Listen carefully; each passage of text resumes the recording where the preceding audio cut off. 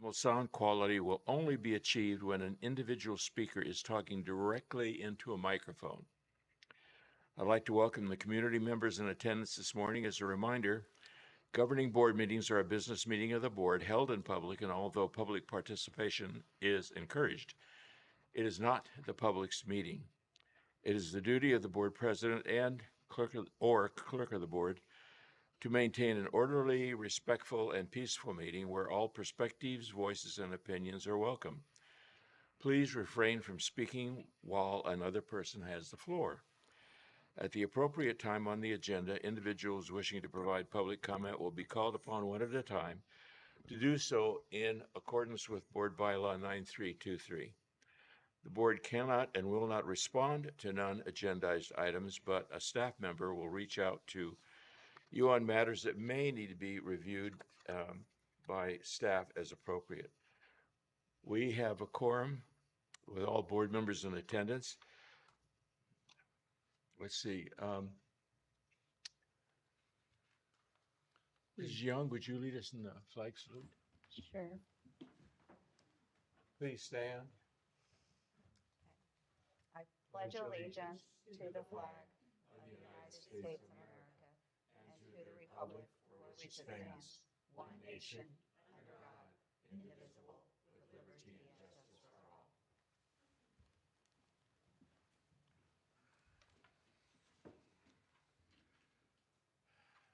Item A for approval of agenda. This calls for a motion. So moved. Second. All in favor? Aye. Any opposed? Hearing none. Motion passes. We don't have students. She's not here today. Yeah. She's in class. Good. Good for her. Good for her. Yeah. Student In in class. class. What a novel concept. A5, public comment. Mr. Diffley, we don't have public comment at this time, but I see we have some folks in attendance in our small gallery. I want to encourage or let folks know that this is when we move to the workshop portion of the agenda. Public is not allowed to participate in the workshop, just those who are seated at the tables. But you're welcome to stay the entire day and observe. If one of you in the public really feels like you want to share something, please call on myself. Myself or one of my staff members will come and meet with you, and then we can convey your thoughts as needed. But at this point in time, we have no comment cards, so there's no public comment today. Okay, everybody take your seats at the appropriate table. So, folks, we're going to transition. We're going to turn our dais around, and we'll just take a few minutes to get transitioned, and I'll start us just off in a few minutes. Also, this meeting is being broadcast. To the best of our ability, that camera has now a wide-angle shot, and the broadcast will have both whatever's up on the screen and a wide-angle view, but it's not like we have a camera crew, zooming in on us. So, for those of us, no, sorry, Mr. Pardue. So for those who may be attending or watching this later, recognize that this is our first attempt at broadcasting this workshop. So again, it's not a very formal or fancy process, but we are recording what we can and broadcasting what we're able to do. So we'll move at this point in time. Thank you.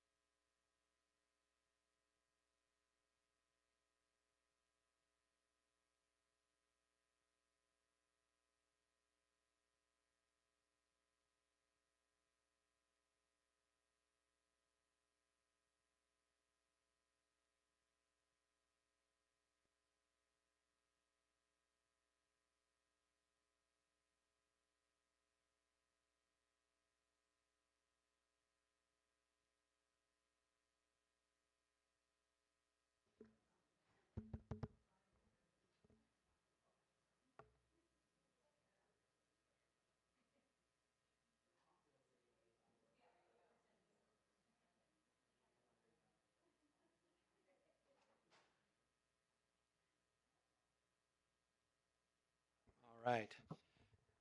Hopefully this is being captured and broadcast, and a little bit of audio going on for all involved. Want to welcome everyone to this. As I was preparing for today, I know this is not everyone's favorite day, but this is one of my most favorite days in the school district besides the very first day of school and graduation. This is actually one of my favorite days of work that we do in the entire school district. I love the first day of school. There's so much energy, so many families on our campuses just excited for the school year, and graduation when our seniors are finishing is also a fabulous day to see that culmination of work and families celebrating their young people, and those are just terrific days.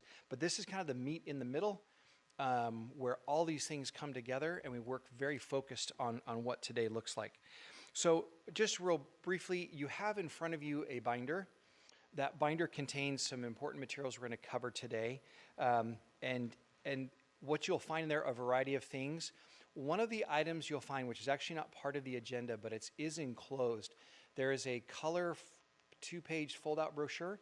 That's a communication that's going to be going out to all of our students and families electronically regarding our shift in away from a college for all message.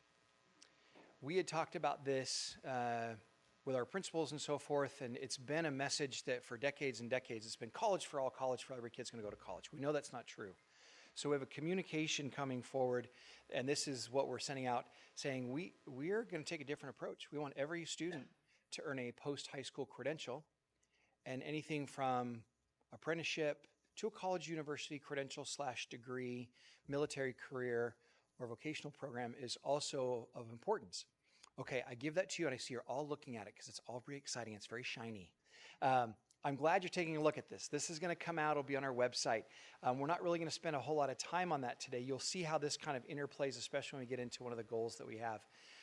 But what we've done is we've captured that message. We've talked about how parents are involved. We've talked about everything from career awareness to career training. And on the very back page, it lists our current pathways and some potential future pathways. In essence, this captures a message that I had shared with principals back in October, and the most recent months we've been developing this message to send out later this week. We'll have hard copies of that available for people who request it. There'll be some at the school sites.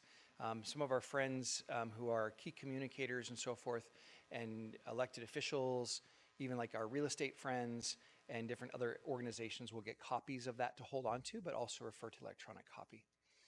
Also in your, okay, now we're going to shift away from that one. Yes, you can keep looking at it if you really want to, but it's yours to take.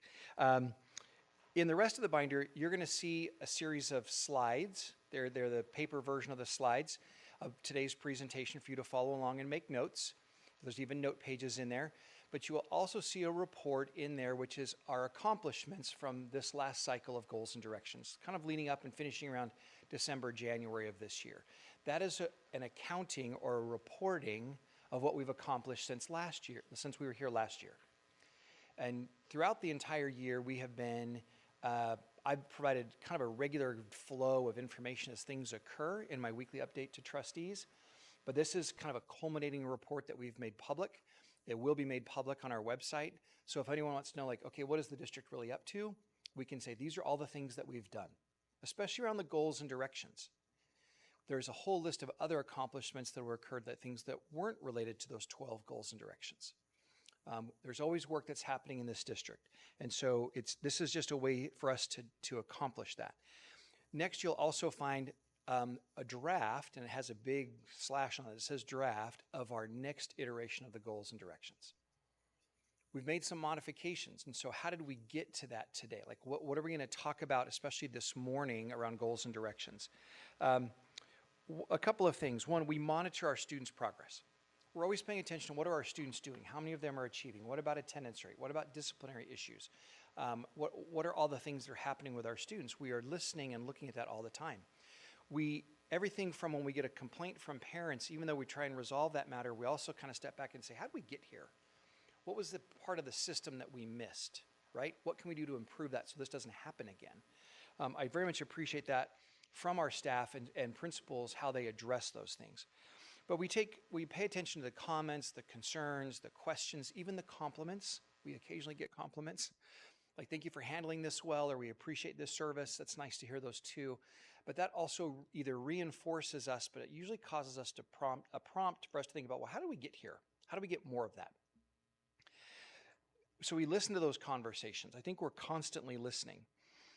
We have this year, since we've established 6 new superintendent's advisory councils. One's with students, and then there's 5 other ones: a facilities committee, a career readiness or career pathways committee, whole child curriculum, and we also have one for our early learning or extended day program, ELOP, and our VAPA program. And those were established this year to create another opportunity for dialogue with parents and family members of children who are in our schools, along with staff, for us to share what we're currently doing, but listen about what's going on. We have actually 4 that I quickly counted in my head, 4 formal parent advisory committees. We have our African American Parent Advisory Committee, Latino Parent Advisory Committee, our Special Education Parent Advisory Committee, which they actually meet tonight at 5. And then even we have the DLAC, which is our District English Learner Advisory Committee. Now, in addition to that, there's this kind of overarching committee, which is the PTSF, which I had to look that up and remember the acronym, Partnership for Thriving Students and Families. Good, I got the nod from Faith. That's kind of an umbrella committee with representatives from all the other ones coming together. So right there alone are 11 formal district-wide committees that we formally, regularly meet. Now, at our school sites, they all have a school site committee with parent representatives. And they have versions of these committees as well. Not every one and not every school, but they are also doing their fair share of listening to parents at that site level. So we take all that information in as we're determining, like, how do we make adjustments? How do we move these goals and directions forward? What are we delivering on, and how is it going? At the same time, early on in this process, I would say early summer of this year, in senior cabinet or with other staff, there were even things that, even though we had just recently established these goals and directions, like, wait a minute, we need to have a couple more focus points on some things. And so during the course of the year, we've been listening to and monitoring how the district is progressing, what progress are we making, and you'll see changes from last year's goals and directions, which you have the accomplishments, and this year's draft. They are different. Not entirely the same, but there are things that are like a second-year implementation with new things added. Some of them are more robust. Some of them are, well, we've taken, like the first one, Profile of a Graduate, and we've folded it into a different place. We've renamed one of them to Workplace Readiness, an element of the Profile of a Graduate, to call attention to that other brochure you just got, to really enhance that. We also recognize that something as simple as our attendance rate is still a little sticky after the pandemic, 2-3 years out now. We still have not fully recovered to where we were before. So we want to draw attention to it. You'll see a few more things like that. So we're going to go through that process today and how we show improvement in those areas. Today and this morning is very much focused on these goals and directions. So if you see in your agenda, we're going to go through some presentations. Faith will lead us through that work.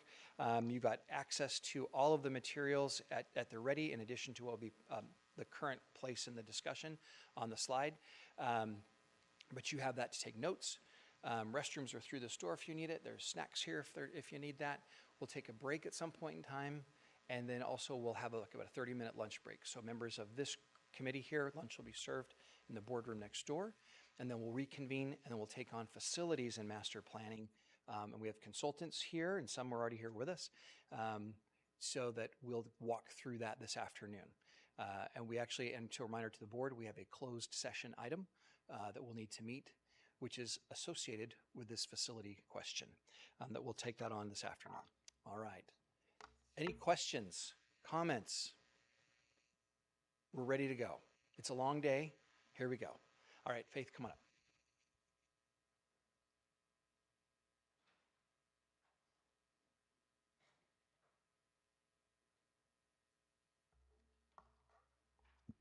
All right, good morning, everybody. One of the hallmarks of this day is something that's important. I think to me, it's important to all of us, and it's the time to just kind of reflect. and we don't often get enough time for that in our positions and even as board members. I think just that time to just stop and pause and to reflect and to also collaborate with one another, because there's so much learning that happens through that conversation. So while today I will be presenting or kind of sharing some things, overall I'm going to give you time to dig in a little bit and spend some time making understanding together, learning together, and developing some reflections that can help guide us and help us get feedback on the things that we've gotten started here. So one of the things we have often done at this meeting is look at data. And if you'll remember at our last board meeting, I presented on our mid-year LCAP. So before we get in here, there's kind of like 3 things that we're going to do here in the next hour or so as we go through goals and directions. We're going to spend a little time going back to that mid-year LCAP data and information that I shared. We're going to do something that is very important, and that is to celebrate what we have accomplished, because we have a document here, and I'll show you in just a little bit all the things that we've done and accomplished, and we can kind of just take that time to think about what impact those things have had on our system overall. And then third, like Dr. Andrus said, we will start to dig into our draft goals for next year, and that's kind of the culmination, and we'll spend the most time there, because ultimately that's what the board does, correct? It gives us feedback and input on those goals and what resonates with you and what we might need to think about, and getting just that full flavor of your thoughts as we look at that. But let's start with reviewing the mid-year LCAP update. So if you, we are in part 1 in your binders. No, I'm sorry, part 2. And if you go to annual goals and directions, that's blue sheet like this. Can you hear me? Oh, we could put it, it's right up there. Yes, it is up there. Thank you. It's not on my screen, but it's up there. Okay. All right, and if you will go to the back of that sheet, we have a couple of questions. So like I said, at the last board meeting, I shared with you the mid-year update for LCAP, and you'll remember that in that we had a number of metrics that we highlighted that demonstrate how we're doing, and then we also just talked about where the different actions are for the LCAP and where we are in accomplishing those. So what I'd like us to do is, maybe we'll even put up the timer for about 10 minutes. The following pages are that presentation, just in hard copy for you. And just individually and then as a table, just to answer these prompts. What observations do you make regarding those highlighted data metrics that are in that presentation?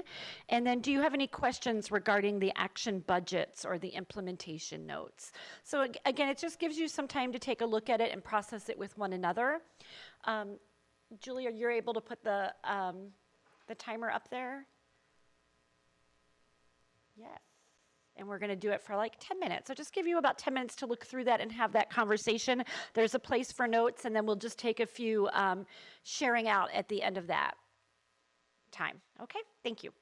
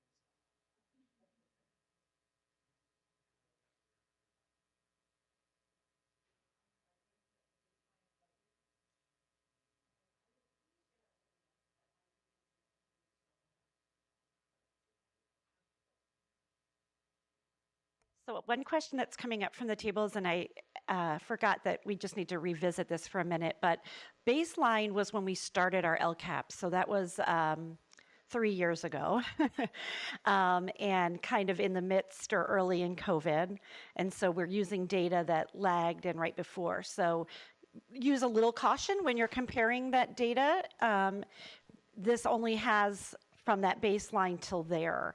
So you're more looking at just where we are and kind of in relation to where we had been previously, and then comparing, for instance, with the CASP scores, where are we in math versus language arts and science and that kind of thing. So if we were to dig deeper, we would see that there is growth being made year to year, but we're not yet where we were pre-pandemic. So good questions.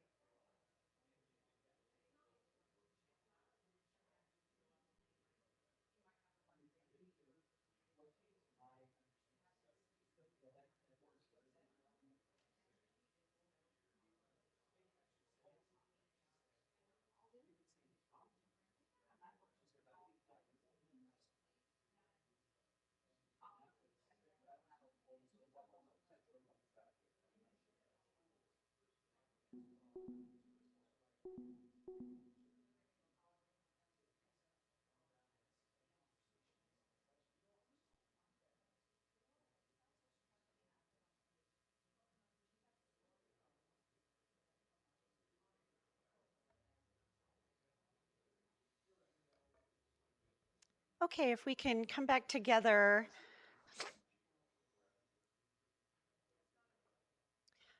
If it's okay, we do have microphones at the tables, and that helps, I think, for anyone listening from afar. I don't, if you don't mind, I'd love to just take a few minutes and share across tables about any observations. It can be an answer to the prompts, the observations about the metrics or questions regarding budgets or implementation notes. Many of you asked me questions in between, or just anything that you all discussed at your table that might be something that you'd like to share with everybody. Nobody can be shy today. Okay. Yes. We recognize that some of the metrics, though, it's what we have, they can feel fuzzy because they're either lagging behind or they may be kind of disconnected from what our people are teaching or what is needed in preparation for post-secondary work. But it is what we have. And so there's some good conversation around the value of not what's reported nor the report, but like down to like what's the value of the test, the state test compared to what is needed by our students to really be ready. So We had a similar conversation even, and Joe, I'm sorry to put you on the spot here, but we were talking about iReady. We were seeing the growth with iReady versus the CASP, and the iReady is the true mid-year that we're looking at for this year, so it just feels a little more pertinent at this time. But a question was, Joe, if you don't know this offhand, it's okay, but in terms of how we compare with like national norms or state norms, do you have that from iReady? And if we don't have it today, maybe it's something we could get. I have it. If you give me a second, I can pull it up. Okay. It's just kind of a question of how that's looking in comparison. Thank you. Okay. Other observations? Anybody want to share what your table discussed?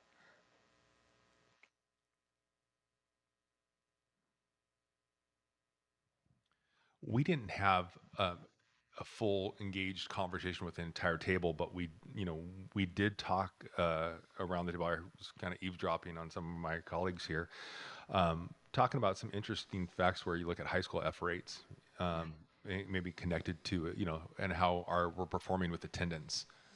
Is there a cross parallel there? Just as a wonder. For myself, briefly, looking at additional teachers for small class sizes in K-3, kind of that history walk back when we had class size reduction many years ago. Then that kind of went away during the recession, and to look at student achievement, I know working with our labor partners, trying to have smaller class sizes. The one thing I look forward to is the impacts on student achievement with that investment. And also again, just because we opened the morning up with CTE, and I know our focus with with the AVID programs through the district, and what will that look like as we start to provide a new focus, getting away from college from all. CTE, the focus of CTE, will we be able to sustain AVID? And I hope we will, because I think, I know my time as a principal, when we're focused on a very specific population of students, AVID, I know, has been very successful throughout the district. And so those are just some wonders, that's good. Just as we think about this next iteration for the future of Murrieta Valley Unified School District, will we still be holding on to those programs? Those are good questions. And the observation with the attendance is timely, because we'll talk a little bit about that being a goal we're actually adding to our annual goals and directions. So makes a lot of sense in terms of seeing the impact that attendance could potentially have in these other metrics too.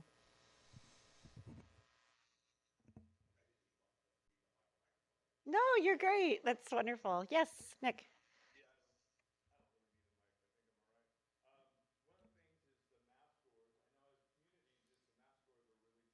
Yeah.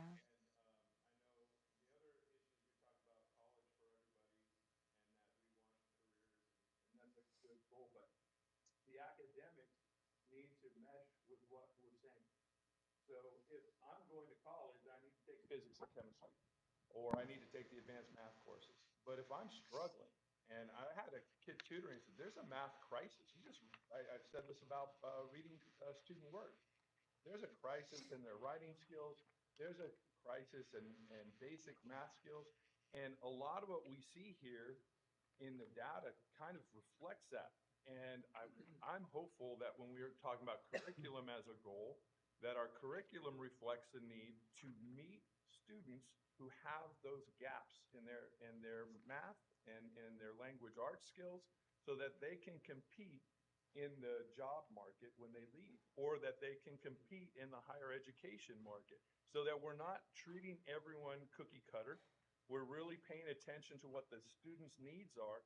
And that's the one thing that I'm hoping that this big binder will translate into real action to improve scores across the board, so that our kids are competing and are competitive, and they're not cookie cutter. Everyone's in this class, everyone's going this way. So that was the thing that was my takeaway. And as a community member and as a parent, looking at that percentages I don't care what the rest of the state does. I know that we're better than the rest of the state, but we set the standard here, and we should set the standard much higher than 38% or even 45% for that matter. So that was just a comment and Yeah. a reflection on that. Thank you.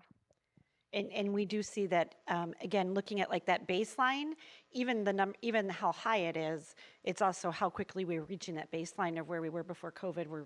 We're doing that more quickly in ELA than in math, which makes sense as well. So thank you. Joe, did you find those numbers? Oh, I knew you did. Yeah, I don't know if we could do that though. Um, Could you just give us like a,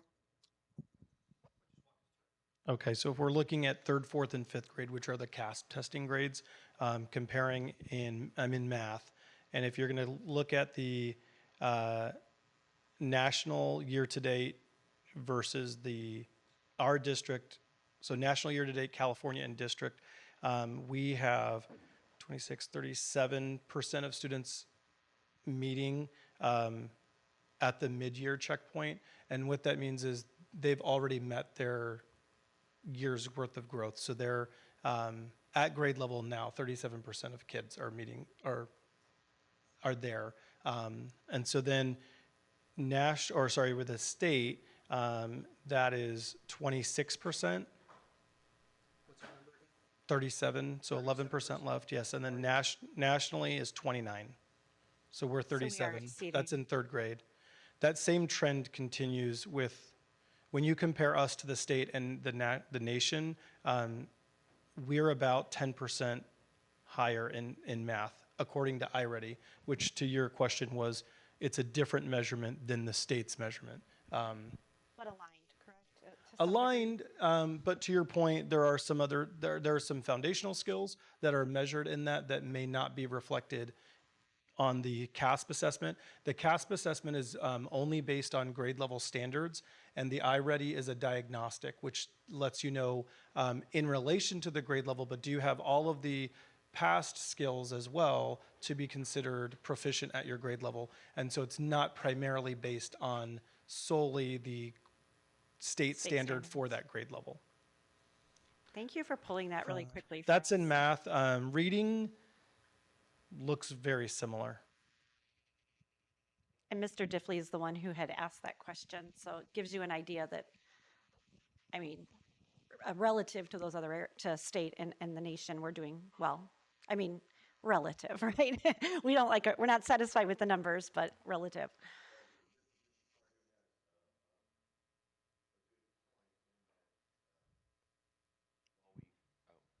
While we compare ourselves to California standards and so forth and so on, what's really important is that we do the very best that we can to go beyond that and agree as Yes. teachers in a particular subject that this is what we need to do. We need to do the very best job we can do to teach the kids so that they come out with the very best training we can possibly give them. Yeah.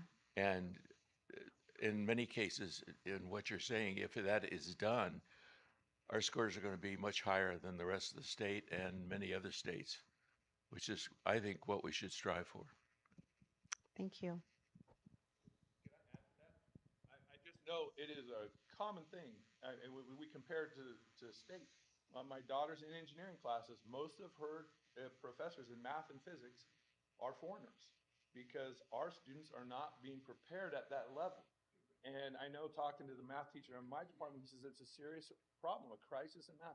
Our students should be competing at an international level because that's really where we need to be. And so when we're saying, hey, we're the top in the state, our state isn't exactly at the top of our country.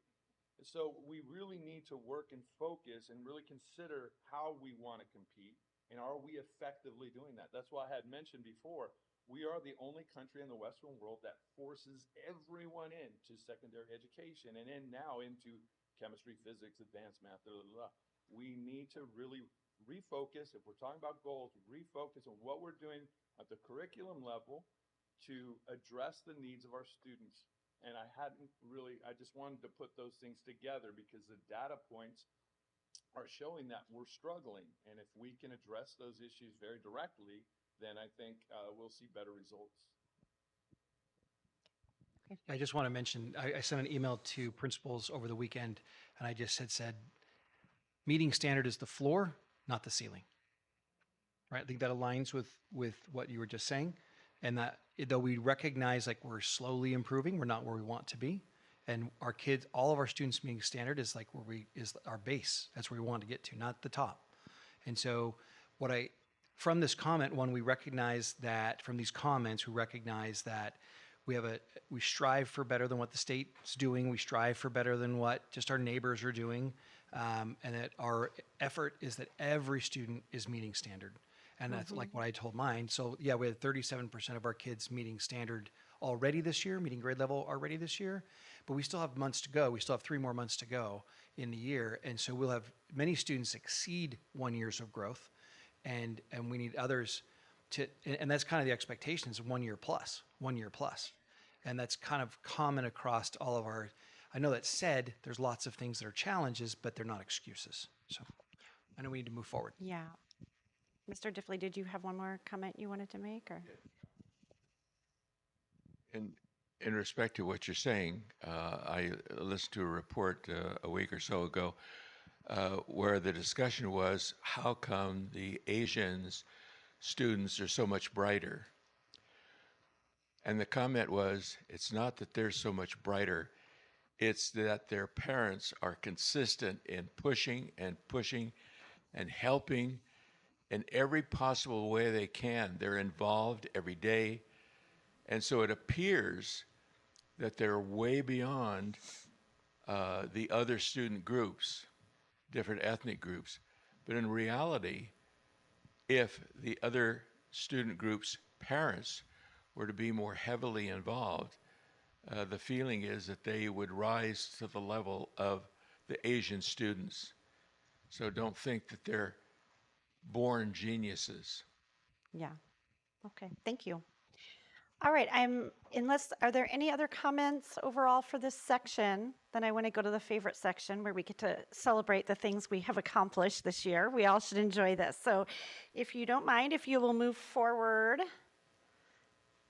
And I wanted to add a reminder that this is just a 30,000-foot overview, and these were just the metrics that are available at this time mid-year. At the end of the year, we'll be doing an annual update on the LCAP. All of our metrics will be updated. We can at any time dig into certain areas. If math is the area that's of concern to us, we can provide more data that would help us understand that picture too. So just really take this for what it is. This is just that quick high-level view. And if we'll go forward now, goals and directions accomplishments. So again, there is a document in here, and I'll show you at the end, that goes into great depth around all of our accomplishments for the year, but we've put together some slides for you that just give you the kind of like brief bullet points that you can take away from each of our goals. And I'm not going to walk you through every one because I would be reading slides to you, and I'm not going to do that today. But thank you. I saw some thumbs up. But I will show you how this is organized. And I will read one to you so that you get an idea of what we're trying to show here. So as you'll remember, and as we looked at before, all of our documents are both our LCAP and our goals and directions are divided by those 4 goals. For our first goal, student learning, our first kind of sub-goal for this area that we had was profile of a graduate.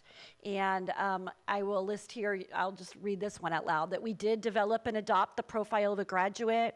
We shared the profile with our school sites on the November PD Day, and we conducted reflection activities with all teachers. All classrooms got a visual poster as part of it, and this visual was developed by students. And we are in the process of aligning the current grade level projects to the profile. So it just gives you kind of that overview of what we accomplished in this area. And then down at the bottom of each slide, it tells you whether this goal will continue or whether it will be adjusted. In the case of profile of a graduate, this goal will become part of the workplace readiness goal. So if you go forward, you'll see that we have this for each of the areas in Goal 1, professional learning communities, transitional kindergarten, and career and technical education. And then you go to Goal 2, and you'll see the same for inclusion, alternative learning opportunities. Goal 3 is professional growth, and we have areas of accomplishments for our classified employees, our certificated employees, and our administration and management. And Goal 4 is climate and culture, and we have accomplishments for MTSS, multi-tiered systems of support, student engagement, and family engagement. Okay, so I think, though, that the questions might be down at the end. So at the end of this whole section, you'll see these prompts. As you review our accomplishments, which stand out to you as particularly positive or beneficial? And do you have any questions or feedback regarding these highlighted accomplishments? So let's just take some time and think about and reflect on the things that we've been able to do in 1 year. I actually took off of our big document the things on the slides, and I was feeling pretty excited that in a year's time so much has been accomplished. So take some time to do that and have that conversation. I think maybe 15 minutes, Julie, and then we'll come back and do some reflecting together.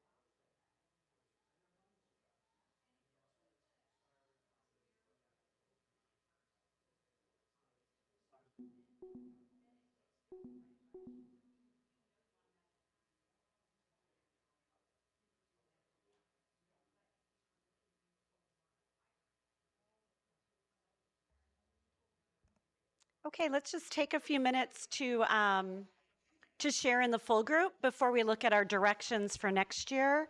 What was exciting? I mean, did other people feel like, oh my goodness, this is like, we've done a lot. Had a lot done this year, and it's a really exciting thing. What stood out to you, or what were the conversations you had at your tables? Okay, oh, Rich is.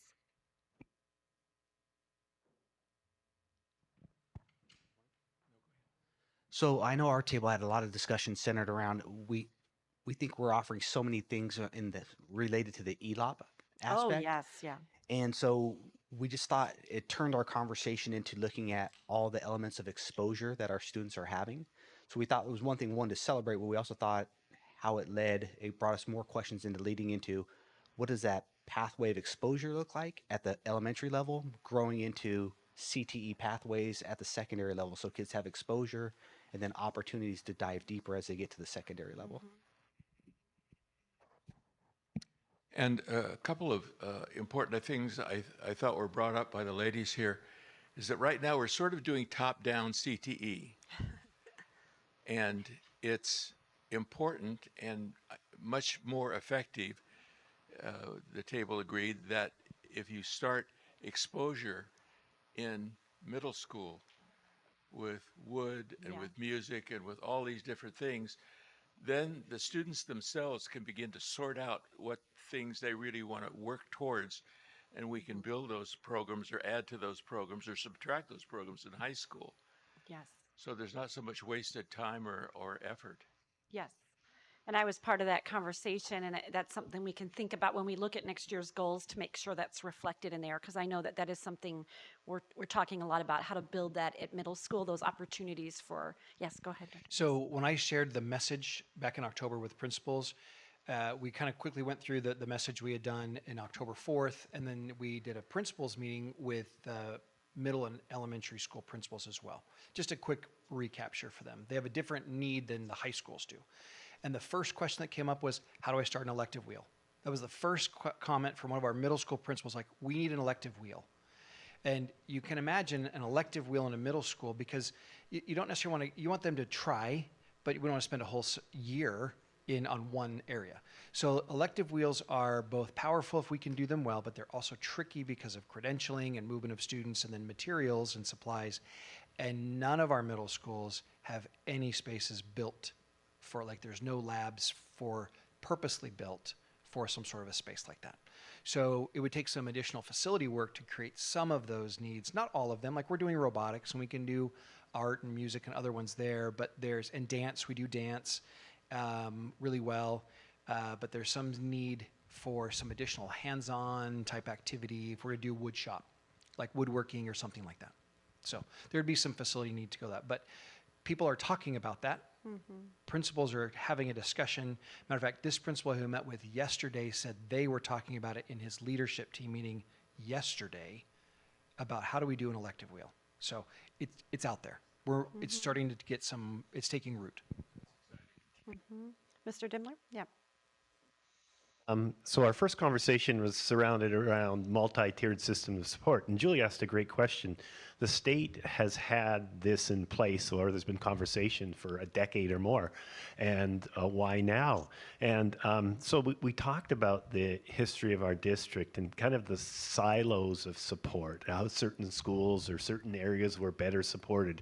Often we had strong academic supports in place, but what did we do about attendance? Because if students aren't attending, even though you've got great academics, the two don't mesh.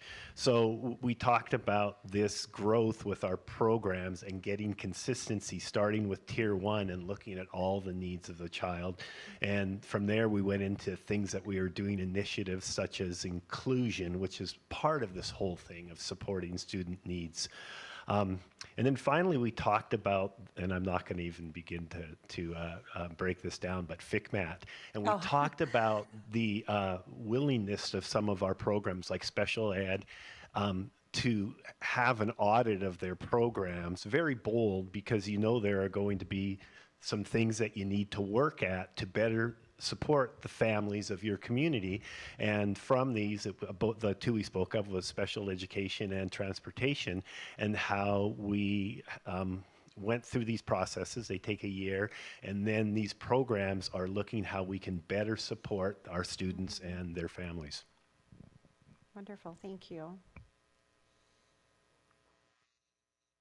Anybody else have anything to share? Okay. All right, so we've taken time to look past for the year. That was a quick time for a lot of celebration. Okay, everybody. I mean, one thing that Dr. Andrus has brought to the district and to the way we do this yearly workshop is really getting down into the details and seeing how much is being accomplished. And so I do think it's worth stating again that it is a lot to celebrate. The next slide that I want to show you is kind of a segue into our new goals for 24 and 25. And there are some changes. So again, here are the 4 broad goals that we have. And then any of the changes are indicated with an asterisk. So you can see that workplace readiness, I think it was CTE before. We changed the name of it, workplace readiness. Career pathways and exploration, and you'll remember we brought the profile of a graduate into that goal. We've added a goal for mathematics, which speaks to exactly, we got a cheer from Mr. Pardue, so we've got that added as a focus area for the coming year. One that I don't think has come up today, at least in the full group, is English learners, and we did make a determination. You may have seen that in the metrics, that we're not yet to our pre-COVID metric level for English learner proficiency, gaining proficiency. So we want to put some more energy, and we've already actually started some things this year that we feel we can build on. And then the other one that has come up today is student attendance under climate and culture. So this gives you a nice visual of the new goals for the new year. Now, in a minute, I'm going to kind of show you where I want you to look. But before I say so, I want you to remember that we are looking at a draft of 24, 25 goals. And I say that for a few reasons. One being, our team is in the midst of figuring out. So one of the goals, and Mr. Dimmler, Howard, you just spoke to MTSS. We just had a meeting on Friday, and there were some big discussions and discoveries of some different things that we might try. So there might be some adjustments there. Because we're in the spring looking forward to next year, there's lots of planning happening as we talk. But the other reason I call it a draft is because you as board members and as senior staff, this time really truly is about reflecting and getting ideas and input. And there might be some things that you think, we haven't thought of as we've developed these new goals, and we want to hear your voices as we do that. So here are the prompts, and here are the things that I want you to think about. Let me first show you where these are. I won't be able to display this in our notebooks, but if you'll go towards the end, if you go to the yellow tab, behind the presentation, you'll see what Dr. Andrus brought to our attention before under like a teal tab. That's last year's more detailed reflection. But if you go to the yellow cardboard divider, these are our draft goals for 24-25. And this is what I want you to spend some time looking at, because now it takes the goals, yep, teal's what we've accomplished, yellow is where we're going. Anybody need assistance with that? We've got that? Okay. So under that yellow tab is our new recommended goals and directions. And I'd like you to take some time. A lot of the goals stayed the same, right? These aren't goals that we're just going to accomplish in 1 year. They're multi-year directions or focus areas, but what's underneath them is different. And hopefully you'll see that what we've accomplished this year will now be built onto in a new way. So it's important for you to get your eyes on there and see like what's the next step in these areas, as well as some of these new focus areas. What are we going to do to attack them or to address them? Again, going back to the example of math, what are the things that we've put in there as tasks that we want to do, activities that will help us address it as a district, and maybe you have new ideas. On each of your tables, and I think I've got a worksheet here. First of all, if you'll look at this prompt, What are the things that you're excited about? What are ideas or input on these goals that you have? And what are questions you might have regarding the specific goals? And on your tables, oh, I don't have it in here, but on your tables, there is a handout. Thank you, Linda Lunn, if you will kind of hold that up for everybody to see. I really encourage you to do this, if not as an entire table, as small groups at your table, and really put feedback on there, because whatever gets written will be reviewed, as well as anything that's shared out loud. But this is your chance to give us, your input, your feedback, your thoughts, if there's anything we've left out or anything that you're really excited about, so that we know that those are things to think about in the future. So I'm thinking another 15 minutes, and then we'll see if that gives us enough time to review the new goals. Oh, will one person at least, let me see a hand, one person per table be a note taker, please, so we make sure we do get, thank you, thank you.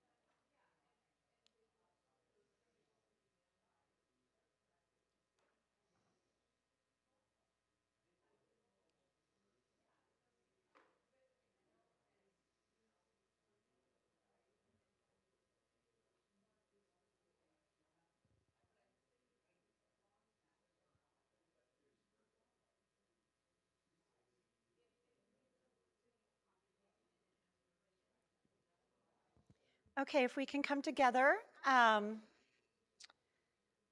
Another aspect of this document that I hadn't highlighted before, but I did want to point out, is you'll see a difference between last year's metrics and this year's. They're a little more concrete, number-based, so I think we're kind of holding ourselves to some tighter metrics, if you will, around the different goals. So that's another change that we've seen this year. Would anybody like to share out loud the conversation that you had at your table or things that you began talking about?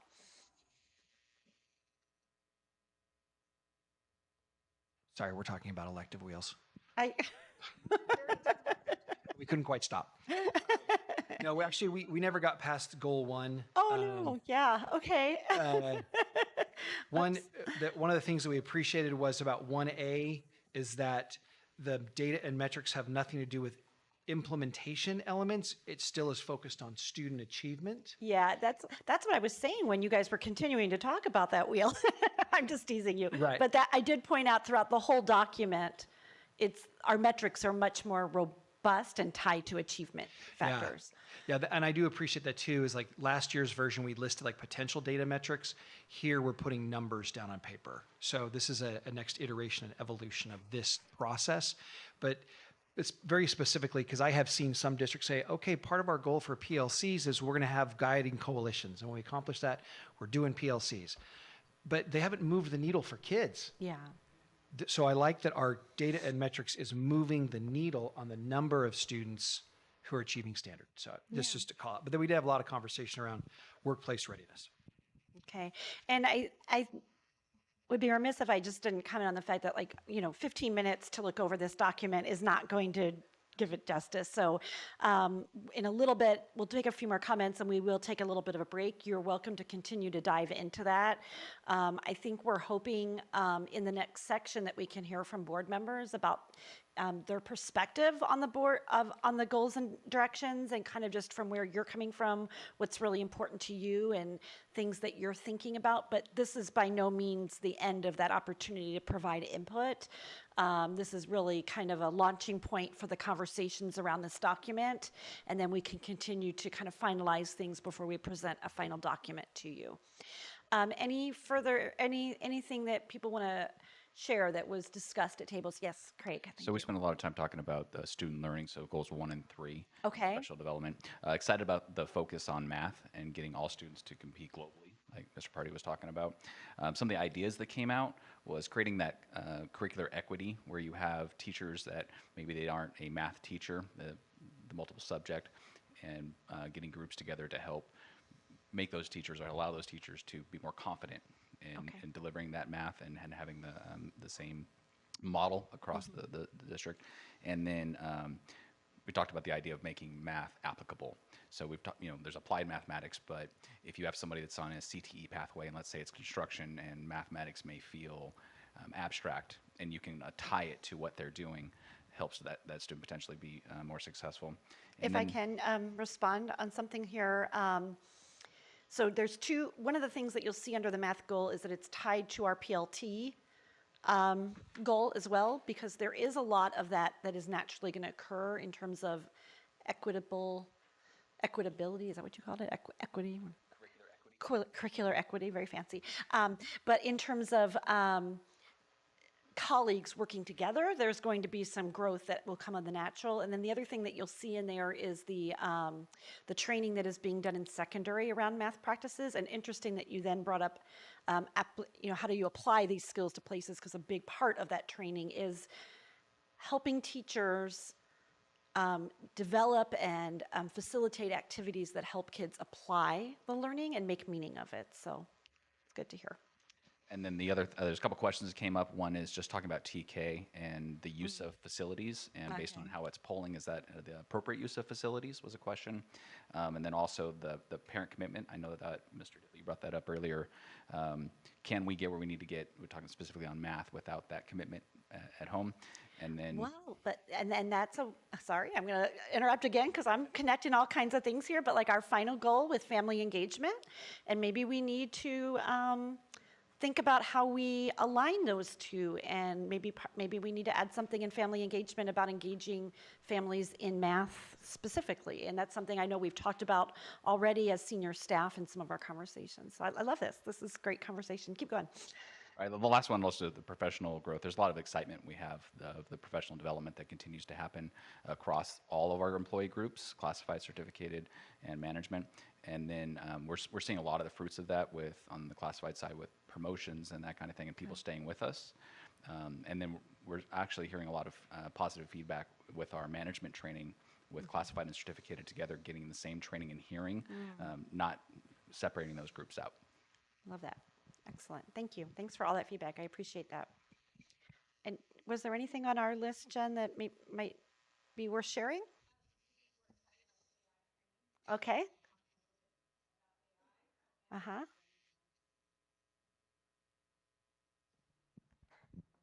So we were excited about the AI training and the possibilities that can introduce. And we know that there is some fear regarding AI right now because of the unknown, and it's a struggle in schools. And so looking forward to seeing where that can take us. We skipped a little bit all over the place. One of the areas that we were excited about was interventions within the school day and being able to offer that, especially for secondary, to be able to have students have resources and ways to get help within their school day.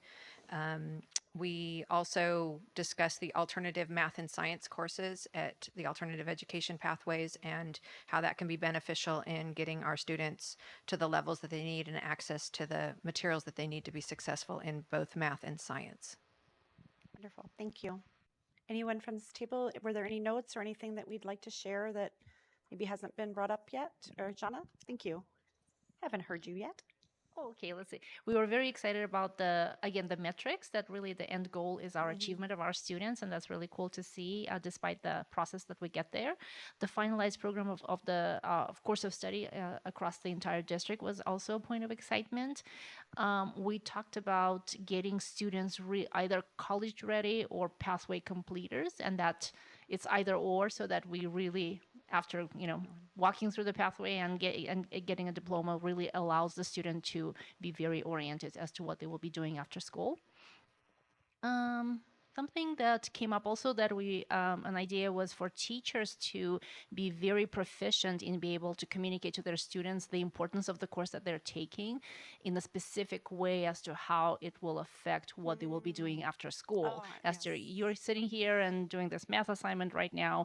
Well, when you are taking the mechanics test, this is how it's going to affect your ability to become a mechanic in the future. Like, students may not necessarily see that. Some of the questions we had were, why is the CTE completion rate so low? So that was a question. And once a student selects a certain pathway, how much flexibility there is for the student to change their mind and effectively choose another pathway. I don't know if I missed anything, but yeah, we were pretty much on goal one the entire time. And that's fine. But I appreciate the detail. I appreciate everybody that shared in the detailed conversation. So what we're going to do at this time is we'll take about a 20-minute break. We'll kind of see what we need here. This is a chance for you to obviously stand, take a break that way. If you want to continue to dig into that document and just do some individual reflection, you might too, because this was a brief time to really reflect. And then we have some time before lunch, and what we'd really like to hear is from our board members and kind of priorities and thoughts about this process and thoughts just about anything we need to think about as we move this from a draft to a final a final copy. So thank you, everyone. Thank you.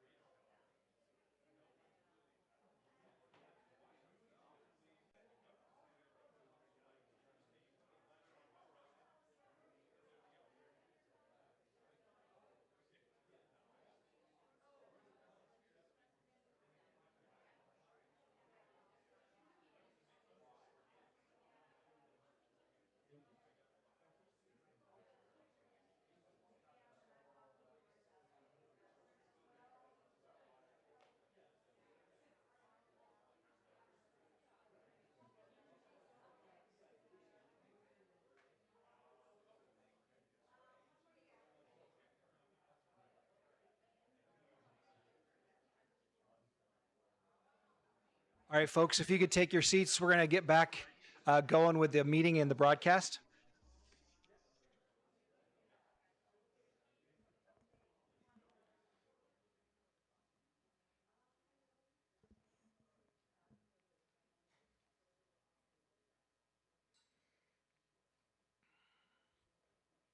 We're good? Okay. All right, so as you can see up here is the guiding kind of questions we have on what was presented. You've all had a chance to, at your tables, have discussions. At this point in time, we're actually going to call on each of our trustees for any comments or as you see, there's some 3 questions up there, some comments if you'd like to make them. We're going to start with Mr. Diffley, our board president. If you want to just share some thoughts about where we are so far. So we got a microphone. There you go. Thank you.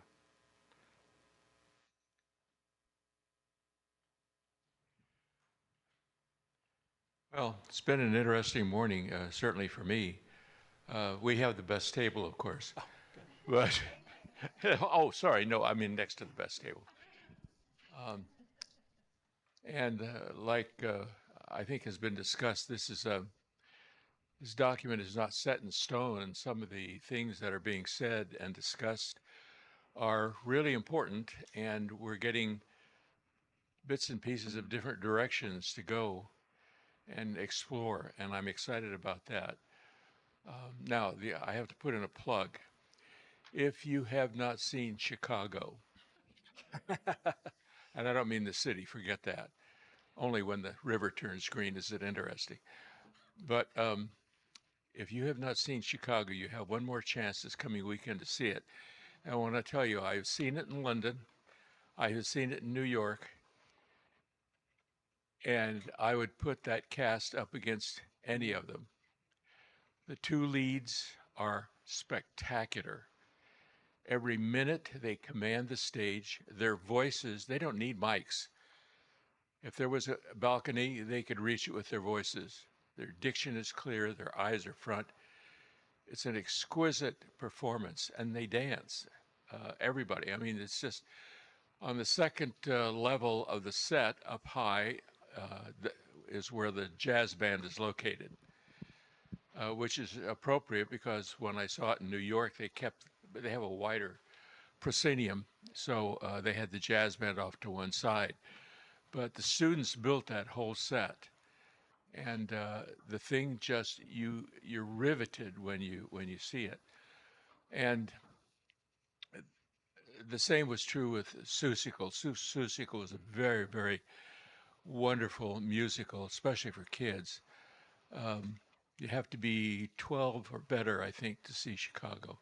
It didn't have the language that I saw in Chicago, in New York, I mean, but worth seeing. You need to see it. It's reserved seating, so you can get online and reserve your tickets. Okay, enough of the plug. When you look at a performance like Chicago, there are so many things going on that you don't see backstage. You see people involved in electrical, in lighting, in sound, in painting, people who are assembling props and doing all these different things. And it's a kind of a microcosm of a school district in one sense, that there's so many things going on that you don't see, but it all comes together in a wonderful production, which is what is happening here right now. We want a great, great school district. We have a really good school district now, and we want a great, great school district. We want to be the best. Not in California. Anybody can be the best in California. But we want to be the best we can possibly be. And there are lots of bits and pieces that we're talking about right now. Small things, big things, where do we start the CTE, what grades, and so forth and so on. All these things have to mesh together in order to develop what you all see as a vision. And that's why this day is so good and so pertinent, at least for me, is that we're refining the vision. And it's exciting because once you have that vision, it gives you something specific you can work. You as a person, you as a department, teacher as a teacher, and I'm glad to be here.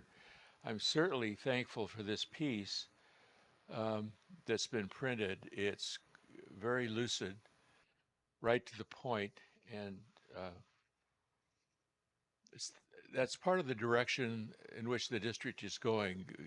Clear, concise pieces to give out to the community so that the community can be on board with us and we can share their ideas as well. Terrific job. Great, thank you. All right, next we're going to go work my way around this way. Julie, would you like to share any comments you want to share?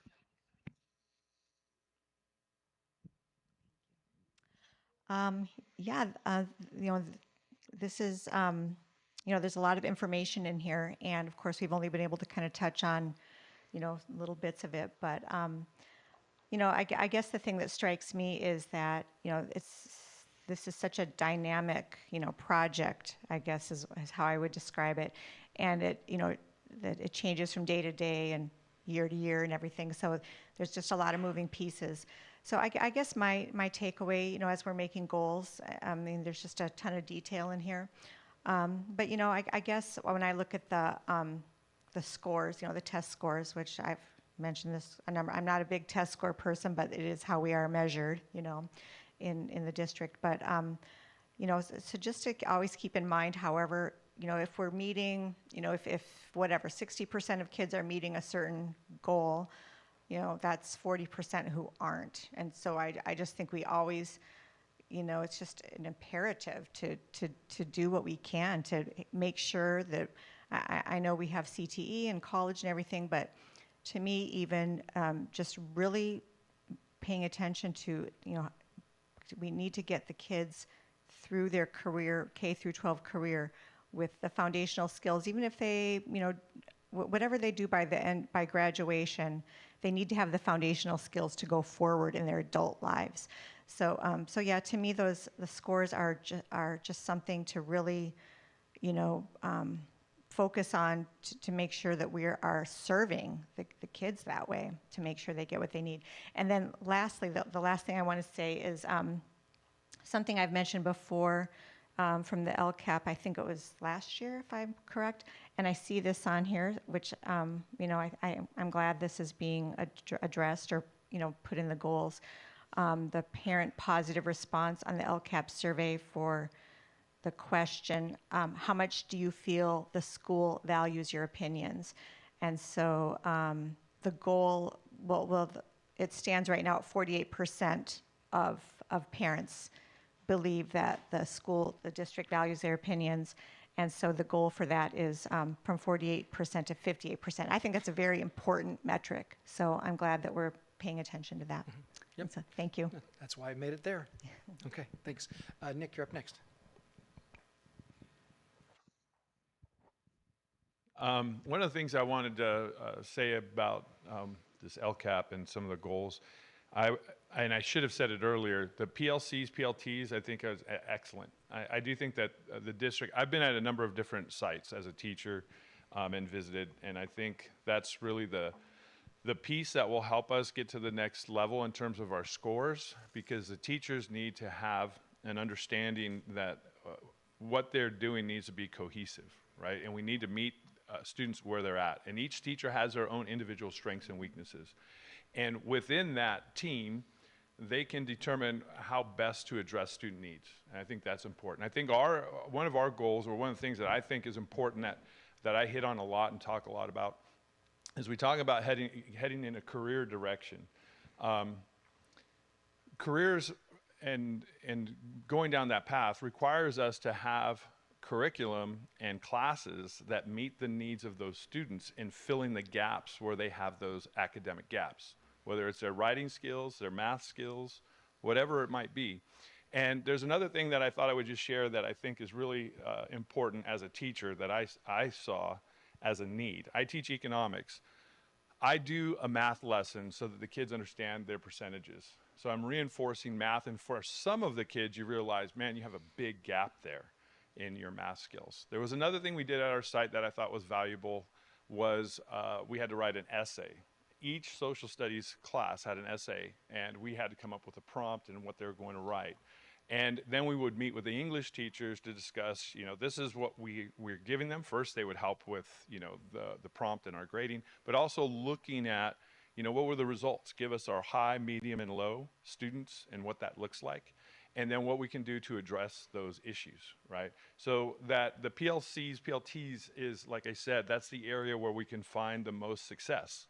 But they also need some direction in exactly how do we start developing our own internal data points so that we're looking at things that are really concrete, that are this year, that are relevant, that really matter, right? And that administratively we're helping guide those teams, because some teams are really strong And you just know this as a teacher. And I know this for parents, they might not know this.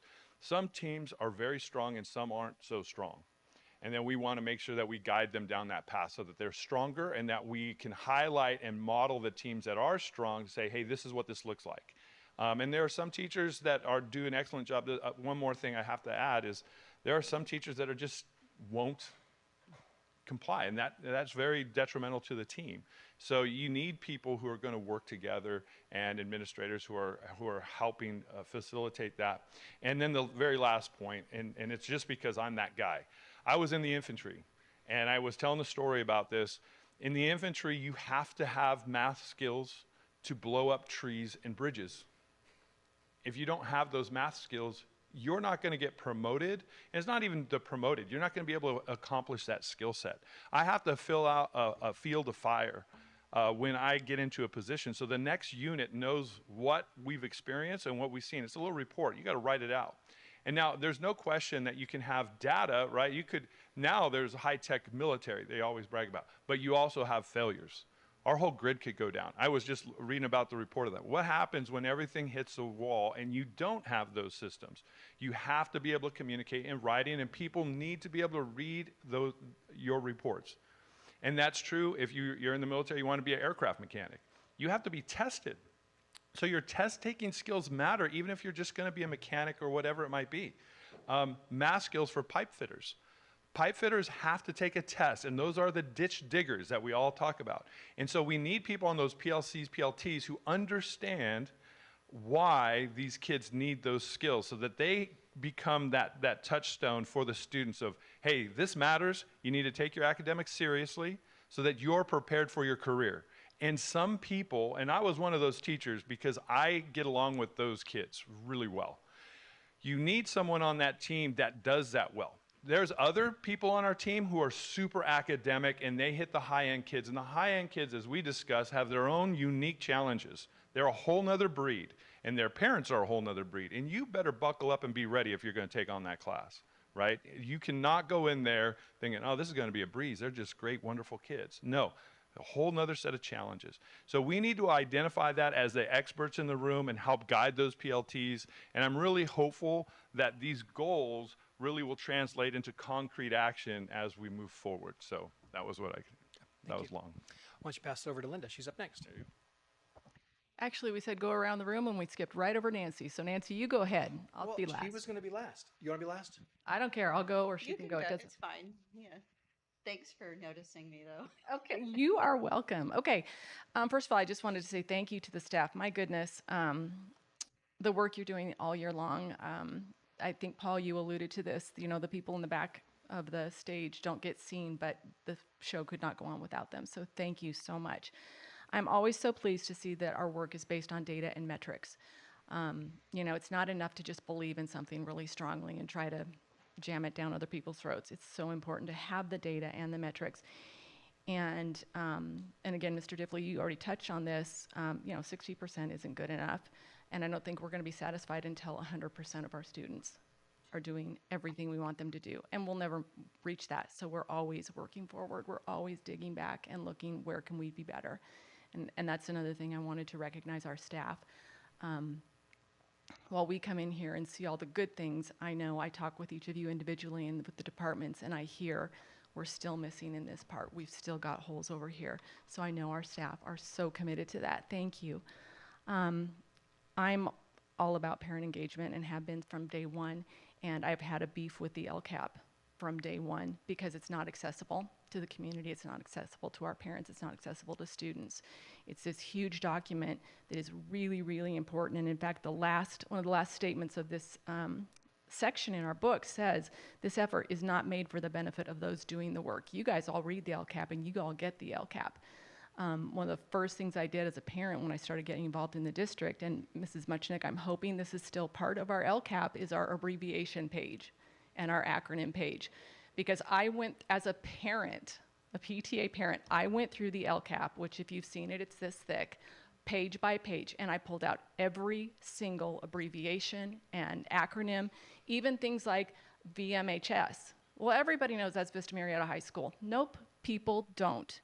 And I typed everything up in alphabetical order, and it went in the LCAP, so that when as a parent who's going through this, you understand what the abbreviations are. That's so important. I like this sort of very summarized section that we have here with the big draft across it. One of the things I noticed is that many of the items say this initiative is directly supported by the district's LCAP. Well, that word support, great, it's supported. I wish it said something more about the accountability piece of the LCAP. The LCAP holds us accountable for everything that we're saying here. And I wish that sentence included something about the accountability piece. So when we say we're going to increase CTE pathway completers from 13 to 15%, we understand the LCAP. We're not just going to support it. Great, you're supporting it. What are you doing? Support groups? I don't know. We hold ourselves accountable to go from 13 to 15%. It's one of the words in LCAP is accountability. And I think that's about it. But thank you, fantastic work. I'm really excited about the goals and directions. I think it was Mrs. Gutierrez, Monica, who kind of started us on the at a glance documents. And this piece that we have here, this is sort of one of those at a glance. And I think that's the accessibility piece. It's so important. Thank you.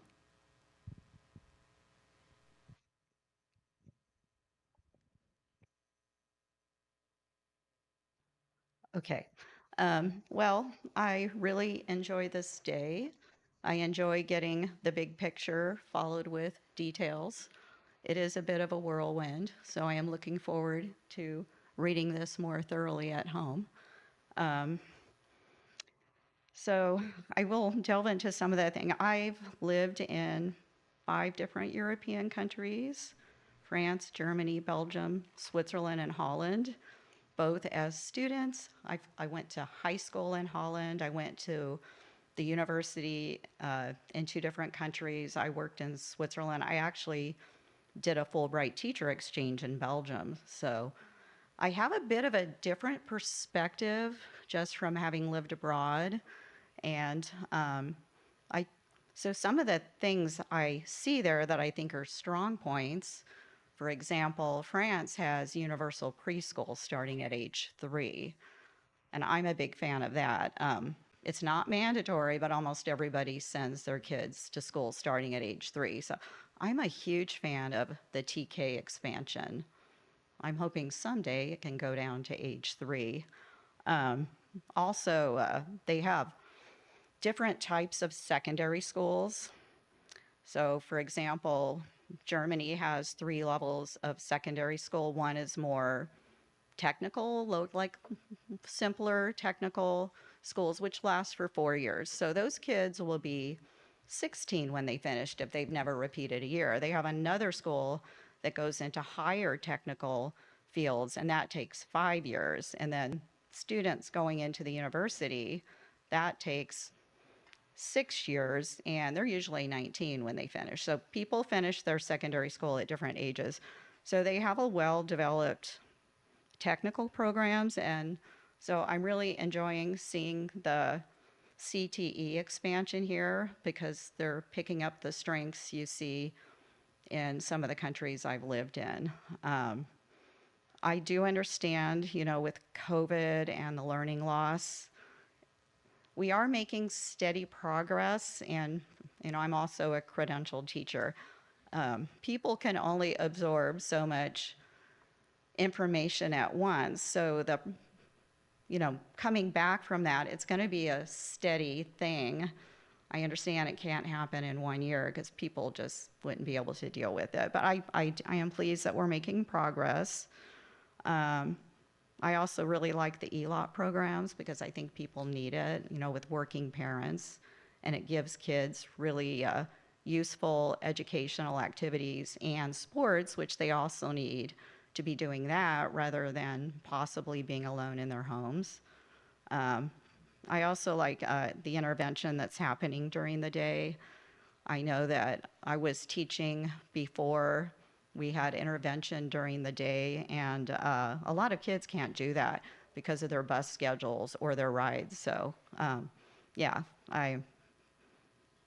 big supporter of that too. And yeah, I think I've covered everything I wanted to Great. say. Okay. Thank you, Ms. Young. Appreciate that. Thank you, Nancy. Kim, our Teachers Association, would you like to add any comments? I didn't tell you were going to get put on the spot, but here you go. You don't have to. You can pass. Freddie, I'm going to do the same to you. Oh, grab the microphone.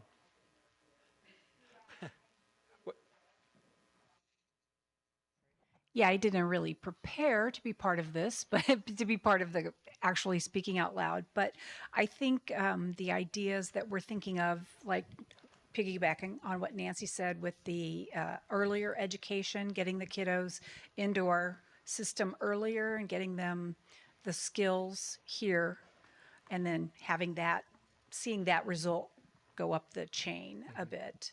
And I like the opportunities that we're offering the students as well. And I think it's good for the teachers to be able to have these outlets and opportunities too. Good. Thank you. Appreciate that. Freddie, you want to add anything about our goals and directions? No, I'm excited to see all this, I guess, be put to work. So good. Thank you. Appreciate that. So thank you for our trustees' comments. As you've been talking, I've been keeping my eye actually on Faith, who is writing down all kinds of notes.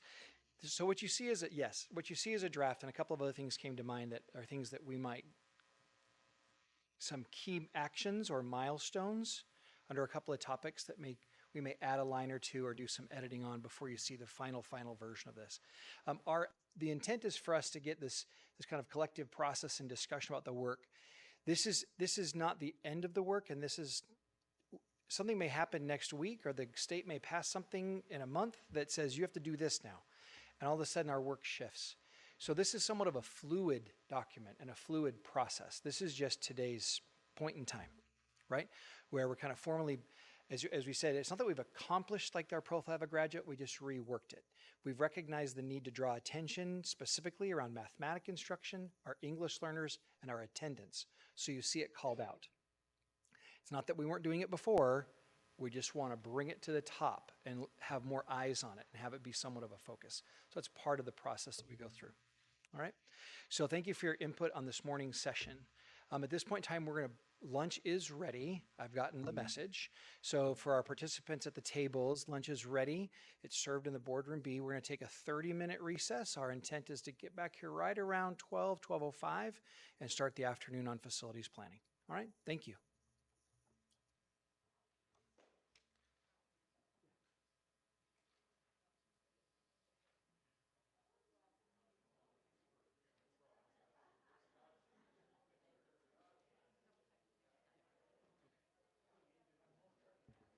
Oh, sorry, folks, that may be 12:30 when they arrive. Oh,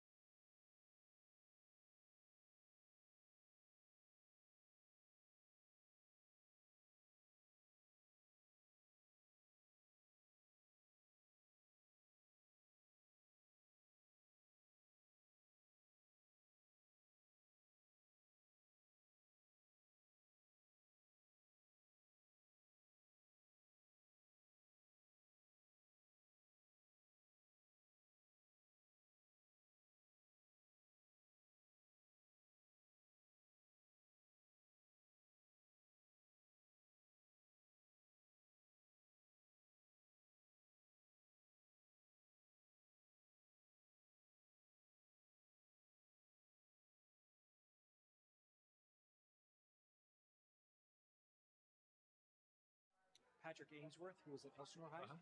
He worked with the Department of Ed. He lives in Placer County. Okay. He was on my dissertation committee for my doctorate student. So when I got this job here, Pat, out of the blue, I got this text from Pat Ainsworth. Okay. So I'll get seated.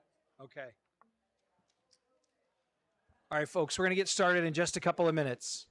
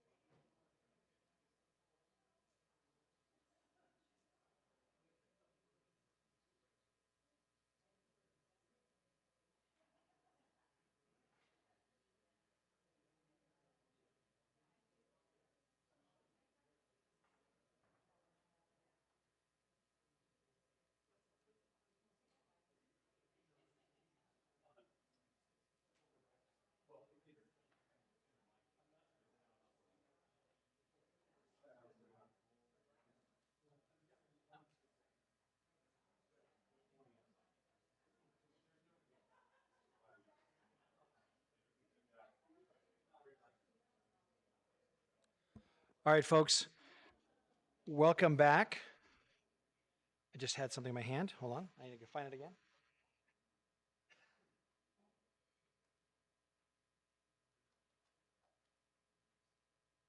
All right, so appreciate everyone gathering back, taking the break. We've had a great morning and lots of good conversations, and notes were taken about things that we'll pivot and adjust on when it comes to our goals and directions. As we move into the second part of this activity, this is something we have not done in quite some time, this same way. Quite a few things have come together in a unique time in the community of Murrieta and our school district. And we're going to hear about those things, a combination of our presenters. You see our panel here before, so I'm going to have Darren introduce them in just a minute. But just to kind of set the stage, and we've tried to be very purposeful in how we've done this. And we're going to shift from our goals and directions to our facilities and where we're going to place kids. So I want you to think back, especially trustees. Back in December, we shared with you a map. You all got a large copy of a map of coming housing developments. And that was from May of 2023, and you got it in December. And so by now, it's obviously outdated. And then we looked at our enrollment projections based on this new map, based on this new housing that's headed our way, and kind of what we think our enrollment's going to be. And at the same time, we looked at, and we're in the middle of, a bond feasibility study. How do we support the maintenance and improvement and enhancement of our facilities? We're talking about things like, yeah, we really want to add some career pathways. Some career pathways require some facilities. And those aren't free, right? So that takes some dollars to build those.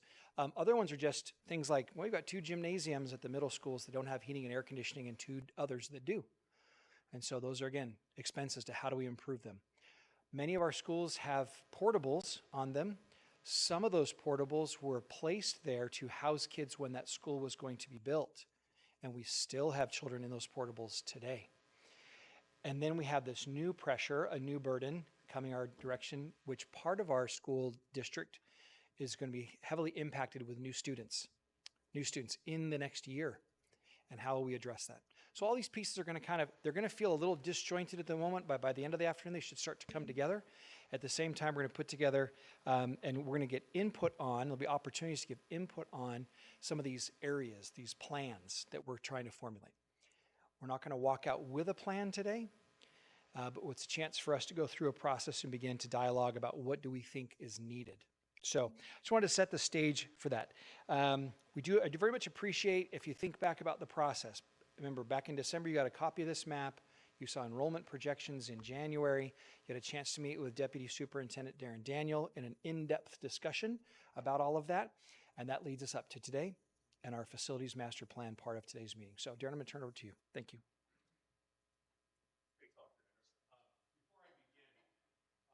I would like to be able just to kind of start with kind of the need. I've been, as many of you know, I've been around for a long time inside the district, and I've been able to see a lot of the buildings that we get to use come about. But we're at a unique time and moment in the city of Murrieta where we went through just this goal and directions conversation. And so I don't really want to say this is a new or a totally different conversation. It's a continuance. In order for us to be able to meet the directions and be able to acquire and live up to goals, we need to have places for our children to learn. And so I think that's where it's just a continuance of goals and directions in order for us to get to where we need to go for the future. And so, like Ward said, this is going to be a work session, but for us as senior cabinet members, it's a listening session. And we'll be working through some different dynamics that exist. And again, trying not to fragment this conversation, but I looked for an opportunity. As we go through the bond feasibility study, we're going to be looking at different opportunities to be able to be prepared for what we're experiencing with growth here in the city. We know projected student enrollment is something we look at annually, not only for buildings, but also for staffing. We also know we have some aging schools that we need to contend with.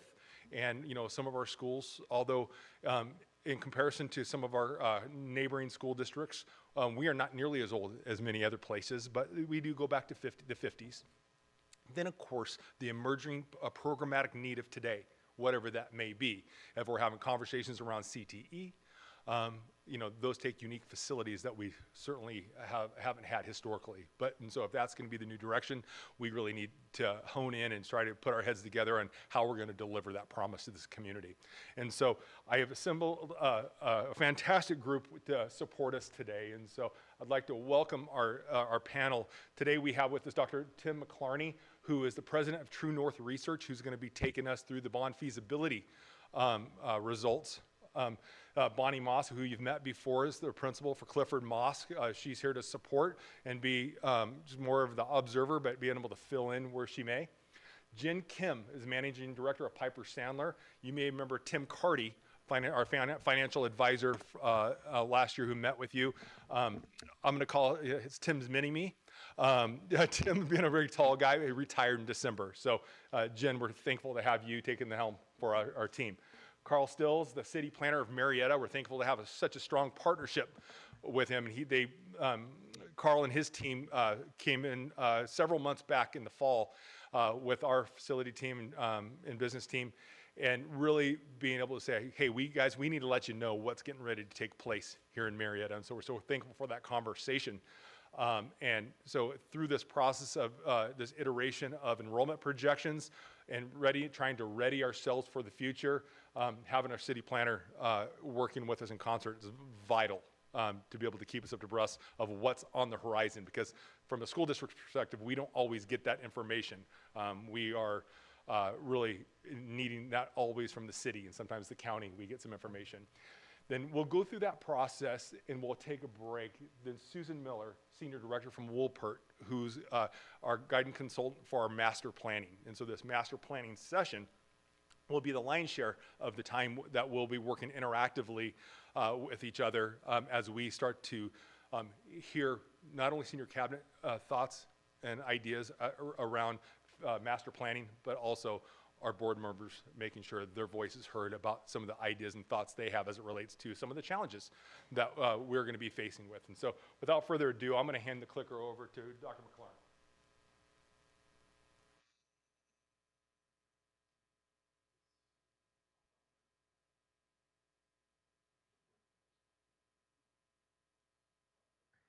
Sorry. Great. Thank you. Good afternoon. Tim McClarney, True North Research. A little bit about us real quick, just so you kind of understand the experience base from which I'll be speaking today and probably making some comments about how the results we see here compare to what we see in other districts that are looking at these types of measures. My business partner and I to date have designed and conducted over 1,300 research studies for public agencies, and about half of that research is what we call revenue measure feasibility studies, like what I'll be sharing with you today, where the goal is to understand if it's feasible for a school district to move forward with a bond measure, for example. And if it is feasible, to understand how might you go about structuring that measure in a way that it's consistent with the type of measure that your community is interested in supporting. We've helped our clients have a lot of success over the year to date. Our research has underpinned about $35 billion in voter-approved measures around the state. And if you go back over the last decade, our success rate's about 95%, meaning when we look at the research and we identify an opportunity to move forward and suggest that a client move forward and put their measure on the ballot, 95% of the time those measures have been successful. And I also had the privilege of working with your school district back on the polling for Measure BB. And so I actually have a slide in here that'll compare kind of where we were then at that time and where we are today on the feasibility of a potential measure. I also welcome questions as I go or at the end. I don't know the format here, but either way works for me. So quickly, before we talk about the results, helpful to take a quick moment to review the purpose of the study as well as the methodology. In terms of the purpose of the study, being a revenue measure feasibility study, I see it really addressing the 3 bullets that you see here on this slide. The first is to answer that basic question of, is it feasible? And what I mean by that is if you as a board were to choose to move forward with a bond and place it on the November ballot, does it have a reasonable chance of success? Answer that question isn't always yes. Sometimes we do this work and no matter how we stare at the data, we just don't see a clear path that gets you from where you are today to where you need to be successful on election day. And if that's the case, I'll be the first person to tell you that. My experience is, and if you don't have a good shot at being successful, you're probably better off stepping back, rethinking your proposal, et cetera, than putting a lot of energy and effort into what ultimately proves to be a losing effort.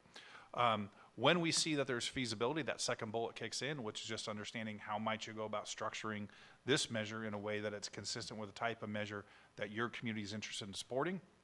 There's a lot of components to a bond package. There's how much is it going to raise, what's the underlying tax rate, what sort of accountability provisions are built in, how you're proposing to spend the money.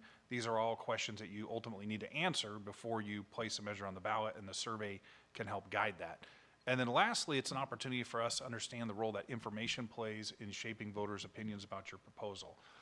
I'm a big proponent that if a public agency is going to take the step of putting a measure on a ballot, it's really incumbent upon that agency to inform voters about the decision you're asking them to make. You as a public agency are not advocating up or down. You're not saying vote yes, vote no with public dollars. But what you can do is provide the basic information that voters need to come to a well-informed decision on their own. So in terms of the methodology or how we went about conducting this study, we use the same approach we do with all of our revenue measure studies. And the first sort of question you want to answer is, think about is what election environment is this measure going to be on? Different elections have different turnouts and different profiles of voters that are going to be participating in that election. In this case, we were looking at that high turnout November 2024 presidential general election that we have coming up later this year. And so we identified all the voters in the community that are what we call likely November voters. We expect them based on when they register to vote in the district, what elections they've taken advantage of since that point, as well as some other demographics we think are actually going to participate in that November 2024 election. We then use a process called stratified and clustered random sampling that I can get into the details of it if you like, but suffice to say that at the end of this process, what it does is it guarantees us that we have a sample that matches the profile of your likely November universe on all the dimensions that we know drive how voters tend to vote on bond measures. So things like age, gender, partisanship, household party type, where they live within the district. Our sample matches that November universe. Once we pulled our sample, we reached out using 3 different methods: email, text, and telephone. There's hyperlinks built into our email and text invites. Those are unique to the respondent that we send them to. That allows us to protect the integrity of the sample. Only those people that we invited to participate could do so. They could do so one time only. We offered it in English and Spanish. They could take it by telephone or online, whichever is their preference. So we're making it as easy as possible to take. We had set out to do 500 completed interviews, and we actually walked back in the door with 641. So we had a better response rate to this survey than we had sort of planned for. That generated extra interviews, which is great, sort of just bonus. What it allowed us to do, though, is then have a somewhat lower margin of error due to sampling for this survey, and that is 3.9%. So what that means is we can be 95% confident that the results we'll talk about today are within 3.5% of what we would have found had we spoken with all of your likely November voters. Okay, so probably, you've got it behind me here. I mentioned that stratified and clustered random sampling method and how it ensures that we've got a sample that matches the November universe. This table just shows kind of how that broke out. The middle column is the distribution of voters by age, party, household party type, home ownership, as well as trustee area within your likely November universe. To the right, you see our sample. And so we're either dead on or within 1 or 2 points in all of those categories. And that's really key to having this research be statistically reliable these days, because we know that some of those variables up there, particularly partisanship and household party type, you can get very different answers to these types of bond-related questions depending on what group you're talking to. So it's really important that you get the balance of those subgroups correct in your sample. Okay, so on to the results. This first slide shows the results of what we call our importance of issues question, and for each of the issues you see there on that slide, we simply ask voters to tell us how important is it to them. Is it extremely important, very important, which are represented by the 2 blue bars, somewhat important, not at all important, that's represented by the white negative space off to the right. They're asked in a random order, but we've sorted them from high to low based on that combined percentage. You said it's either extremely or very important. We asked this question because it's a great warm-up issue, just kind of gets voters into the groove of taking the survey, but it's also an opportunity for us to understand how education as a topic stacks up against some other issues that also compete for tax dollars, right? Things like maintaining local streets and roads and public safety. And in particular, how does the issue of improving the quality of education in local public schools stack up against the issue of preventing local tax increases? Rough rule of thumb makes a lot of sense.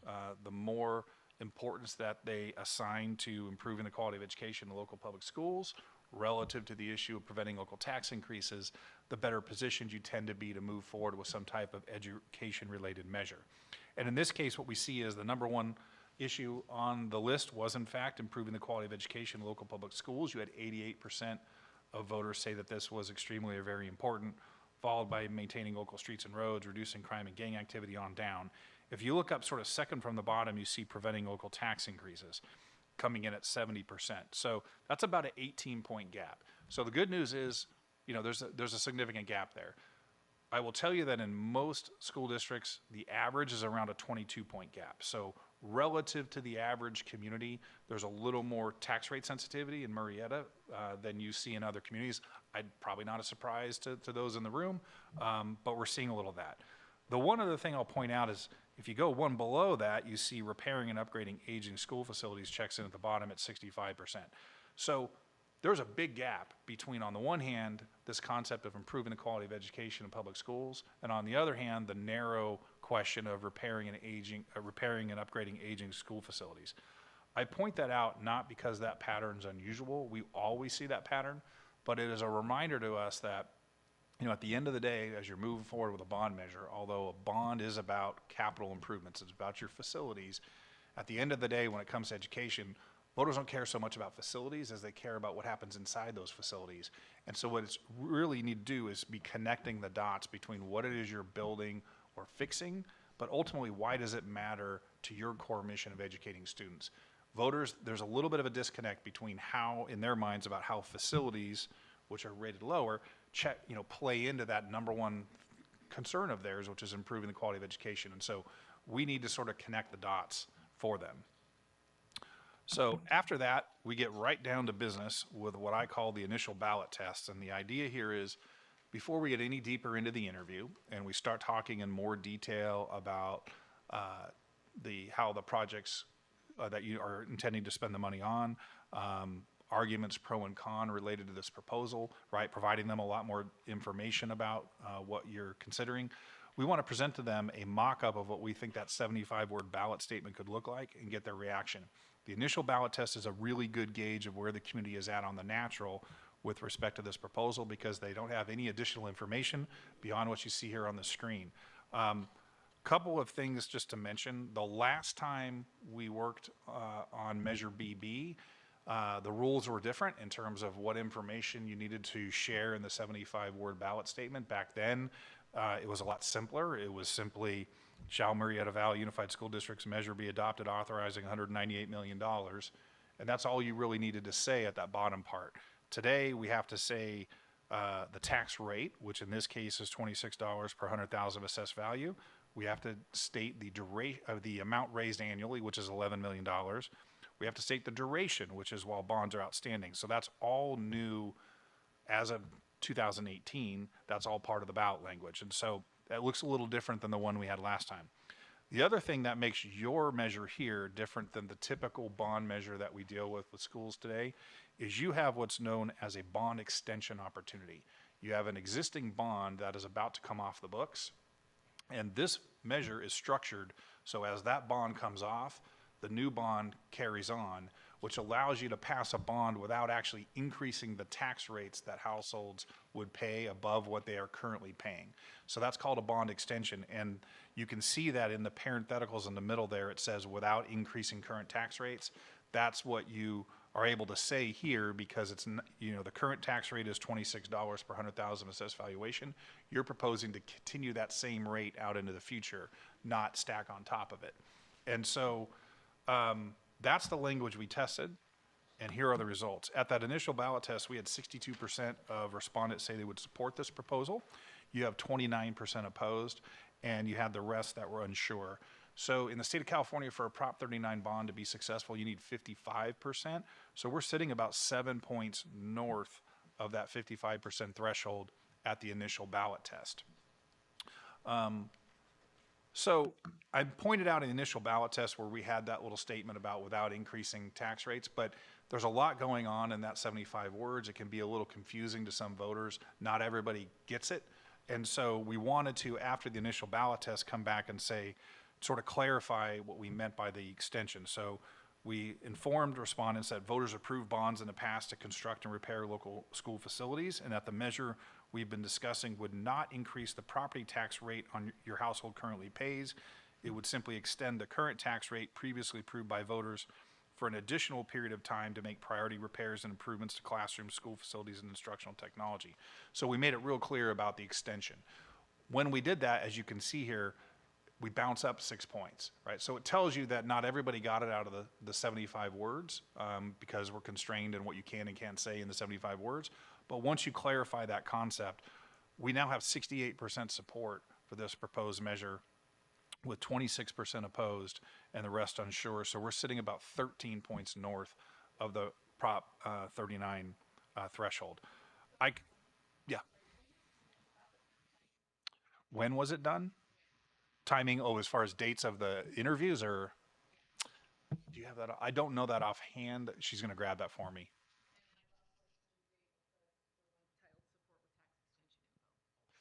Well, they're all done in the same time. Like they're done in sequence in the interview. Oh, got it. It's all in one interview, but I don't have it on that. I have it on the full report. Okay. Yeah, I apologize. I think the full report is in my car, so I'll grab you the date. Thank you. Oh, hold on. Here we go.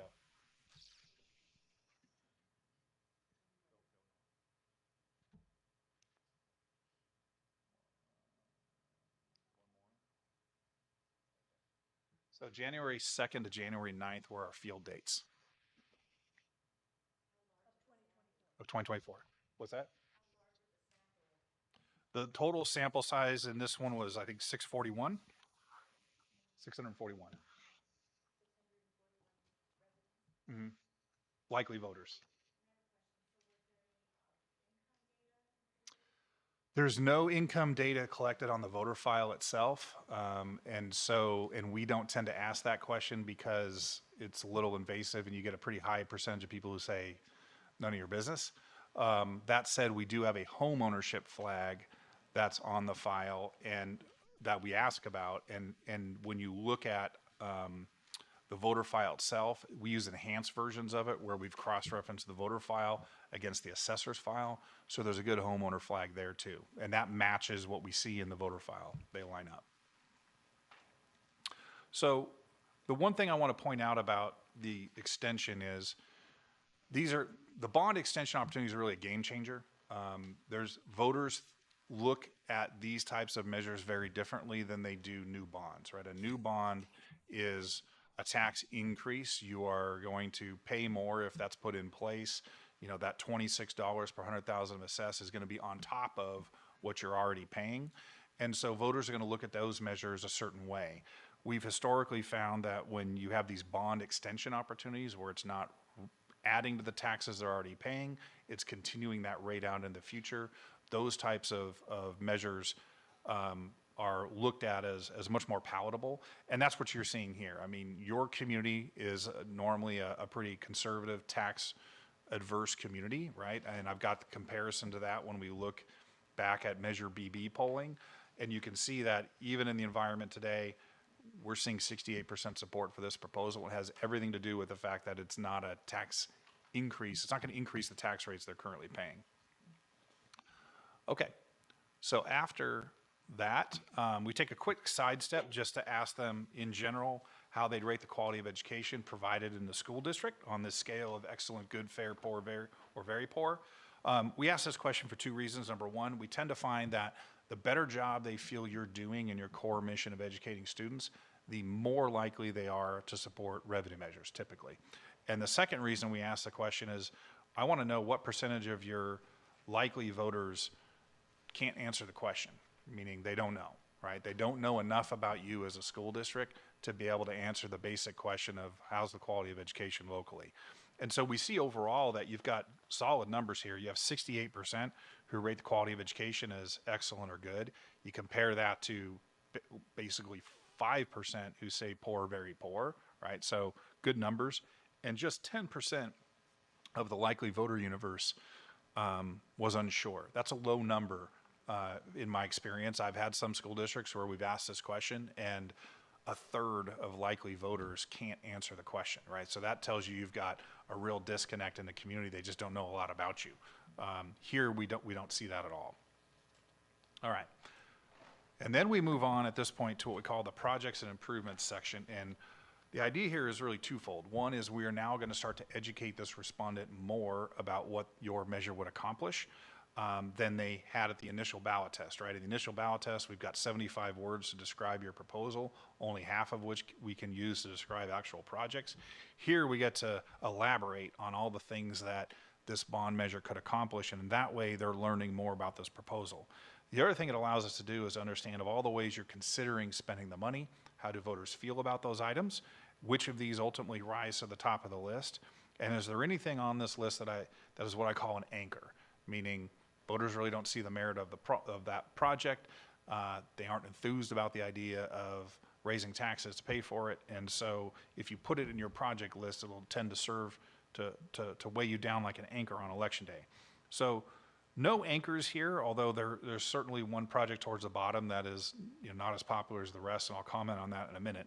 But when you go to the top of the list, or actually in general, what you find is, with the exception of the very bottom one, you have at least 70% of respondents say that they would favor spending money on each of those projects we tested.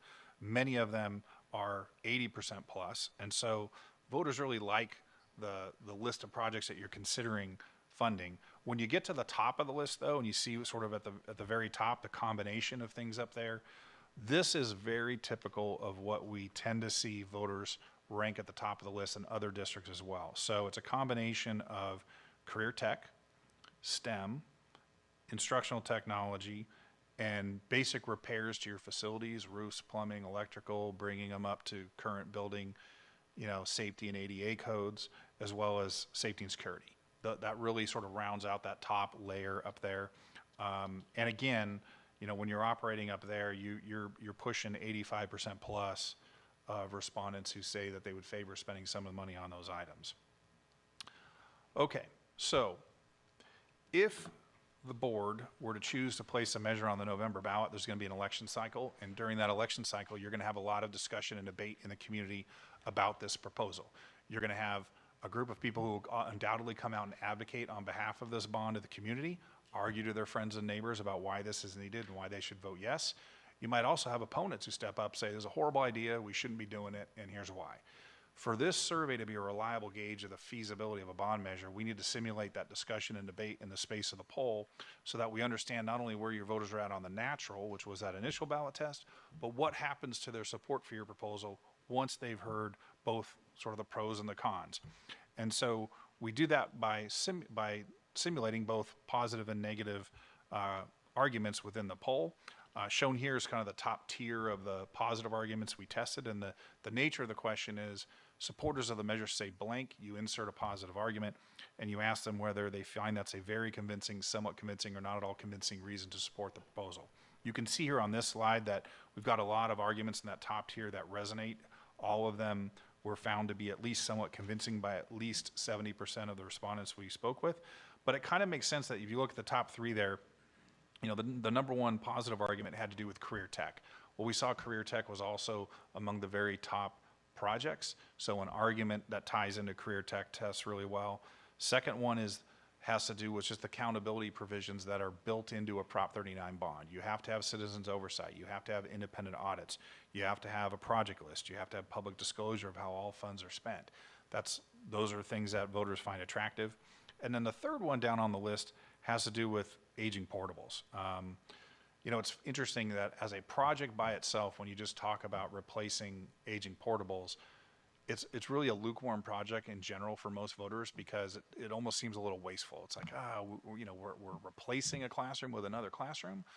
The moment you can put a little color to that picture and describing what these aging portables really look like in terms of, you know, the structural issues, they've got water leaks, they've got sometimes mold, they're not in good shape, right? And they're expensive to keep sort of band-aiding into the future. The moment you can kind of describe it that way, suddenly it leapfrogs that issue into one of your top three positive arguments on behalf of the bond. Okay, so we had a second series of positive arguments we tested. At this point, though, voters have heard more about this proposal than they did initially, right? We've had a chance to elaborate on the bond extension and help them understand or clarify what that was for them. We elaborated on the types of projects that could be funded. We tested positive arguments, and we circle back to what we call our interim ballot test. We present that same 75 words. We say, now that you've heard a bit more, where do you stand? And you can see here that we're now sitting at about 69% support for this proposal. That is 14 points north of the Prop 39 threshold of 55% that's required for passage, with a quarter opposed and about 6% not sure, prefer not to answer. And then we get to the negatives. The idea behind the negatives is I'm going to sort of put my opponent hat on, and I'm going to anticipate what an opponent of this measure might say, and I am going to pepper respondents with a series of negative arguments. These are arguments designed to give voters reasons to vote no. I want to pressure test support for this proposal so that, you know, if you move forward and should you get opposition, we have some realistic understanding of how that might ultimately impact voter support for your proposal. So you can see here, we test a series of 6 different negative arguments, and we're kind of coming at this from all angles. You know, and we're not pulling any punches. All of these arguments are phrased in a way that are designed to be hard hitting. And so the question, and you can see some of them get traction. So the real question though is what happens afterwards? And that is here. So after the negatives, we cool down about 6 points in terms of support. So the negatives, you know, drop us by 6 points, but we're still landing at 63%. That is 8 points north of the 55% threshold that's needed to pass a bond in California. So before I sort of wrap up on what I think this means for the feasibility of a bond measure, I want to show you this slide. This is a historical comparison between, on the one hand, on the right side where we are today. On the left side is the 2014 polling and Measure BB outcome. So just as we had in this poll back then, we had an initial ballot test, we had an interim ballot test, and then we had a final ballot test. And you can see that back in 2014, support started at 54%. So we were 1 point underneath the 55% threshold that you need to be successful. Once they learned more about the proposal, projects, positive arguments, it went to 59%. Once we tested negatives, it landed at 57%. On election day, we had 57.7%. So the polling was like right in the middle of that, what it was a pretty tight range back then of support. When you compare that to where we are today, you can see that we're actually north of the numbers that we found in 2014 by about 6 to 10 points at each one of those ballot tests, right? So we're sitting higher in terms of support today than you were then for Measure BB. Again, that has a lot to do with the fact that this is a bond extension, right? That allows you to continue that tax rate out into the future as opposed to tacking it on top. Okay, so a couple quick wrap-up slides. So what does all this mean? I'm going to circle back first to that overarching question I mentioned at the outset as being the, sort of the main motivator for why you do this type of research, which is it feasible, right? If you were to move forward with a measure for the November ballot, does it have a reasonable chance of success? The answer to that, in this case, is clearly yes, based on these numbers. Why is that? All the things under the positive signs there are things that we want to see in place for a measure to have a reasonable chance of success. We saw that improving the quality of education in public schools was the most important issue to your voters. That translated into solid natural support for the measure at that initial ballot test, which jumped to 68% once they understood the tax rate extension aspect. All the projects and improvements that we tested were popular. There were strong positive arguments on behalf of this measure. And importantly, at each point in the survey where we circled back and we said, all right, now that you've heard more about this proposal, where do you stand? All of those ballot tests were well north of the 55% threshold. So that's the kind of pattern that we want to see to say, yes, if you move forward, you've got a reasonable chance of success. In fact, I think in this case, you've got a better than reasonable chance of success based on the strength of your numbers. That said, there's also some challenges that pop out of the polling that you want to be mindful of. One of which was we saw that those potential opposition arguments get some traction, right? They cooled everything down by about 6 points. So you want to keep that in mind as you're moving forward. And then finally, in terms of challenges, you think about kind of what the election cycle we're headed into, right? There are those types of election cycles that, from a tax measure perspective, you know, are sort of blue skies and tailwinds, right? It looks really good. We're going to have some factors out there that we think are actually going to help buoy support for our proposals. That is not going to be November 2024. This is going to be a raucous election cycle, hyper partisanship. We're probably going to face a few headwinds here and there. I say that not because those are somehow going to derail your measure. It's just to keep that in mind, that we want to put a measure in front of voters that we think can withstand some of the turbulence that we're likely to see between now and Election Day. I think your measure is one of those, particularly, again, the bond extension is a game changer in how voters view proposals. But, you know, we don't want to think that this is just going to be a cakewalk between now and November. It never is. And then finally, you know, there are some unknowns there. Obviously, this is a poll like this is a snapshot in time, not a crystal ball looking forward to Election Day. Your numbers look really good, but ultimately, you know, to sort of capitalize on that, we need to, it's not so much what your poll says today that determines what the outcome is on Election Day. It's everything that happens from this point forward. So it's just a reminder that you gotta make smart decisions about what this measure looks like if you decide to move forward with one, so that it's well aligned with the type of measure that your community is interested in supporting. And you got to put the work in terms of communication. So that is the end of my slides. I welcome any questions. Yeah. That sounds Thank like you, Tim. Before we get to any questions and answers, I just want to remind those in the room that those of us seated at the workshop tables are able to ask questions. Those of our friends who are in the community visiting, you guys are observers today. So save those questions for after the meeting is over. So we appreciate your attendance, though, and I know you all have slides to follow along. So are there any questions of trustees or, yes, Linda, you got your hand up. Dr. McClarney, will there be any follow-up polling, say in June? I know we have to vote on this by August, is that correct, to get it on the ballot on time? Will there be any follow-up? Because you're right, there's a lot going on between now and, say, July. Yeah, I would defer to normally I would say this, when there are some districts where it's automatic, you're doing a tracker poll. Why? Because your numbers are kind of on the bubble, and we want to know as best we can, as close to the filing deadline as possible, kind of where your numbers are at that point in time. These numbers look much more solid because of bond extension. I don't recall if there's a plan on a tracker or not. Go ahead, Bonnie. Thank you. Hi, Bonnie Moss with Clifford Moss. We're the communications consultants for the district. And I think given the dynamic that we are seeing out in the voting environment, the fact this is a presidential year, lots of strong opinions, a lot can happen in a very short period of time. So we will be recommending a tracking survey, even though these poll results look very, very promising. That's just a good step to take in a conservative community. Thank you. I'm sorry, Darren, can I ask a second question? Or, I'm sorry, Dr. Andrews. What is the cost to the district to get this onto the ballot?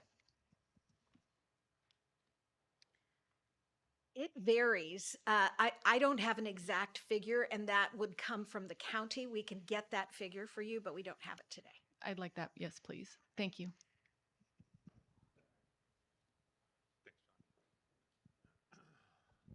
I noticed the polling was discussing or had a thing about the TK, and that would polled the lowest. And that seems to be an area that the state doesn't want to fund for us. And the bond, as we break out the bond, I'm just kind of, this is probably more for the staff, just our priorities, how do our priorities play out if as this bond measure gets passed, so that we're communicating to the community, it reflects kind of what we saw in the polling, in terms of a sales piece. Have we laid out as a district our priorities?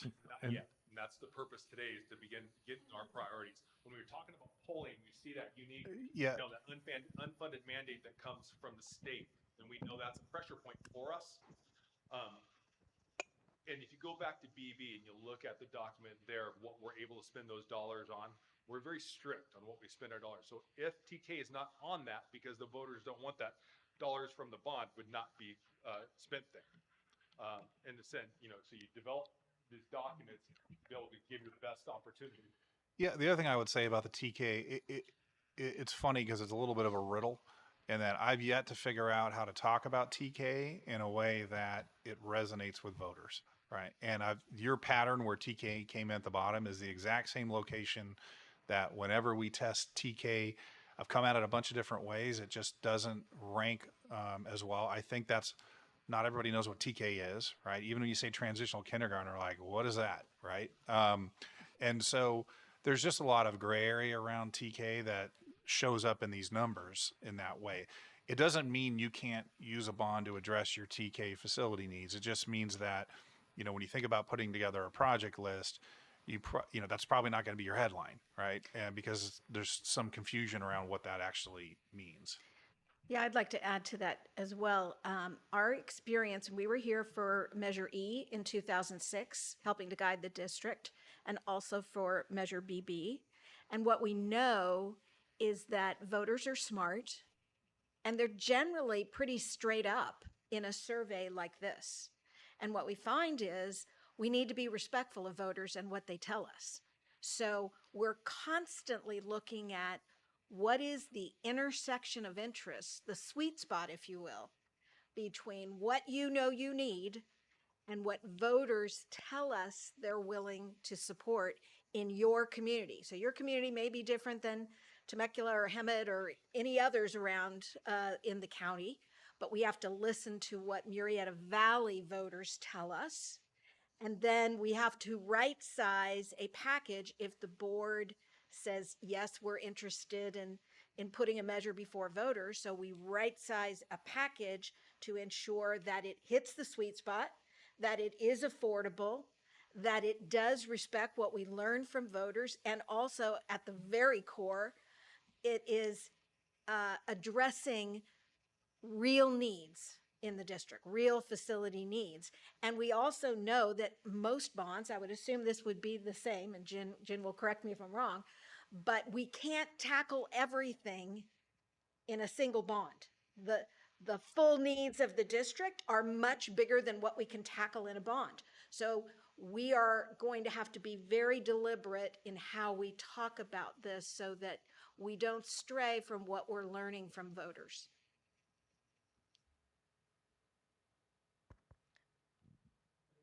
Yeah, I have a question. So can we see what the actual poll questions were, and is there raw data, like what the responses were that we could see? Yeah, so this is the PowerPoint presentation, which is the summary, but yeah, there's a report that's available that you can see the questions, you can see the detailed breakouts.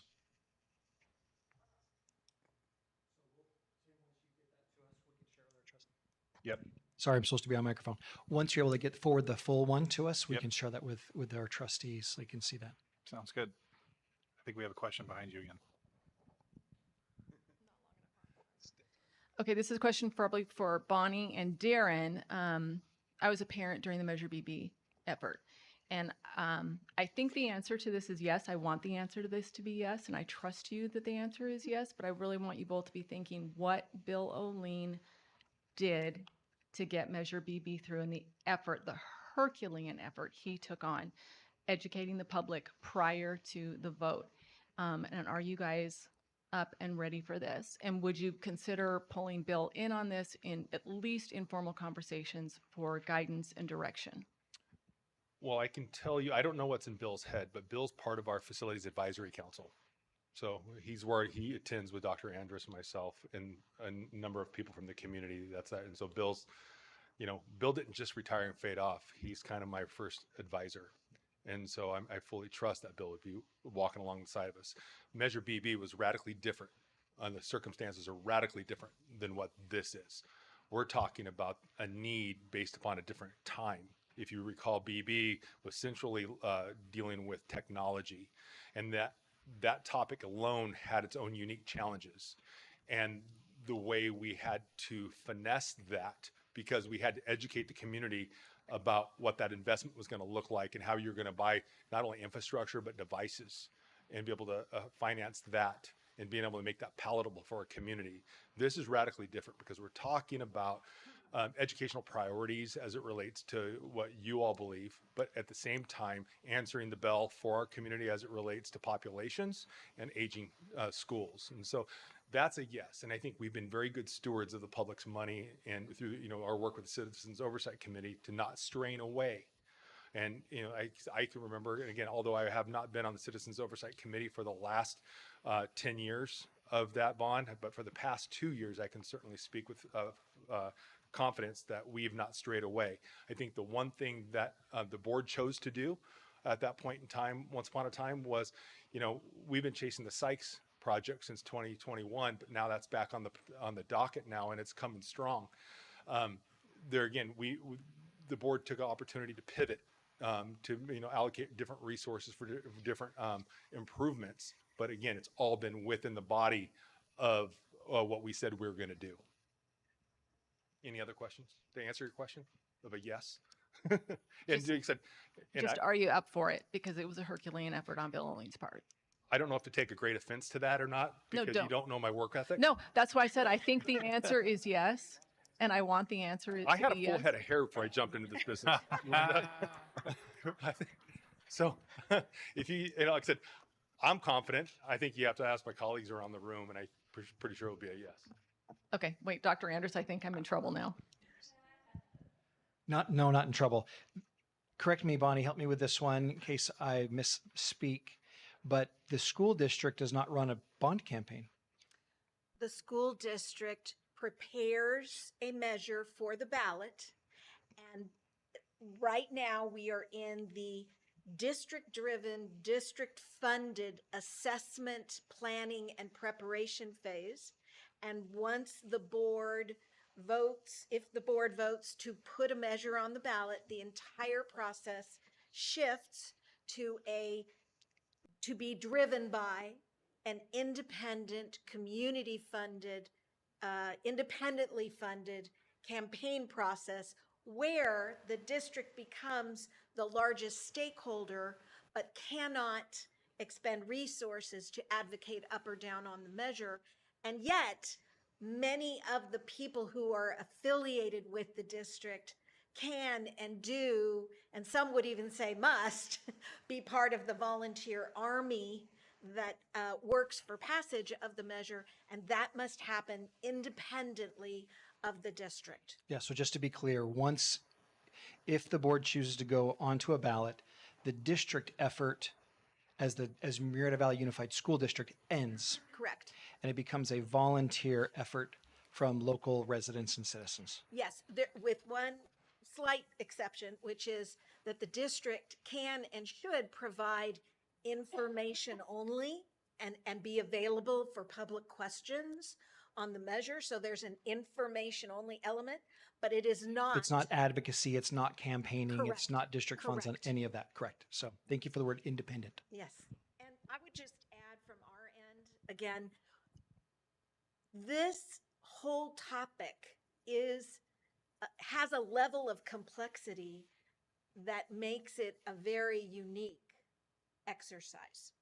And so what's really important to point out here, and I've been doing this work for 24 years, it is my passion. I believe the research. The research is highly predictive. And I chuckle when Tim McClarney says, oh yeah, BB, we predicted 57% and you got 57%, you got 57.7%. And I'm like, do you know how hard we worked with our volunteer hats on to go get that 57%? And he will always say, yes, I do. But the research showed you need to put in a campaign. So your point about, yes, there's one element, which is put it on the ballot, but there's another element that says volunteers must come together to advocate that, because the district cannot and should not. And so the predictability of the research is one very key part of this discussion. A second key part is that what's being studied here is a simple extension without increasing the tax rate. That is, not only is it a game changer, I just want to say it's an extraordinary opportunity that most districts do not have. Thank you, Jen. Great idea. Thank you, James. Great idea. And that makes the push more palatable. Lastly, I just want to say that it is a huge thing that everyone in this room can take some credit for, that this district is a peak performing district. It is highly regarded. It's regarded as one of the either number one in the county and the region, but that super high performance is something that voters tend to pay attention to, and they want to protect the quality of education. As you heard earlier, 88% say we want to do what is necessary to protect the quality of education in Murrieta. So you have an extremely competent leadership team, you have an extremely high-performing school district, and those things are also part of the mix.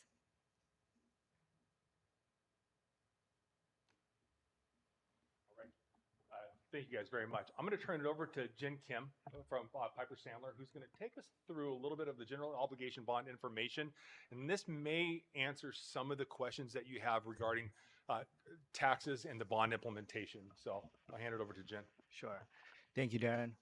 Good afternoon, trustees of the board and members of the staff and cabinet members. My name is Jen, and I'm here on behalf of Piper Sandler, and our firm has been a longtime partner of the school district. We helped the school district with its prior bond measures, including BB, back in 2014.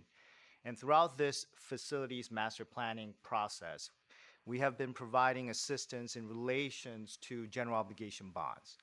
To that end, I've prepared a set of slides, which I'd like to share with you as an information item, about what a general obligation bond is, taking a stock of what our current general obligation bonds are, and also what might be possible should the board choose to place a bond on the ballot in November or subsequent election. So starting with what a general obligation bond is. This is probably a review for many of you, but just as a review, a general obligation bond is essentially a tool utilized by school districts up and down the state. And many school districts utilize this as a way to finance its facilities so that the districts may strive to meet the needs of the community. Now, the general obligation bond does require voter support. And as Bonnie and Mr. McClarney mentioned, it requires a 55% of the community's support. Now, the vote does take action to place a bond on the ballot, but the ultimate decision to authorize a bond rests with the shoulders of the community members.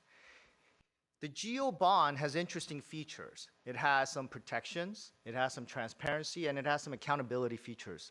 I'll start with the protection feature. The protection feature is, by law, the maximum tax rate for a bond measure is capped at $60 per $100,000 of assessed valuation, and not the market value. And throughout the presentation, I'll make this distinction between assessed value and the market value. But essentially, what assessed valuation is, and how I describe it to my wife and my family members, is it's what you buy your property at and not what you can sell your property for. Now, I also mentioned it's $60 legal cap per measure. This is important. This is an important distinction in that for school districts that have multiple bond measures, theoretically, your maximum legal cap can be greater than 60. So if you have 2 bond measures, your theoretical maximum could be $120. If you have 3, it could be $180, and so forth and so on.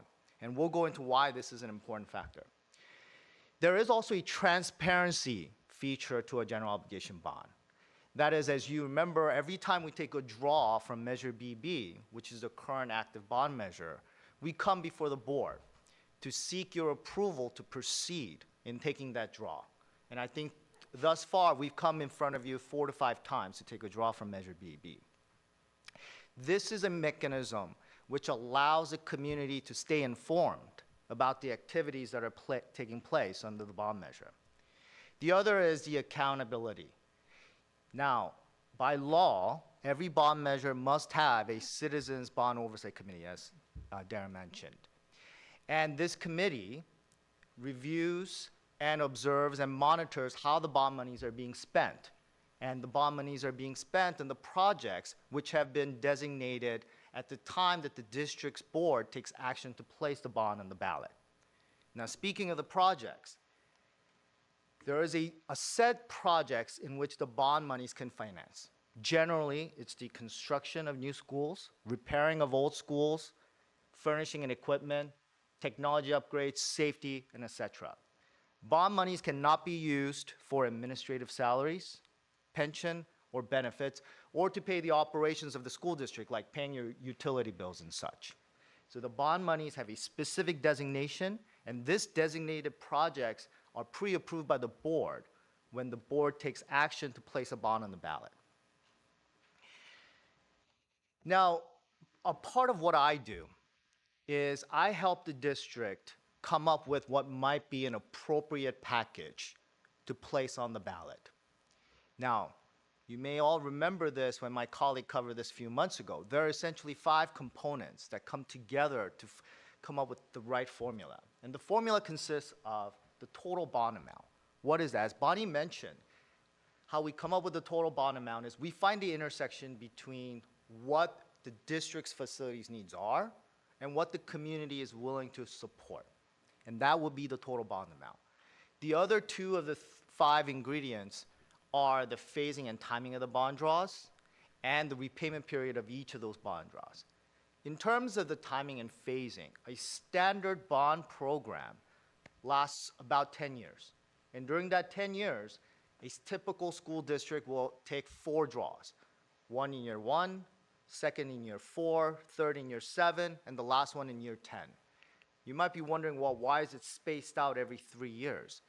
Well, the premise behind that is there is a financing mechanism available to the school districts in which we're allowed to finance our facilities at the double tax exempt interest rates. This is the lowest form of interest rates that are available for school districts. However, to take advantage of this interest rate, the law states that the school district must use the bond proceeds within 3 years. That's why we space out the bond draws every 3 years. In terms of the repayment period, a typical school bond repayment period for every draw is about 25 to 30 years. However, we customize that to the projects that are being financed under every draw. So for instance, if you're financing technology equipment or short-term projects, we would condense the repayment period to something shorter to match the useful life of those projects. Conversely, if we're financing, let's say, construction of new elementary schools, then we would lengthen out the repayment period to 25, 30 years to match the useful life of those facilities as well. Now, the last two of the 5 ingredients, which are the projected tax rate and the assessed valuation, I'll go over those right now. The projected tax rate, as I mentioned, while we have a legal maximum of $60, some school districts elect to target a different tax rate, whether it be 50, 40, 30, or what so have you. And I think that's the plan here for us. You know, James has worked up a plan where we're able to leverage the tax rates that's falling off under some of the old bonds and use that to float a new bond package. So for us, that targeted tax rate is $26.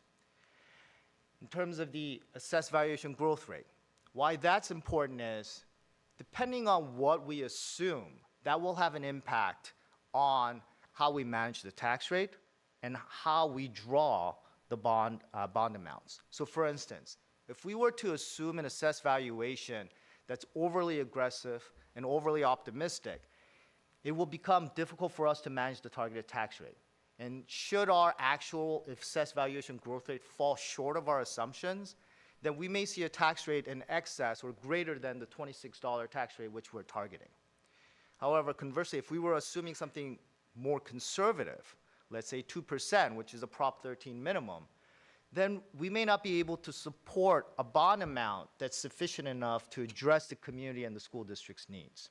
So what we want to do is we want to find the right percentage to use as a planning tool so that we can address and meet the objectives of the $26 tax rate and be able to support a sufficient bond size that addresses what the community thinks the school district needs. I want to take a minute here because I know this is a very important topic for many folks. The relationship between a market value of a property and the assessed value of a property. To do that, I've created this chart showing you the average home sale value or market value of a typical home in the district for the past dozen years or so. And if you look at this chart on the far left, the average sales price back in 2012 was about $250,000. Now again, some homes sold at a higher value than this, some homes sold at a lower value. This is just the average figure. And if we work our way across the sheet, we see that in 2023, the average home value, the market value was about $665,000. And I would imagine if you were to pull this data again for this year, it would be higher than that. But what's interesting to note is that figure in the red box. That's $420,000 is your median assessed valuation, meaning this is the median tax value of a typical homeowner within the district, meaning 50% of the homeowners have a higher than this assessed value, and 50% of the homeowners within the district have a lower median assessed value than this. Two important takeaways from this slide. There is a large delta or difference between the market value of a home and the taxable value of a home, which your bond measure tax levies get calculated at.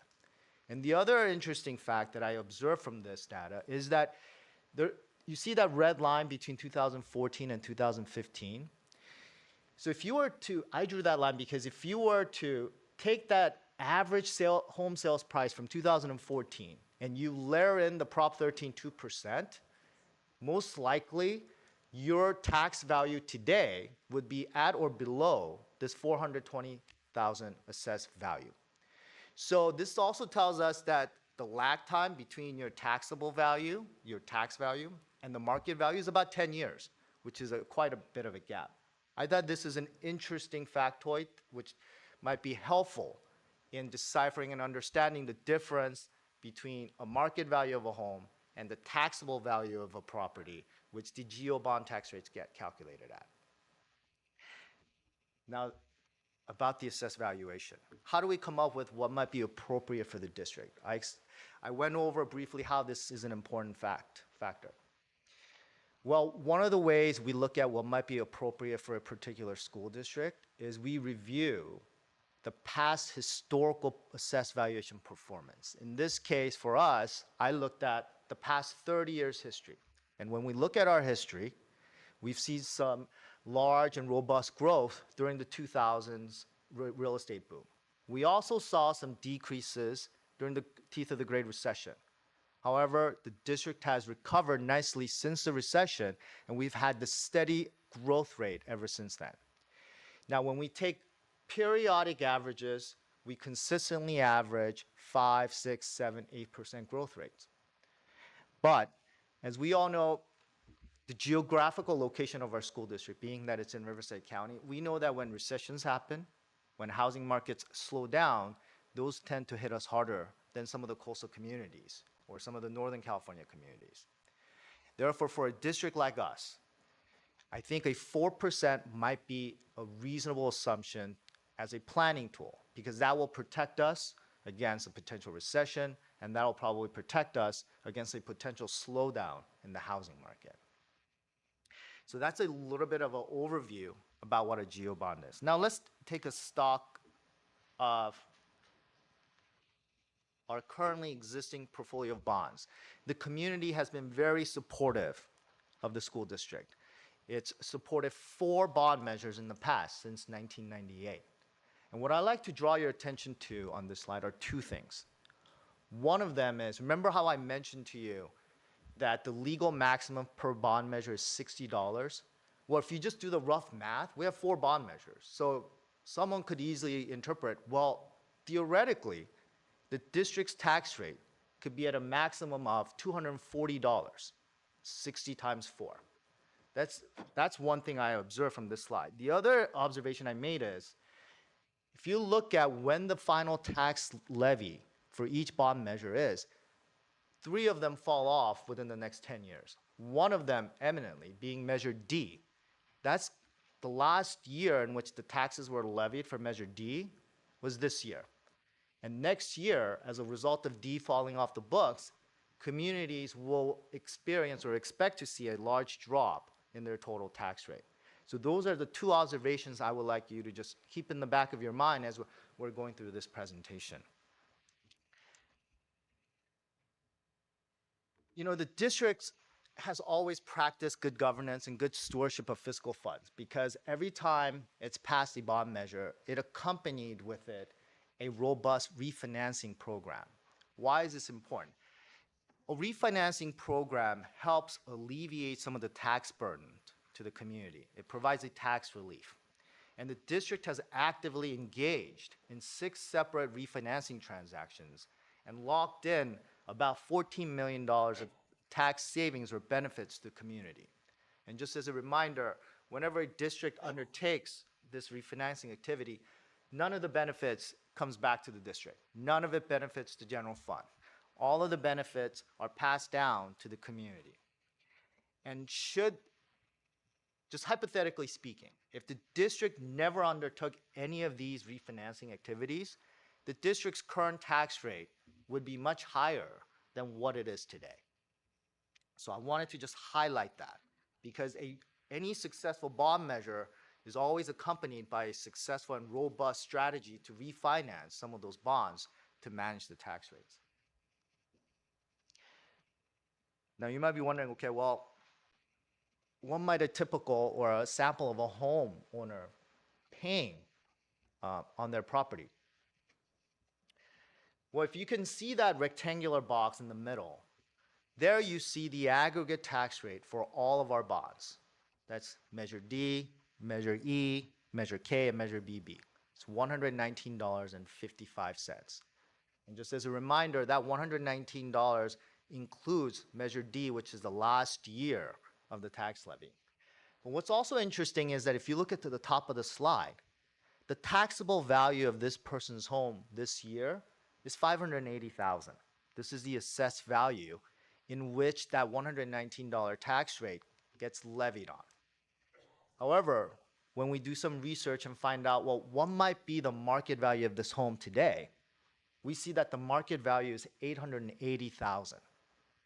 So once again, we see this great disparity between the market value of a home and the taxable value of your home. And also a reminder that the taxes are being levied and calculated at the lower taxable value, which is the $580,000.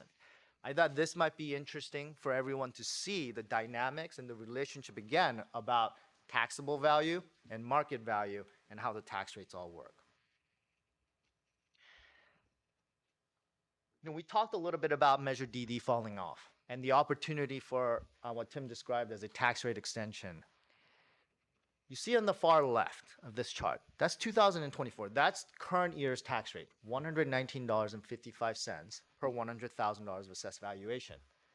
And then if you move to the right, to the next year, in 2025, you see that our tax rate is expected to fall by about $26.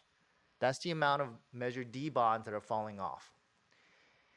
And as you can see, as we work our way across the right, as some of the other old bonds like K, E start to fall off, we start to see gradual increase. And once the K and E fall off in 2033, we see a larger decrease in our tax rate. And that's just Measure BB. And based on our current projections, Measure BB will fall off in year 2050-51. But I thought this might also be interesting to show you that the district's tax bill is expected to decrease over time. And even if the district were to use, let's say, the $26 tax rate extension that Tim was mentioning, it will still be lower than what the tax rate is today. It'll continue to go down as more of these old bonds fall off the books. I thought this might be another interesting visual of how the district's tax rates might look in the future. Now, before I go into what might be a hypothetical possibility for the district should the board choose to place a bond on the ballot, Bonnie mentioned why the district's bond measures have been so successful, how it has the support of the community, how it has such a high educational quality. The investors also view the district in a very favorable light. And how I illustrate that generally to school districts is by showing them the credit rating of their bonds. Our credit rating is AA2. Just as a point of reference, this is the third highest bond rating that's available to school district bonds. It goes AAA, AA1, then AA2. And below you, there are about 7 or 8 other categories which are lower than the school district. And when you look at why the district is rated so highly, the reports cite so many compliments to the district. Some of them being strong community, some of them being stable enrollment, others being strong district management with stable finances. So the compliments go on and on and on, which is reflected in your very high credit rating. I thought this is another interesting fact as you're thinking about GO bonds and financing the facilities. Now let's go into what might be a hypothetical bond package for the district. So using that $26 tax extension that Tim mentioned, the district could theoretically put in front of the voters a bond package equaling about $198 million. This is assuming the very standard assumptions, a 10-year draw period, drawing 4 draws every 3 years, and assuming that 4% reasonable or what we might think is the appropriate assessed valuation growth rate. And again, every bond draw we might take in any future bond, under a future bond measure, we would come in front of the board, inform the board about the actions that the district is about to undertake, and seek its approval before taking any draw. Now, this is the last slide I have in my presentation. I thought some of you may be curious because we do have a number of CFD Melrose districts in the city and the district. Just like a general obligation bond measure falls off the books, Melrose are the same. And here's a sampling of Melrose districts in which the taxes will fall off within the next 15 years. And these taxes will fall off simultaneously as our GO bond tax rates will fall off. So when you factor this in, the community's overall tax burden will decrease or is expected to decrease over the future years. So that's the set of slides I prepared for the district as it's thinking about its facilities master planning and the implementation process. And I hope this is helpful, and I'm more than happy to answer any questions. I'm hoping before he does that I can just share with you as a communications strategist who works throughout the state that one of the reasons you are fortunate in Murrieta is because you have this outstanding financial advising service. And what I see and hear here is very prudent, very responsible, very defensible when tough questions come from the community. And they will from a conservative community. So I already know I want that PowerPoint because it is clear, it is simple, it is prudent, and it is responsible. And Piper Sandler has been your advisor for many years. So that's a continuing process of this very prudent, responsible financial advisors. And thank you for that, Jen. Thank you, Bonnie. Any questions for Mr. Kim? There were a couple bond measures that have been put up that did not pass over the years. Do we have the information on what their polling numbers were and perhaps your suggestions as to why they did not pass? I'm thinking about, learning from past experiences, what we could learn from the reason why those didn't pass. I don't have the information on some of the past bond measures. Are you talking about Murrieta? Mm-hmm. I do remember that there were about 4 bond measures Correct. in the 90s that did not pass. Your conditions were very different. You had a different community, you had a different number of schools, you had different conditions that you have now than you have now. And I do remember that the trend started to change with Measure D in 1998. 98. The firm that I worked for then was the first one that came in and changed that course. So we didn't do any of the polling for that, but I can also say that during that time period, the bar was higher. It was at 2/3 for school bonds before Prop 39 came in and lowered it to 55. And so that's another. So you're playing on a different playing field. Apples and oranges? Yeah, a little bit. Awesome. Thank you. Any other questions? Julie? Yeah, so I'm just wondering, so we keep hearing that Prop 13, something may happen with that sometime. So I'm just wondering, the rate, the tax rate, the 119. So if something happened with Prop 13, would this $198 million, is that set in stone?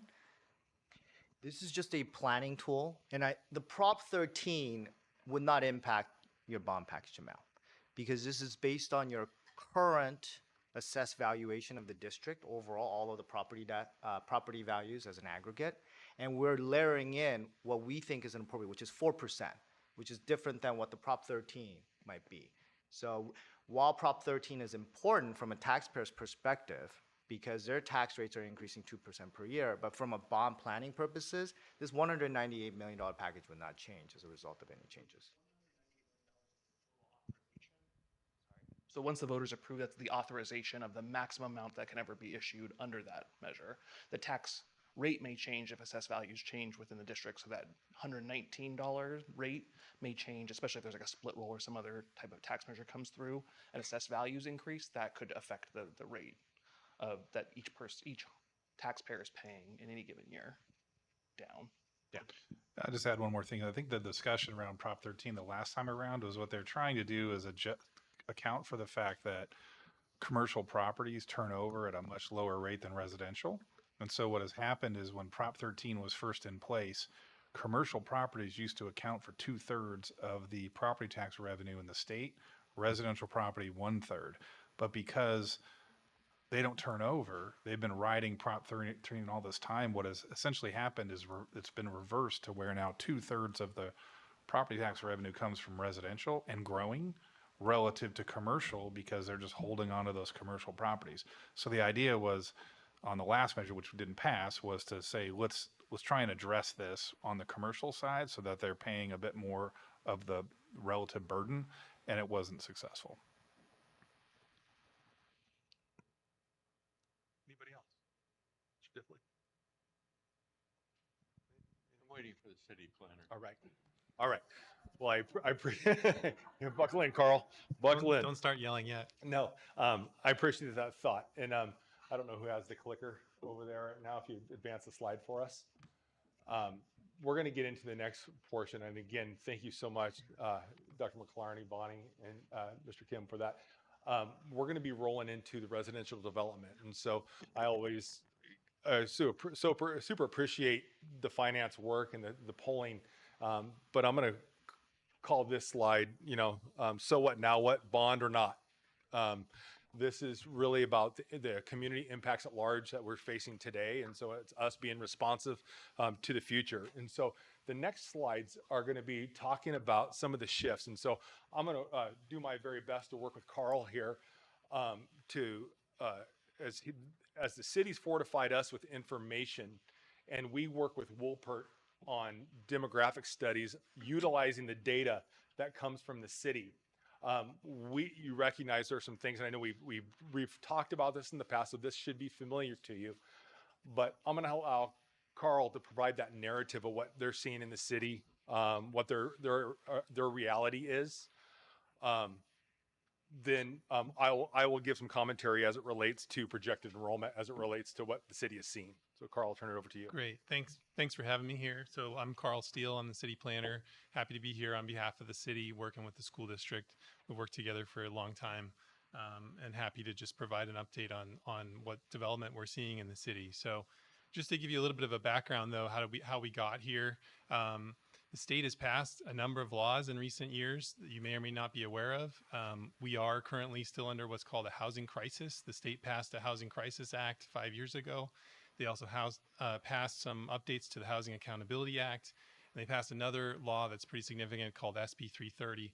What all that's done is prioritized residential development over everything else that we see that comes through in development in planning. So we are required to push housing projects faster with fewer hearings and less input than we were before. There's been a loss of local control for most cities and counties throughout the state, and cities and counties are grappling with how to handle that. And I'll talk about some of the good things I think that we've done to try to handle that, but just want to kind of lay that out there. The city had an opportunity perhaps maybe 10 years ago to assess where we were at the time and maybe not have as many housing units as we do in the hopper. But once the state passed those laws, it was about 5 or 6 years ago, they kind of locked in the density that's out there in the city, and we can't reduce the density anywhere. Essentially, it's baked into our general plan and our housing element. So it's alarming if you haven't heard about that. It's the same in every city and county. So a lot of cities and counties are upset about it, but it is what it is. So that's kind of the playing field now of planning and development. So there's a whole bunch of projects that have come into the city. I'll just give you a little bit of a snapshot of how many projects we've been doing.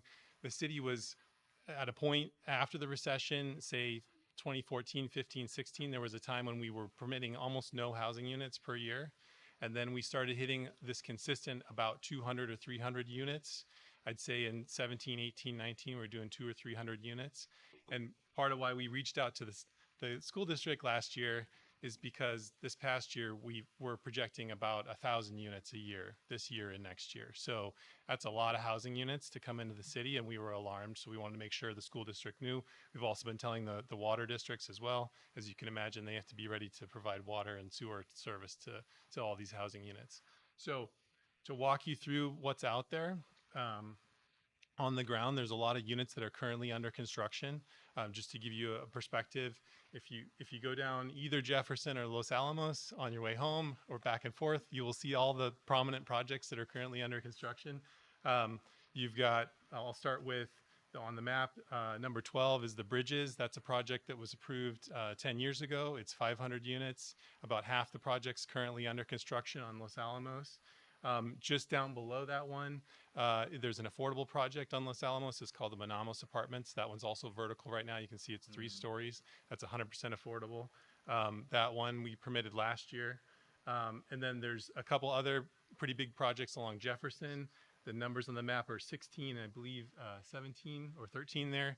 That's the ranch. The ranch at the corner is 325 units. It's a market rate project. That was permitted a long time ago. That developers dragged their feet forever. It took forever for that thing to get vertical, but at least it finally did. And then there's another developer who's got 2 projects, the one on Jefferson and the Nutmeg Apartments way over there at Nutmeg in Washington is the same guy. And I was mentioning to Darren, That developer is a guy, he's kind of got his own money. He's a developer from LA, so he doesn't really have to worry about borrowing money. And he's got projects in Temecula as well right now. He's just building apartments all over the place in Southwest Riverside County. He's a market rate developer. So just those projects alone that I just described, we're talking over 1,000 units right there that are currently under construction. We expect people to start occupying those apartments this year. Some of them will start occupying probably within the next few months. There's another affordable project as well behind the ranch, that 325 unit project at Jefferson and Ivy. There's the city's affordable project. We bought the old Sykes Ranch property about 15 years ago. And when we had a redevelopment agency, we eventually got to where we got a contractor in there. It's National Core, and they're building an affordable project there. It's about 200 units. That one's about to go vertical. They've poured some of the slabs out there if you've been out that way. It's an awesome project. You'll be able to have people just walk right to the community center, the library, and the school there. So whole bunch of projects currently under construction just in that core area. And you can see, we call that essentially the downtown, and the triangle is where you see the split of the freeway. That's where our highest density sites are in the city. And going back to what I said initially, the density is really baked in there. We can't downzone that area. Even if the Planning Commission and the council wanted to, we're not going to be able to downzone it. There are more projects coming. We have more projects in process. You can see there are some other projects in there. They're at different stages of entitlement. Some of them are currently working on getting their plans approved. Some of them are already approved and entitled, and they're working on just getting their building permits. So there's even more coming. So I would say it's easy to think. I would say that we'll probably have about 1,000 units get occupied this year, and then another 1,000 next year, probably, just amongst all the projects that are in the hopper. And I'd say that's conservative. It depends on the market. Some developers may drag their feet and wait and see if rates come down, and then borrow their money to build their projects. Some may just go ahead and build. And then just a few others to mention, just on the outskirts of the city that are in your district, though. 14 is the Delhaven project over on, it's behind the Aldi, the new Aldi over there at Winchester Hot Springs. That's 200 units, 230, I think. That's with Brandywine Homes. They should have people moving in there pretty soon. That's almost done. And then the single family project that's under construction is the one way up there by where the new Clinton Keith extension comes to Winchester. That was originally called Adobe Springs. Now it's called Willow Springs. That's a Lennar Homes single family project, and people are starting to move into those homes presently. So yeah, lots of projects in the hopper. There are others we could get into if you have questions about that are out there, including that huge one over there on the left. That one's been there for 25 years. Somebody's been sitting on that, but we'll see if that one ever comes to be. But I'm happy to answer any questions. And I did want to mention the good news from this past year from a planning perspective. We did get our housing element adopted last year. It was a 3-year process to get our housing element adopted. It's huge for the city. There are about a third of the cities and counties in the state that still don't have their housing elements adopted. It's a dangerous position to be in. You can have developers come in, like currently, if you've seen in LA Times what's going on in Beverly Hills, they don't have an adopted housing element. They have people coming in proposing 14-story buildings on sites with 2-story buildings because their housing element's not adopted. And you don't want to be in that situation, trust me. And the other thing we did this past year, we adopted objective standards. That was something we'd been planning on doing for a while. What they are is essentially, okay, if we're going to get all these apartments, we want them all to look nice. We want them to look a certain way. We want them to look like they work in our city. And so we worked on developing objective standards for multifamily development over the past couple of years, and we got that adopted at the City Council. The City Council was great in working with us and the Planning Commission as well. We adopted that in September. So now as projects come in, they have to meet with those architectural styles, and they have to design projects that are better, essentially, I would say, than a lot of the projects we were seeing because we didn't really have standards. So most of the cities in the area have done that too. If you don't live in Murrieta, Menifee also has adopted objective standards. Temecula has as well. So we're all kind of grappling with this, but that's one of the ways we can keep local control, is try to make sure the projects at least look good. But unfortunately, most of these projects we won't be able to stop because of what the state's done. Even if you don't like the project, it's really hard to deny a project now unless someone proposes it in a place that's like unsafe, like a high fire hazard zone or something like that. So with that, I'll stop, see if there's questions. Appreciate it. You know what? I'll go ahead and open an opportunity for Carl to answer questions.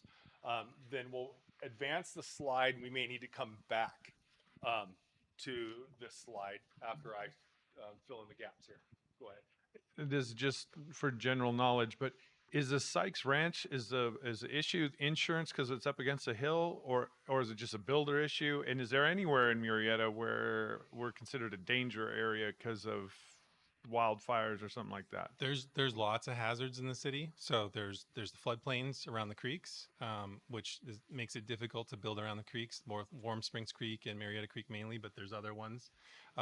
There are high fire hazard zones. We typically it's almost like when you think about it from a planning perspective, usually those areas are pretty well planned and years out, and we don't really put high density there anyway. And planners knew that years ago. My grandfather planners would have known that. And so, like, for example, in the city here, the lowest density areas tend to be where we have the highest fire danger, which is like the west side here up against the plateau, and then the Los Alamos Hills area. Those are really lowly densely zoned areas on purpose, and we kept the old county zone out there, and you're not really going to see a lot of development in those areas. But we do have fault lines in the city as well. If you're not familiar with that, there's a fault that runs right through the downtown and the city's amphitheater park and the civic center. There's a fault line right there, and there's a fault line in Jefferson as well. So there, you have to deal with that when you get a property. You study where the fault is, and there's setbacks off the fault. You typically see the parking lots end up where the fault line is. So there's a number of different hazards that we deal with. There are also biological and cultural issues that come up. We are a hotbed of cultural artifacts for a certain tribe in the area. And we tend to find those in certain parts of the city because they lived here before we did. And oftentimes we have to preserve those areas or avoid those areas. So those kind of things come up too. Thank you. And I guess if I could expand on that, and Carl, you can back me up here if my statistics are right.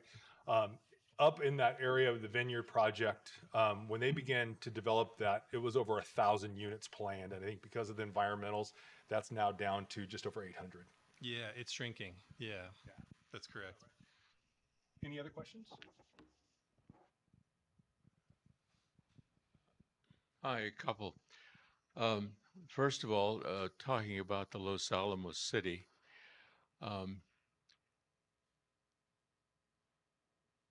the Planning Commission has a ratio of how many students they think are going to be generated by that series of buildings, right? How many students we think will come out of each project Yeah, or all yeah. the projects?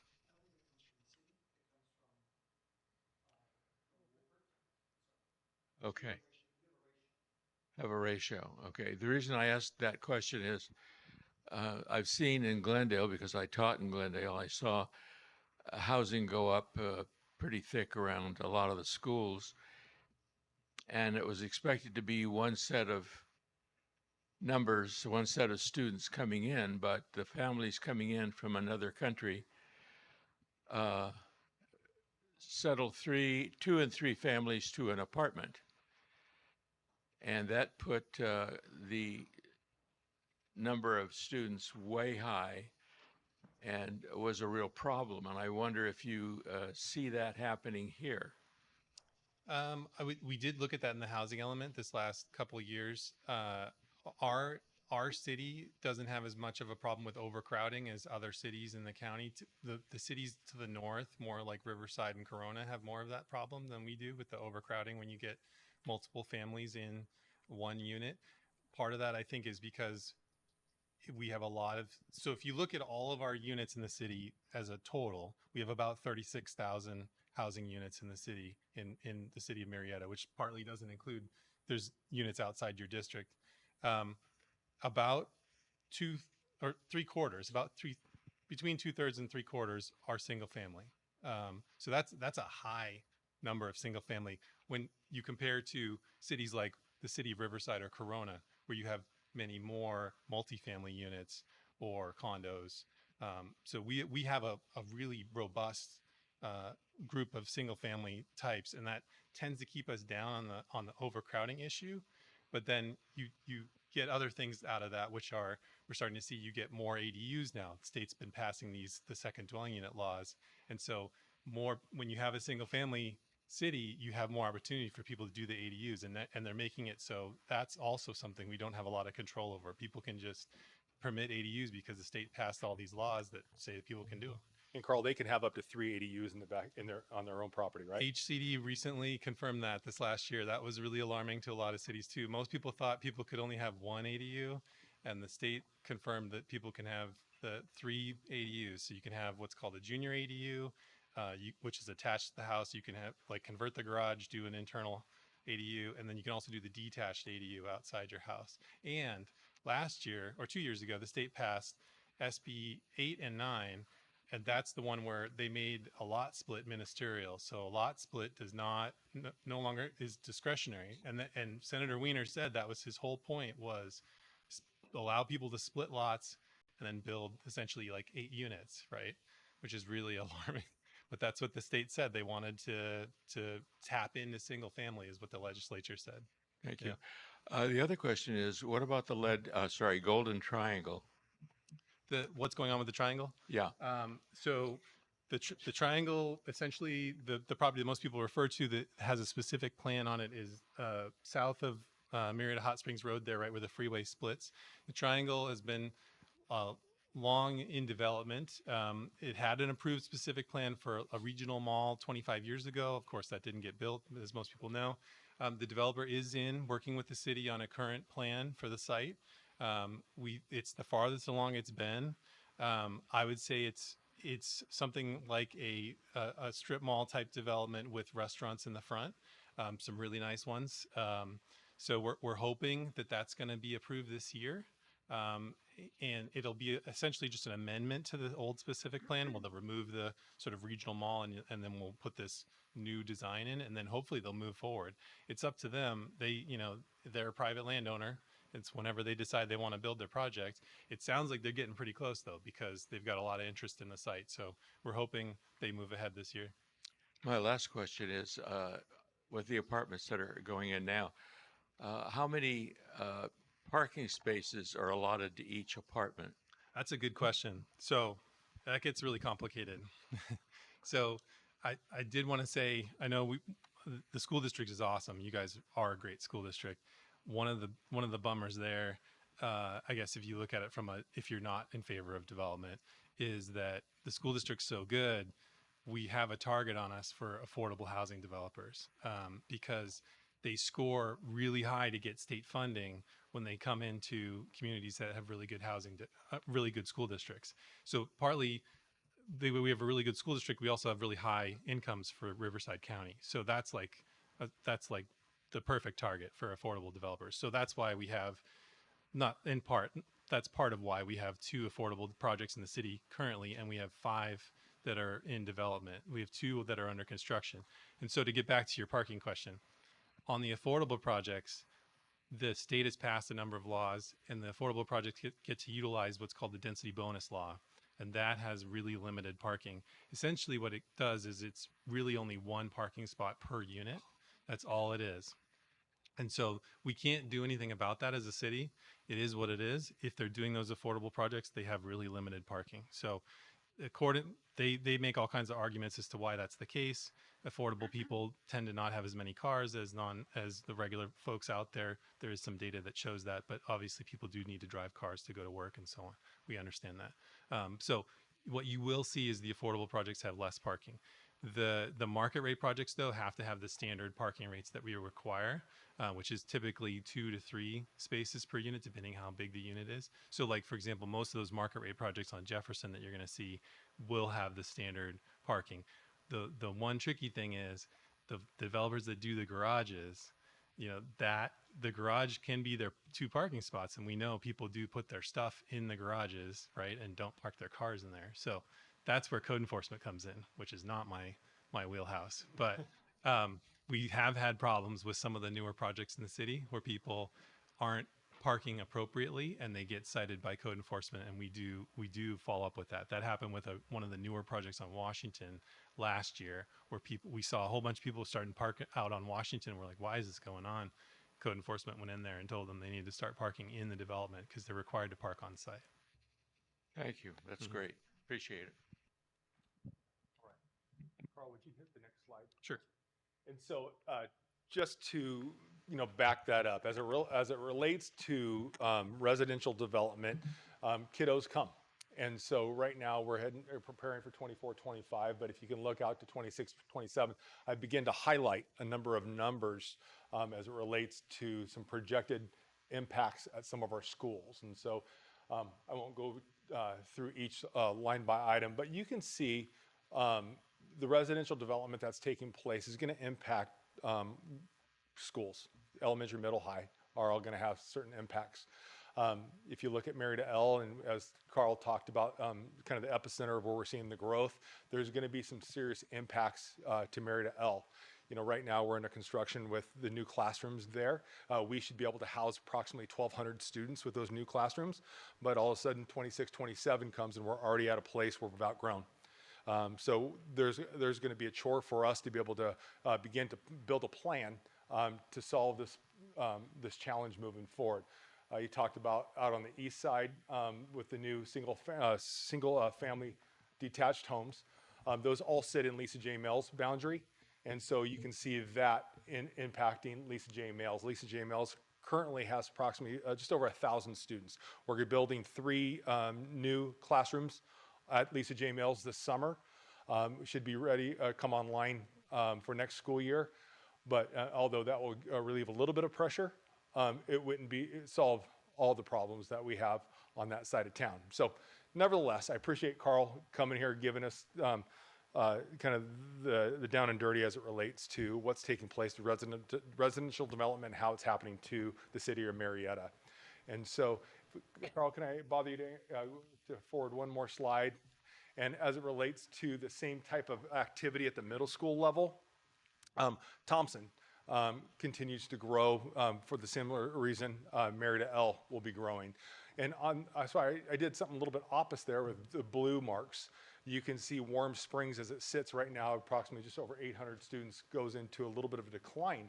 Even though you see apartments take place near it, I think it's 900 apartments that are really close to Warm Springs. If we didn't have those, we'd be even in bigger trouble than we are. And so we're expected about having, out of that 900 units, about 75 to 100 middle schoolers that would materialize out of those apartments.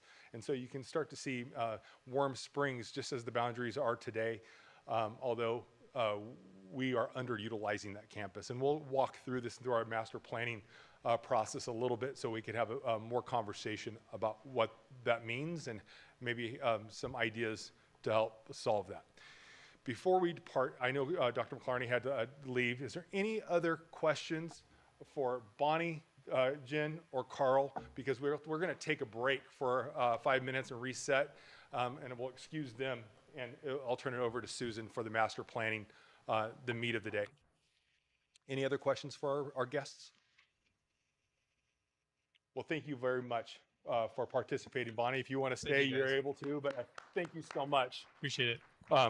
For sharing your knowledge today. It's really important to us. And so if we can go ahead and take a break, let's take 10 minutes and we'll reconvene.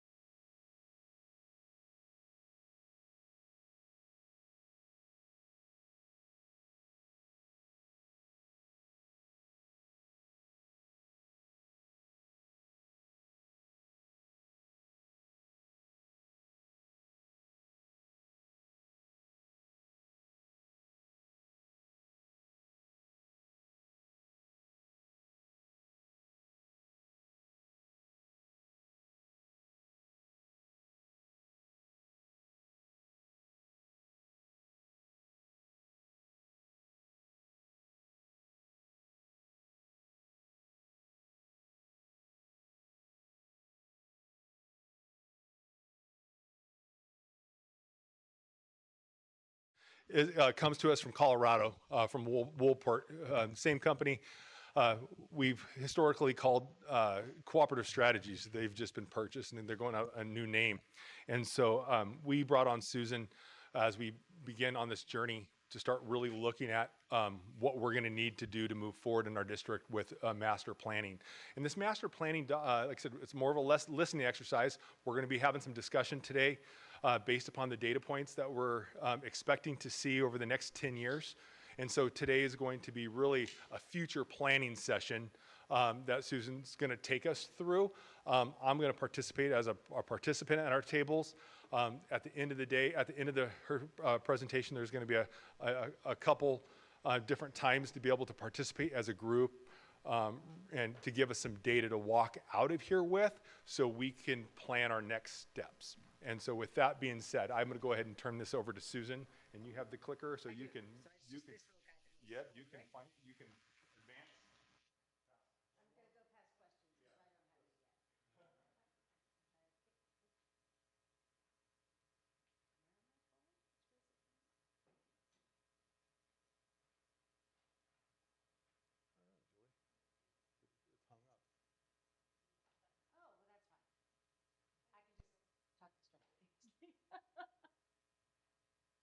Nope.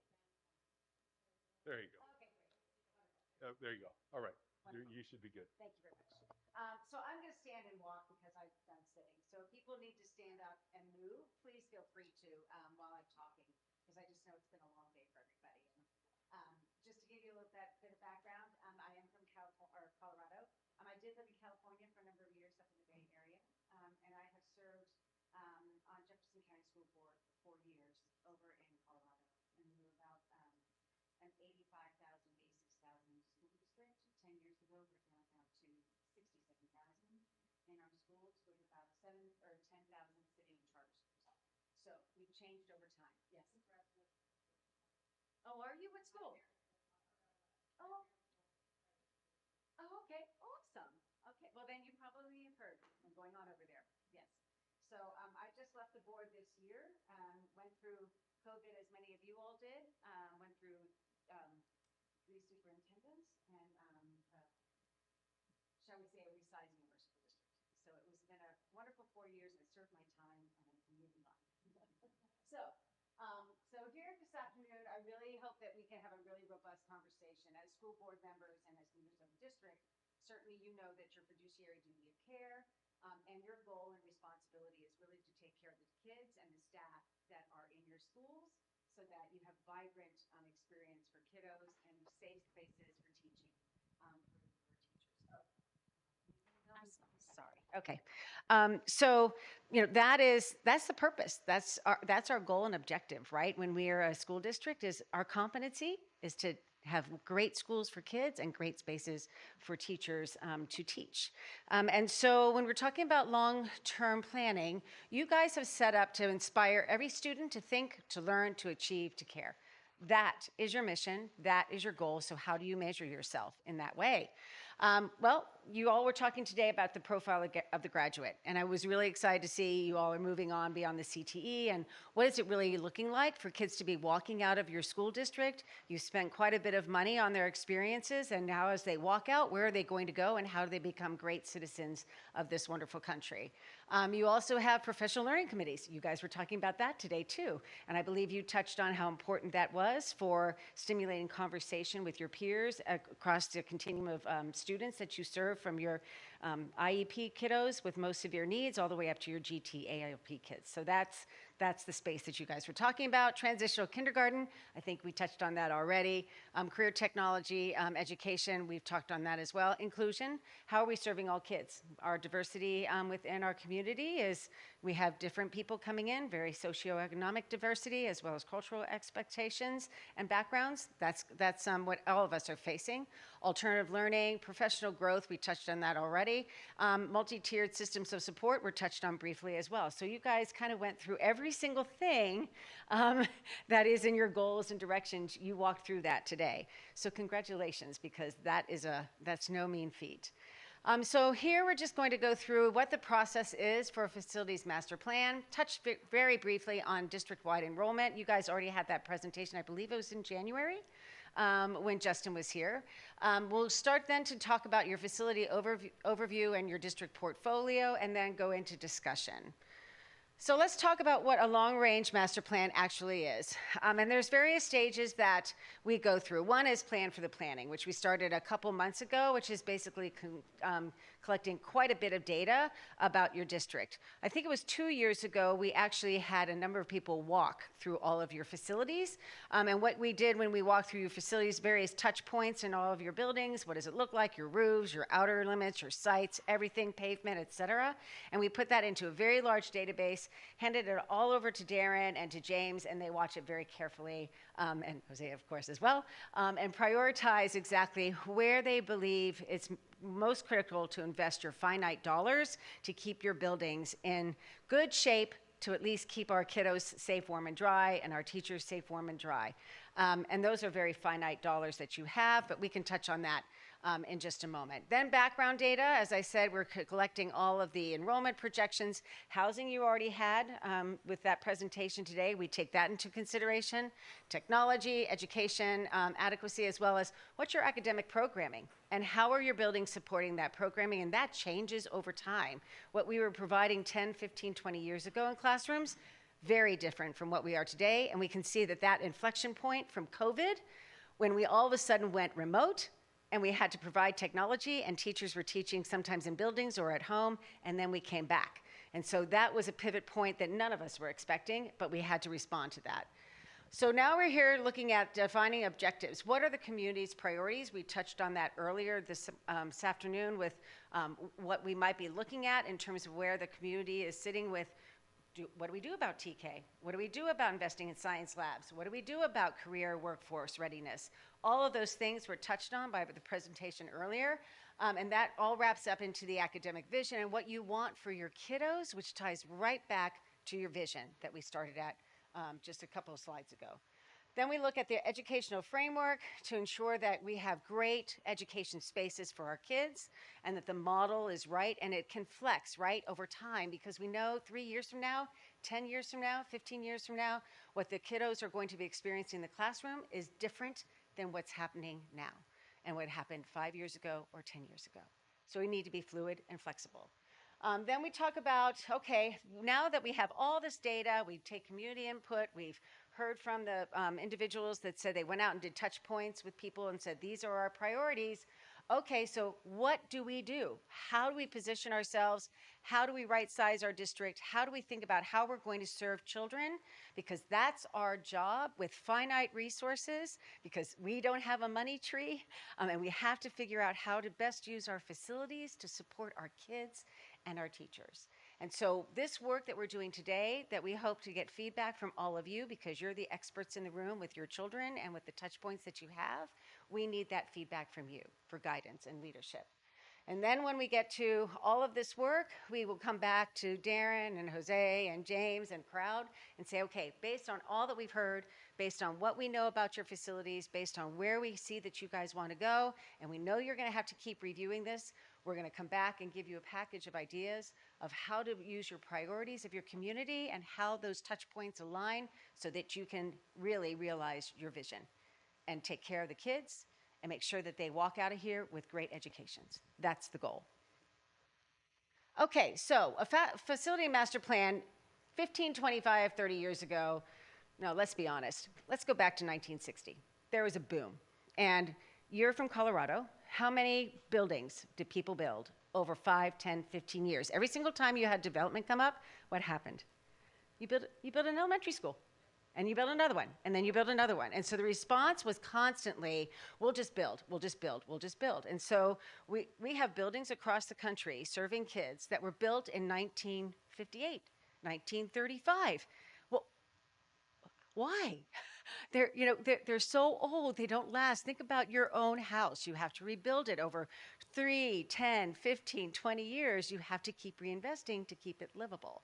And so that's the same thing with schools. And so we have to be thinking about that is the building that we had 60 years ago, is it is it supporting our kids now? What about 25 years ago? So when we're looking at facility master plans now, we don't think, oh, let's see what's going to be 50 years from now. We need to be thoughtful, intentional. How do we invest our finite dollars 5 years, 10 years? Because we know we have to keep checking on enrollment. We know that buildings are going to have to be flexible in terms of how they serve kids. We know we've got environmental changes taking place. We've got to put up shade. We've got to put up different ways to take care of kids outside. All those things happening, we have to be thinking forward. So we're looking at population growth and decline. You guys are not suffering from the decline that other people are, but we'll touch on that in a little bit. What are the building conditions? What about program supports? How are our buildings supporting our kiddos through technology experiences? What about getting outside? Do we have outdoor learning spaces, et cetera? How are we handling the kiddos in our buildings and addressing capacity? Second, how do we take care of our systems? Roofs, walls, carpets, outside, parking lots. How to make sure our sidewalks are not hazardous. All of those things are taken into consideration for site, for actual facilities themselves, and the learning spaces. And of course, safety and security. Coming from Columbine area, I'm very much into the safety and security space. What about program investments? Well, you guys talked about workforce readiness. That's right there. Learning environments align with your mission and vision. What do you want for your kiddos? And then we've got special ed kids, high need. How do we serve them? Do we serve them in our specific buildings? Do we serve them in a different center programs? What about our TK? How do we serve those kiddos? Do we think about putting them in centers? And I'm just throwing things out because this is what other districts are facing. How are we taking care of kids with the facilities that we have, and do we have to think differently? And then we want to talk about the efficient use of spaces. People are working and living in these buildings. How are they using them? How are they experiencing them? How are the kids experiencing them? We'll go a little bit detail in that as well, but are we having the right learning environments for all kiddos? They're not all going to be the same, of course, but are they having the same experiences or opportunities across your buildings?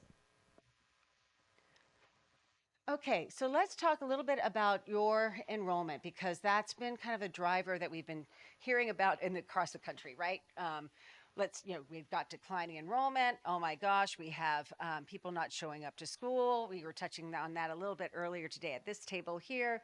So what is happening for you guys? Well, let's just talk about cohorts.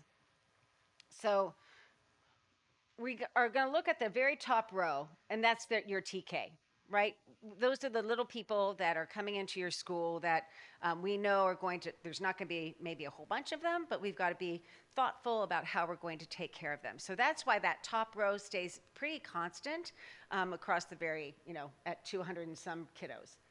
Kindergarten takes into consideration what happened 5 years ago, how many kids were born 5 years ago, and what's the percentage of children that are actually going to be matriculating to your school district. And so that's kind of your captured number for those kiddos born 5 years ago. And then what you're going to do is you're going to track the cohort to see how you guys are keeping your kids. So let's start in 2012 with kindergarten. You have 1,300 children that were, or 1363 to be exact, in kindergarten.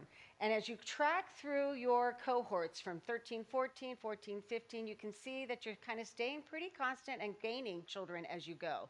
So you have people coming into your district across your grade levels. There's more of them.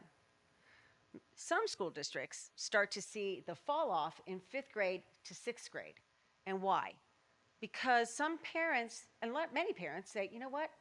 6th grade, 7th grade, 8th grade, that's the Lord of the Flies. And we are not putting our children in 6th, 7th, and 8th grade. That doesn't appear to be happening with you all. If you look at your 5th grade to 6th grade, your transition levels are increasing, actually. And then when you get to your 9th grade, look at your transition again. Let's go to 18, 19, 20.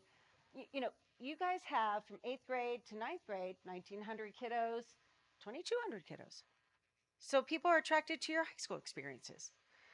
Ignore the 2021 number because that's COVID. And all districts kind of have aberrations of those numbers that year, but then you go back to your following year, you start to see that you guys are recovering extremely well. So unlike some counterparts in your area and across the country, you are not experiencing the enrollment decline that others are. And that's great news. but it also comes with opportunities and challenges. And so that's what we'd like to talk about with you all today. Are there any questions about that, by the way? Okay. Okay, so when we're looking at projected enrollment, we're going to do the exact same thing. We keep it pretty constant, as you can see, with the TK balancing out to about 900 kiddos. Once again, your kindergarten, just keep following your cohorts across. And we don't really see much of a change in pattern in terms of how your kids are going to be moving through your district. We do see that you're going to pick up children along the way, as you have in the past, and that comes online with more development taking place. You're not going to have everybody moving in that has people in kindergarten. That's just not going to happen. It'd be really nice because you could do planning that way really well. But the reality is they come in different sizes and different ages and different needs. And so you have to be prepared for that, and you have to be able to be responding to that with how you are going to use and support those children in your facilities. So let's look at trends. This is just an easy way to kind of track your elementary, middle, and high school kiddos. So your elementary kiddos are the dark blue across the bottom. And then your middle school children are in your green bars, and then the red are your high schoolers. So you can see, for example, that your elementary kids are increasing over time through your projected years. Your high school is staying pretty stable. It's going to drop off a little bit, but keep in mind, 5 years later, those children that are in your elementary school that have been increasing, they're going to feed through to your middle school and to your high school. So that's why it's really important to really keep a pulse on your enrollment levels, where they are, how you're dealing with them, and how you're balancing and right-sizing and maintaining balance across your district.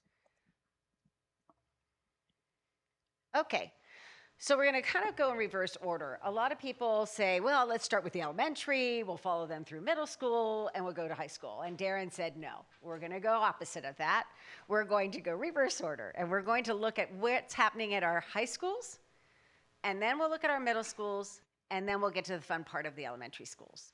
So our high schools, you can tell, it's not going to happen much as 200 kiddos over the next 10 years. We can deal with that. You know, that's going to happen. We have Murrieta to the north. Not Murrieta. What's the one to the north? Menifee.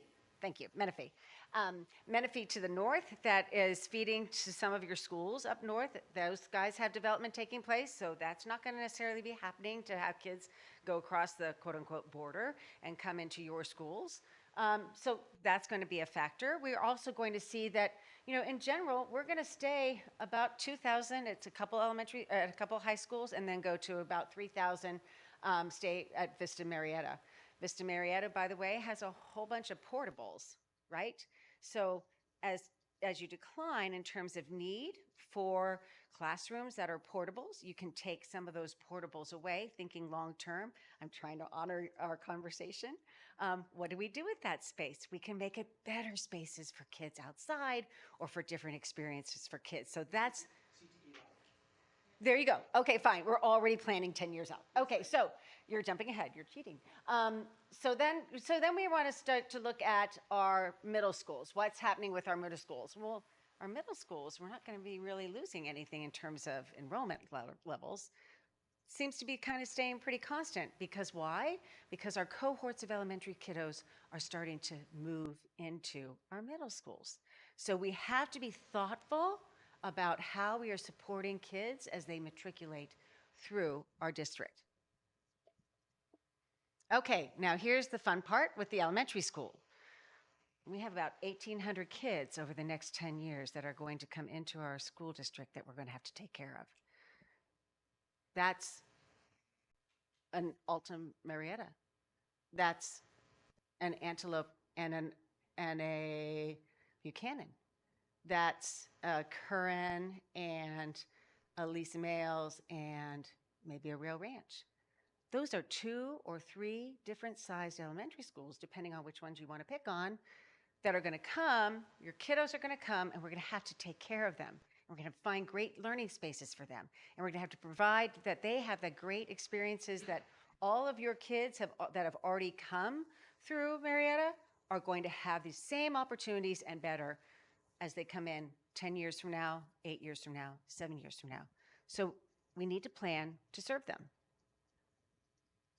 Okay, so let's look at our facilities. Okay, so when we're talking about how we make data-driven decisions, on the right-hand side are the parts that you guys touched on today already. We talked about multi-tiered systems of support. How does that take place from not only just the first level tier care that we take for children, but by the time you get to level 2 and level 3 systems of support, you're doing more intensive. You're having maybe more pullouts. You're having more one-on-one. You need to have spaces to take care of kids as you start to invest additional dollars in MTSS. You also have a positive culture and safety. Well, that comes back to warm, safe, and dry. You want to make sure that everybody feels safe in your buildings, that the roofs are not leaking, that you don't have cold spots in your buildings or too hot spots in your buildings. The environment that your kids are in is critical to their learning. And we know that even from just COVID, where air quality is everything for kids and for teachers and being able to stay awake and breathe clean air, et cetera. Engagement experiences and curricular activities. What do they have? What's happening after school? What's happening before school? Do we have access to that? Do all kids have access to that? Once again, that goes back to the parity considerations. Continuing improvement and accountability. I think that was mentioned this morning. I think you raised the word accountability for all of us to be paying attention to. And that's how you measure your success and how you're doing your work. And what are we providing that experience that we want for our kids? Community. You mentioned earlier today, how many different community committees do you have now with parents? 11? 10? I mean, that's a great touch point. You guys are reaching out and making sure your kiddos have their parents involved in their community. And then equitable resources and planning. Are we providing a parity of experiences for kids for access? So now I want to focus now on the decision matrix. The decision matrix, we talk about really the quality of the building, how it's being used, and what its investment needs are going to be. So on the bottom, on the x-axis, you see utilization. Your utilization is calculated the following way. You take your enrollment of a school, you divide it by what the capacity was for the school, and that's your utilization level. So if I built a building for 500 kids, and I have 250 people being served or 250 children in that building, I'm at 50% utilization. I am not in the green spot. When I build a building, when I build a facility in a school, I want that school to be used exactly the way I want our children to experience learning. And I want that to be in the 80, 85% to 100, 105%. And why is that critical?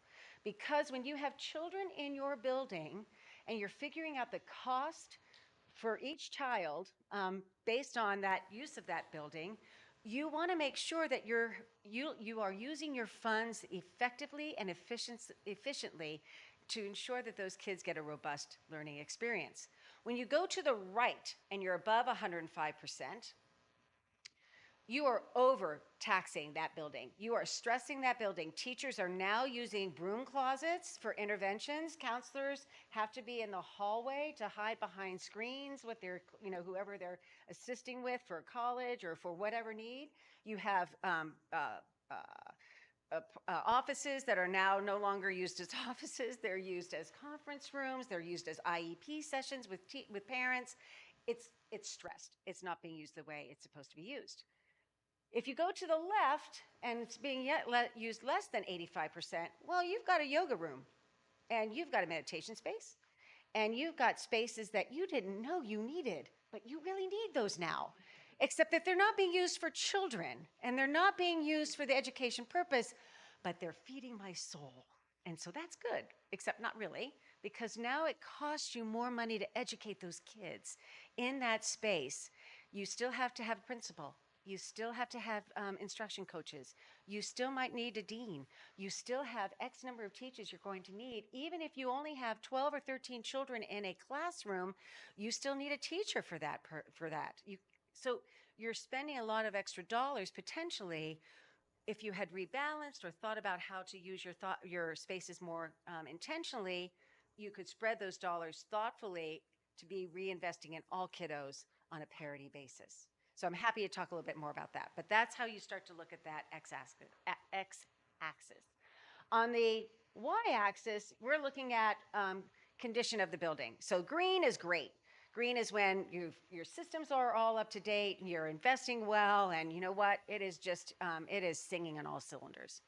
When you start to move into the yellow and into the red, well, you can start to see how the life cycle, all of those little boxes around the grid, you can start to see, wow, I need to start thinking about, do I need to reinvest in that building? Should I maybe renovate that building? Has it gotten to the point that it's, think of it this way, if you have a car and it's a 2005 Toyota and it's worth $6,000, and you now have a transmission that just went kaplooey, and it's going to cost you $4,000 to replace that transmission. Do I replace the transmission or do I buy a new car? I'm probably going to buy a new car.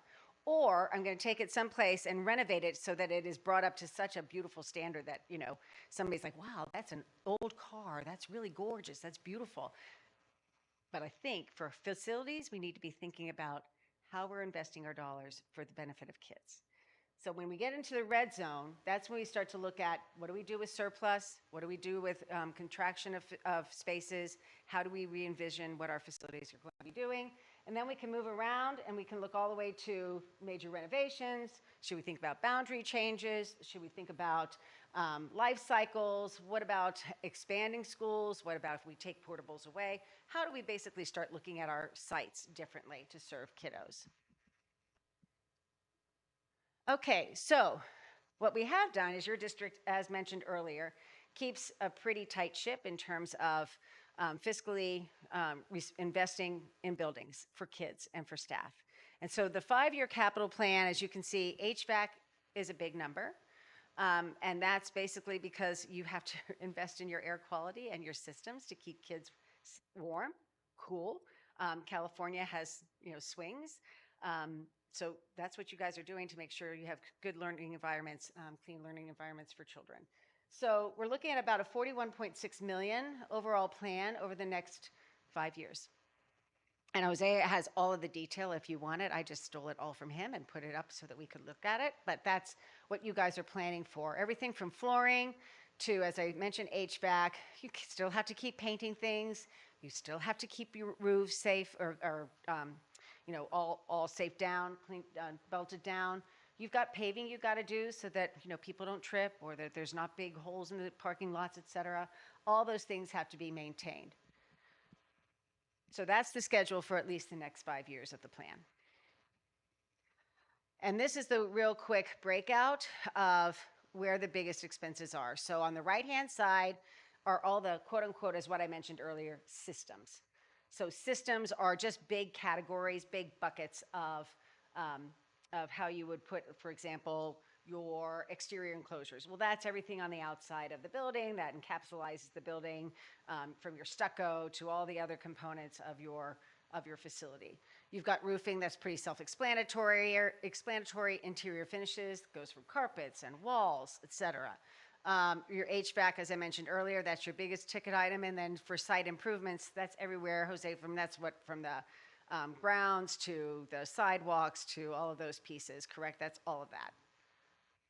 So all of those components add up to about $163.some million. Okay, so earlier we were talking about enrollment and what we see is happening right now.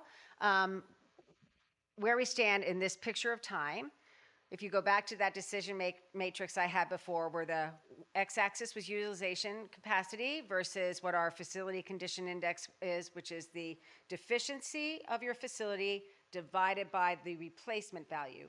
Not the replacement of a brand new school, but just replacing it as it would be. So if I have a school of $100 million as a current value, but you know what? I have $75 million that I've got to replace in terms of just bringing it up to standard, well, then I've got a 75% FCI. You guys are not in those spaces, but you can certainly see how those could be calculated. So what do we see across your district? Well, Murrieta Elementary School is one of your older facilities, and it is being utilized in that green zone that we said earlier, the 85 to 100%. So you're in that sweet spot. but it has needs because it's one of your older buildings and you have portables on it and deficiencies, et cetera. But that number does not incorporate your, is it $23 million investment that you all have made. So next year, when we go in and we look at your deficiencies against your replacement value, that little bubble of green will drop because you guys have invested in Murrieta. Also, if you start to look on the lower level, you can see your high schools. Well, there's a surprise. They're already, they're being overutilized. They're pushing over the 105%. And I think that's evident. We're putting portables up on them. And so it's logical. You can start to see, wow, now I understand why that building is in that box because of X, because of what I understand of that building. So we have 8 schools that are going to increase now double digits for utilization that will be above, this is in the future, 100%. You're going to have, at Murrieta Elementary, 1,700 kids enrolled with a projected utilization of 170%. That's a little bit over that sweet spot. Yeah.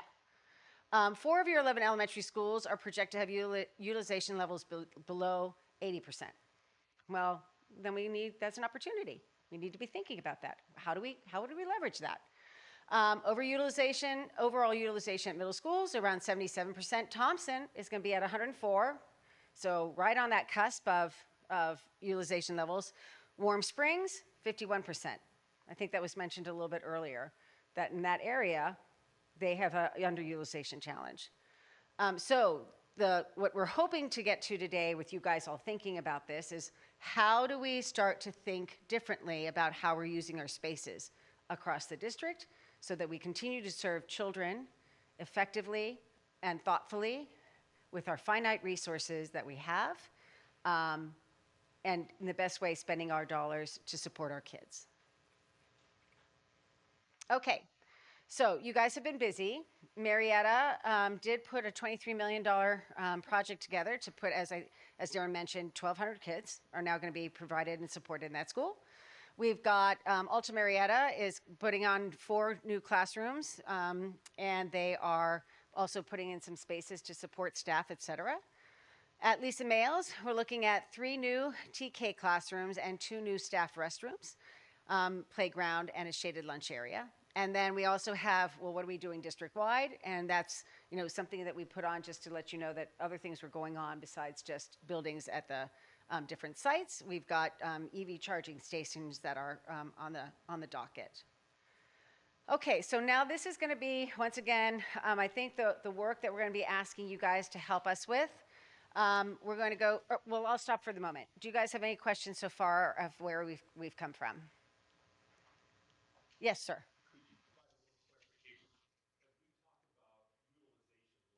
Yep. Standard, right.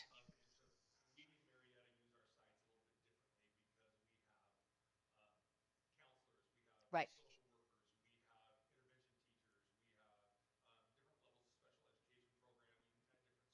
Right.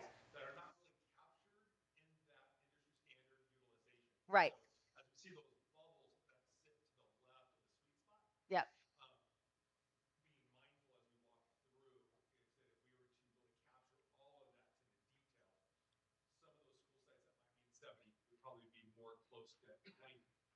Yep. And so just for us, to be, yeah, exactly. And that's something what I said in the very beginning is how do people live in these buildings, right? So it's easy for us to say it's just students, right? There's 400 students, 600 students, but once again, you got principal, interventionists, counselors, people supporting a high needs sped, severe social needs. There's all these other components that are in the facilities. And so it's how are the staff and the families and the kids living in these buildings? And so what we might even also say is 105% is even tighter potentially, right? So that's exactly how I'm asking you guys who have the touch points within your facilities, how are they living in them? How are you experiencing them? How are the kids experiencing the education and how are the teachers and staff feeling? So let's look at the overall portfolio. Overall age is about 1996.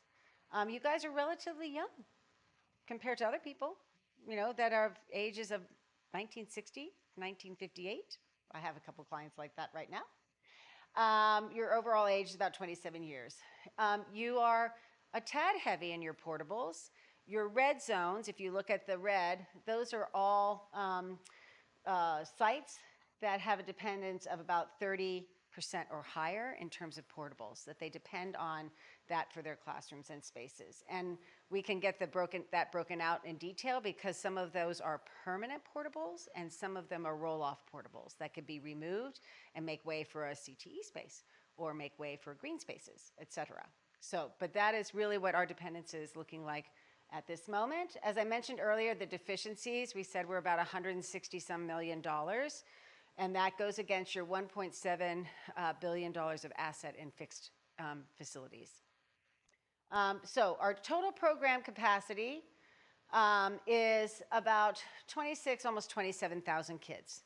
And that's what we currently are able to fit into our buildings. But going back to Darren's part earlier that said, but there's a whole bunch of other things taking place in these buildings that we need to be sensitive about. So we have to understand exactly how they're being used. Our overall utilization at this moment in time is about 81%. The red, once again, you can see is pushing the upper limit of the utilization levels. And so we need to dig down deep and figure out, what that actually is looking like in terms of the experiences already that are taking place in our buildings for our kiddos and for staff. When we look to the projected enrollment, that's going to be 33, 34, 10 years out. We are looking to be, well, as I said earlier, about 1,700 plus more kiddos in our schools. And so we have to plan on how we're going to use our spaces and how we may invest in them thoughtfully so that we can support those children across our district. And that is about almost an 8% change. So unlike other school districts that are looking at 8 or 10% decline or more in the next 10 years, you guys are looking at that 8 or 10% increase. So we're going to start with the high schools, once again, because we're going to go in reverse order. You've got 3 of them, of course. Average age is 22. The most recent one was built in 2009. You have an overall utilization of about 92%. Once again, Vista Murrieta benefits from Menifee with people that are coming just right across the street. But that's going to kind of drop and decline over time just because Menifee has been building their own high schools and they've got a middle school up there as well. So that pressure may be removed just a tad. Your overall enrollment across all of your high schools is about 7,800 kiddos. And once again, you're looking at dropping about 240 some children. So your utilization levels are going to be pretty constant. So let's look at the next page. So this is the map of your district. The green is our Vista. Yes, yeah, I can't see. Yes, Vista up on the right. Then we have Murrieta Mesa High School in the middle at 85% utilization. And then Murrieta Valley is going to be at 92%. You've seen these numbers before. We've talked about them a couple times already, but this is reiterating it on the map so you can kind of get the visual of where this all kind of plays. And you also can kind of in your head overlay what we saw earlier with the development taking place in the district. So your first task, you can get up and stretch, think for a moment.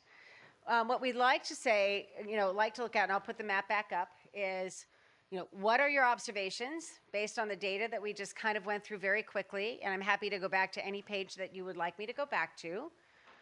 What are your observations about the data that we provided to you? From your perspective, is there any need for adjustment for our high schools and considerations?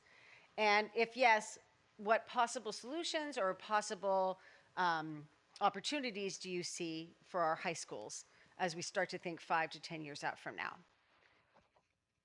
Darren, do you want to add anything else for that? Okay, all right.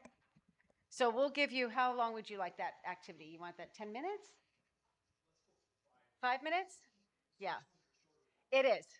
It is. I just want to give people time to breathe and, okay, 5 minutes, please.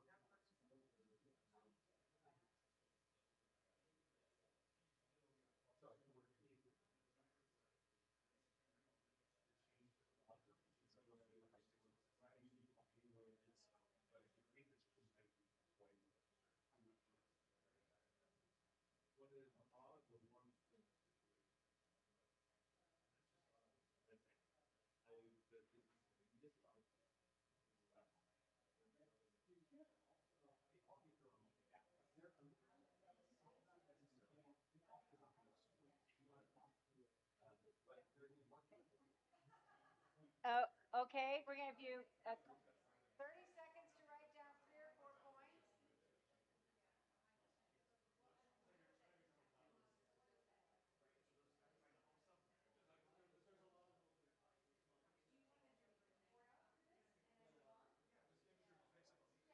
Okay, so what we're gonna do is we're gonna ask each table to do a report out real quickly of the 2 or 3 things you noticed. And if the next table says, oh, ditto, then we'll go to, or we add this one too, or we'd like to add this component to the thought process. So that way we build on it. I know I should have used the speaker, but I'll let you go first. Okay, thanks. So just briefly, we looked at how there's like this dog leg piece of the MV little hook there. Is there the potential of maybe moving that a little bit over towards Mesa and so forth? But we also want to take into consideration the impact on middle school and feeder patterns. We know those are tied together. And then also the concept of where possible removing portables in place of newer buildings or a new facility. So those are our comments.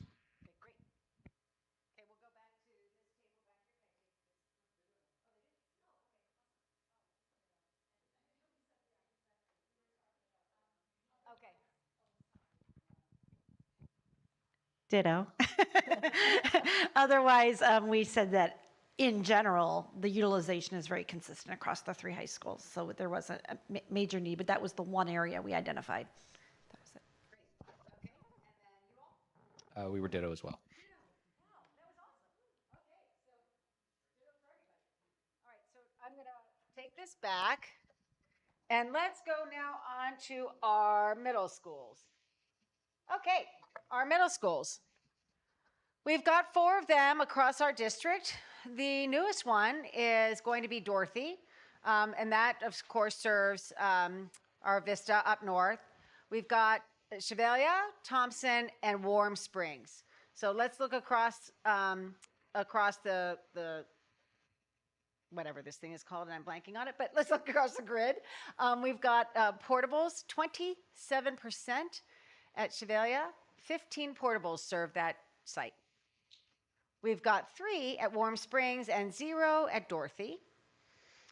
Deficiencies overall, compared 34 million to against replacement value is less than 10%. So we have, I think the highest FCI is at Dorothy. Program capacity across our middle schools is about 7,000 kids, 6,688 to be exact. Right now, we serve 5,000 kiddos in our middle school, and we're at about a 76% utilization across the district. 89% is at Thompson, and our lowest is hanging out at Warm Springs at 55%. At Warm Springs, we do have the that one program. Yeah, Learn at Home. So that takes up a number of classrooms at Warm Springs, but in general, we still are underutilizing that facility. Something to be thinking about.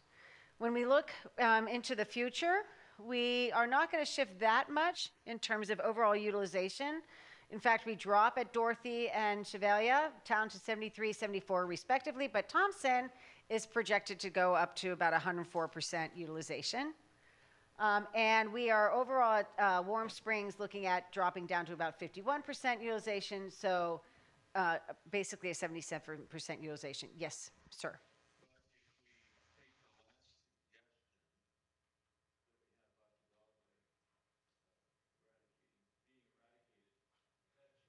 Figure at Thompson and may add to one of the others. Thank you. Yes, and those are the kinds of things we need to be thinking about exactly. So in the notes, when we go to see the map, that's exactly what we'd like you guys to be commenting about is how could we potentially face this challenge with the resources that we have. We may need to invest something, but we also have flexibility. You guys are in a very favorable position that you at least are looking at opportunities with the facilities that you currently have. And so I'm going to go to the next slide, which shows you the map, once again, of the utilization levels for the middle schools. And you can start to look at that from a strategy perspective. Is there anything else you'd like to add, Darren, in terms of that? We're good? Okay. So I'll give you guys 5 minutes again. And we'll roll out and we'll go in reverse order of, so these guys are not always ditto, so.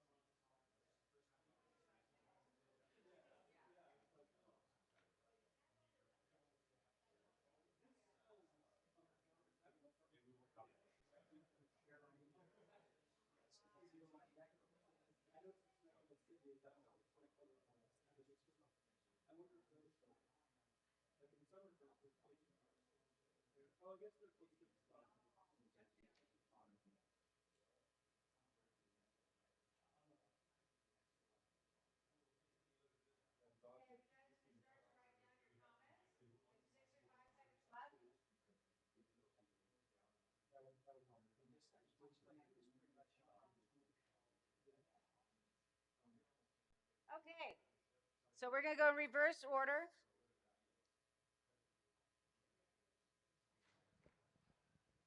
So you guys want to start for your middle schools?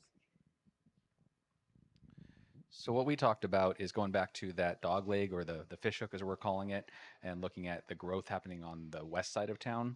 And the concept was if we were trying to move some students expecting they're going to come into Thompson as those houses come on board, and we see about 1,700 kids there. If we moved that green section, so the Thompson fish hook, into Shavela, obviously that's going to grow Shavela a little bit. And we see that the boundary that for Warm Springs, and we compare that to the boundaries for the high school. If we moved the boundary for the Shavela that's east of the 215, that goes to Shavela, and move that to Warm Springs, that could potentially balance that out. And then we talked about would that still require us to do something on the west side. And Darren brought up a great point, though. We need to make sure that any kind of conversations we're having about that, we're looking at the feeder schools and how it impacts those kids and being able to stay with, their neighbors and that kind of thing.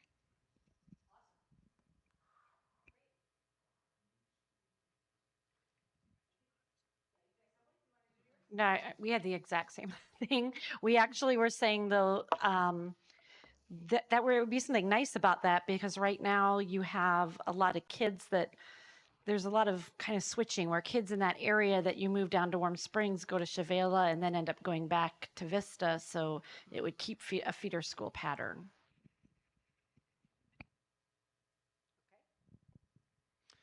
So we also the same. And then we also just talked about the possibility of whether there's a need for a new school over on the west side. So that was a conversation as well. Well, we did bring up TK8, but we already know kind of what to expect with the elementary a little bit too. So we had a similar conversation around the fish hook / dog leg thing, which is actually the Atovishal attendance area. We also had a conversation around Monte Vista attendance area, which is part of the Dorothy McElhaney Blue part, as a way to maybe help students get to Warm Springs and balance that out a little bit. The other point that was brought up is that DATE will eventually go through with phase 3 of the Freeway project, which makes a easier feeder pattern or transit pattern coming down Jefferson at Date or Cherry, whatever it's called, eventually get over the freeway at a straight shot. So that's still many years away, but we were taking into consideration how do we move kids if they've got to move kids from one neighborhood to another. Okay. Let's move on. All right. These are our elementary schools. Our oldest one is, or average age is 1993. Our oldest is 1958, Murrieta Elementary School. You see the deficiency is the highest in the district. We have overall for portables, permanent portables versus classrooms versus portables, a lot of portables on our elementary school sites. So when we start to think about quality of education, how we want our kids to be learning, how do we want our elementary kids to be served, are there opportunities with those portables to be thinking differently about how we use those sites. We are looking at current enrollment against capacity. We've got 11,730 seats for our children. We have 9,000 kiddos across our elementary schools. Keep in mind, like Darren said earlier, we need to be thinking about how those buildings are being used and how people are feeling that those buildings are being used. So that's something to be taken always into consideration, especially as we start to think about utilization levels. Overall, we're at 77%, and that looks well. We're kind of in that, we're close to the 80%. Some of our schools are above 80% utilization, 91 at Lisa Nails, 92 at Cold Canyon. Our lowest ones are about 60, I think 61% at Buchanan. 67% is Current. 69% is Rail Ranch. And Monte Vista, that was raised earlier, is about 70% currently. When we look to the future, we can start to see that we're really going to be pushing up at Murrieta Elementary close to the 170% utilization level based on what we talked about earlier today with the planning and where we know that building is taking place, how many kids we think are going to be coming from all of those different spaces of build. The other ones that are pushing it a little bit are going to be our Lisa Mayos up to 107%, and we've got Canyon going up to about 104, and I'm so sorry, as well as Avaha going up to about 104%. So some of them we know are going to see some stresses with the inflow of children. Overall, the utilization goes from the 77% to 92%, but we are still struggling with our schools at Buchanan, at Rail Ranch, and then also at Monte Vista. So the overall change is about a 20% increase across our district, but not all of the schools are going to have that same experience. So the next project for you all, this is the elementary school utilization levels 10 years from now, projected. Once again, it's always important to remember that you want to keep tracking your enrollment every few years, every couple of years, because we know things can pivot and you want to be responsive. And that's why we talk about a facility master plan 5-10 years out. You want to be flexible and fluid to respond to the needs of your district, and you have finite resources, and we need to be intentional with how we use our capital dollars. So when you're looking at the elementary schools, what do you see? And I'll give you a hint. Look at colors and where they're located. And are they different in terms of connecting? Okay, so we're going to do the same project. What are your observations? From your perspective, is there a need for any type of adjustment? And if yes, what possible solutions can be considered? And I'm going to go back to the map again so it can stay present in our brains.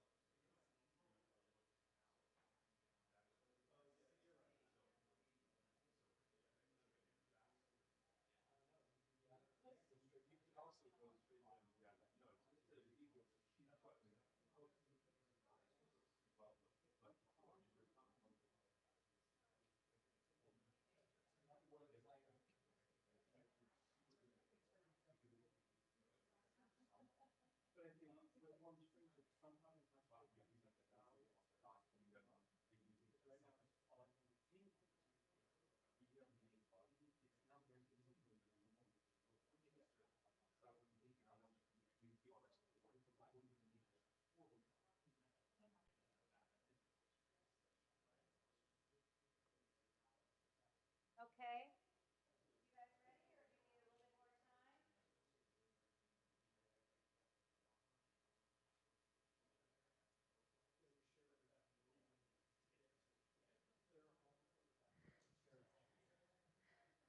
Okay, so how about if we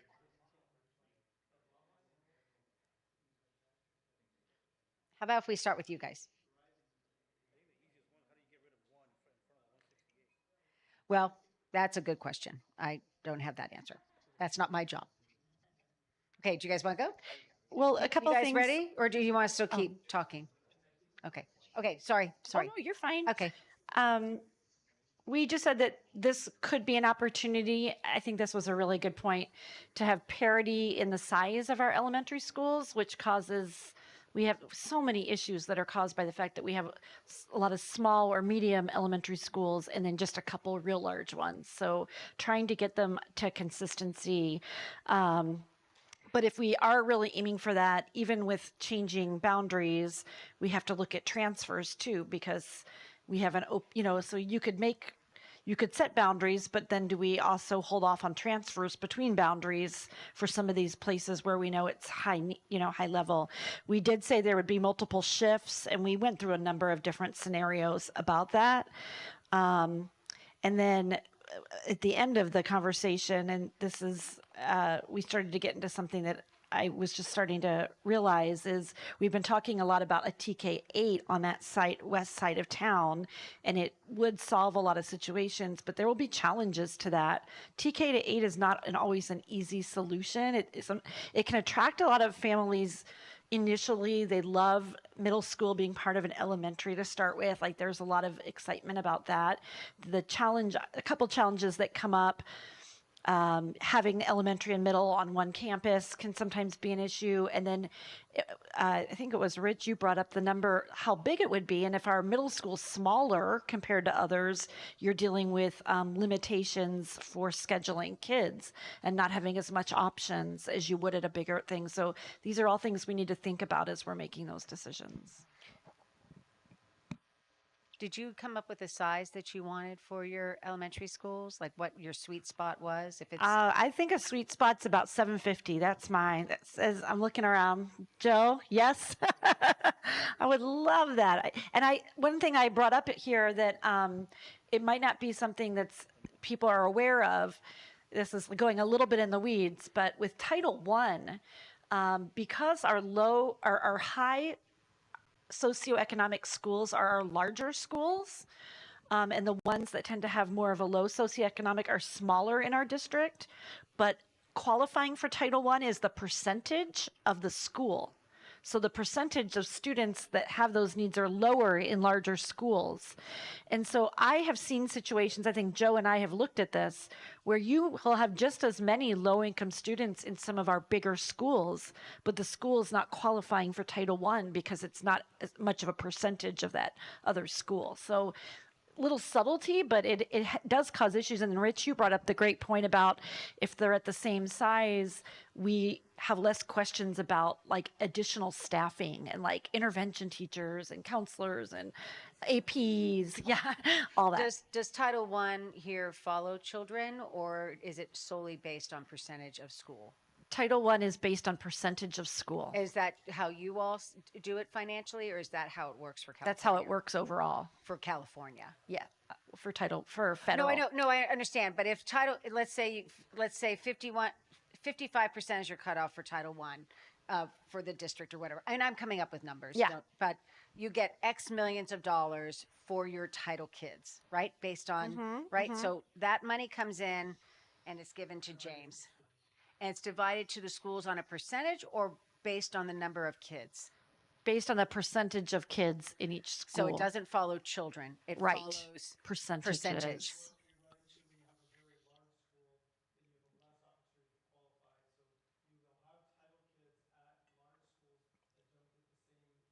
Level of support. Well, right. Just an idea. We restructured our finances and put money towards kids, following kids, the bucket. So like title dollars. So one school would have 75% title, right? And the school next door had 25. So the money we shifted for student budgeting purposes.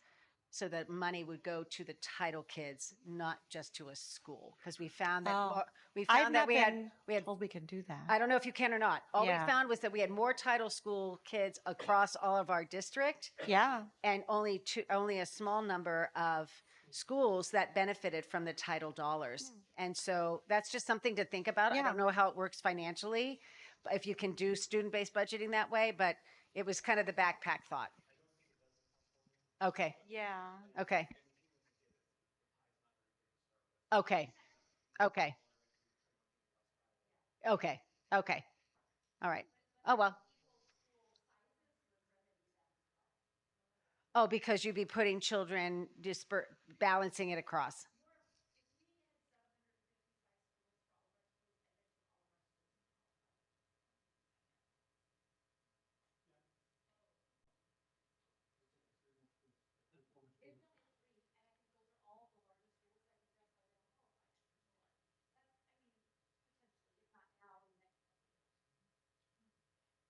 Okay. No, that's helpful though. I mean, if you're talking, that's why I was asking why 750 and how would that benefit kids? So that's one of the components of how it could benefit children for supports. Okay. Anything else for the? Okay, great. Do you guys want to go? We had a couple comments. We were, again, looking at part of the Willow Springs development, which is up in the Lisa J. Mails neighborhood. We're already having people requesting trying to go to Monte Vista as it is. And so we may want to just do a slight boundary adjustment there to maybe pull those over to Monte Vista and alleviate a little bit of Lisa J. Mails pressure. Also, we noticed the Avaha Rail Ranch slice and dice thing that's going on there with the multicolors in the middle. If there's a way to maybe address that and pull some pressure off of Avaha and maybe bring that either towards Rail Ranch or Alta or Buchanan by some shifting, or the addition of a K-8 school on the west side of campus or west side of the district may be helpful. In that process too, if my memory serves me correctly, we still show Cole Canyon very high with lots of transfers and so forth, but there's no new developments in their neighborhood, but they're still growing. So that little piece to the north that's on the west side of Washington, that little blue piece, also on the corner, which is currently Murrieta Elementary School, is another current housing project. Maybe it's an adjustment of that neighborhood also making its way to Murrieta Elementary and not to Cole Canyon. So, but we still allow people to apply for, based on given space, the ability to go to which school they'd like to choose. But we also talked about a TK8 on the west side. Great. And last? Very similar. We did a lot of talking about trying to right size our schools to create consistency. Had the same conversation about Vaha and that having to go through a boundary of another school to get to your school, fixing that. And then we even talked about the potential of looking at the placement for family services. Is that a way to free up some space out of Vaha? And then what would we do with family services? And then just a note of not to rehash it, but the with the west side, the expectation of we're going to get to 2,800 kids between two schools.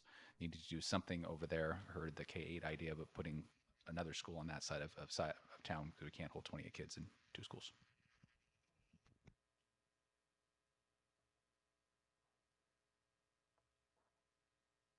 Okay, great. Well, thank you very much. That was most helpful. I hope that was helpful for you all too, in terms of starting to think about what we may look like differently.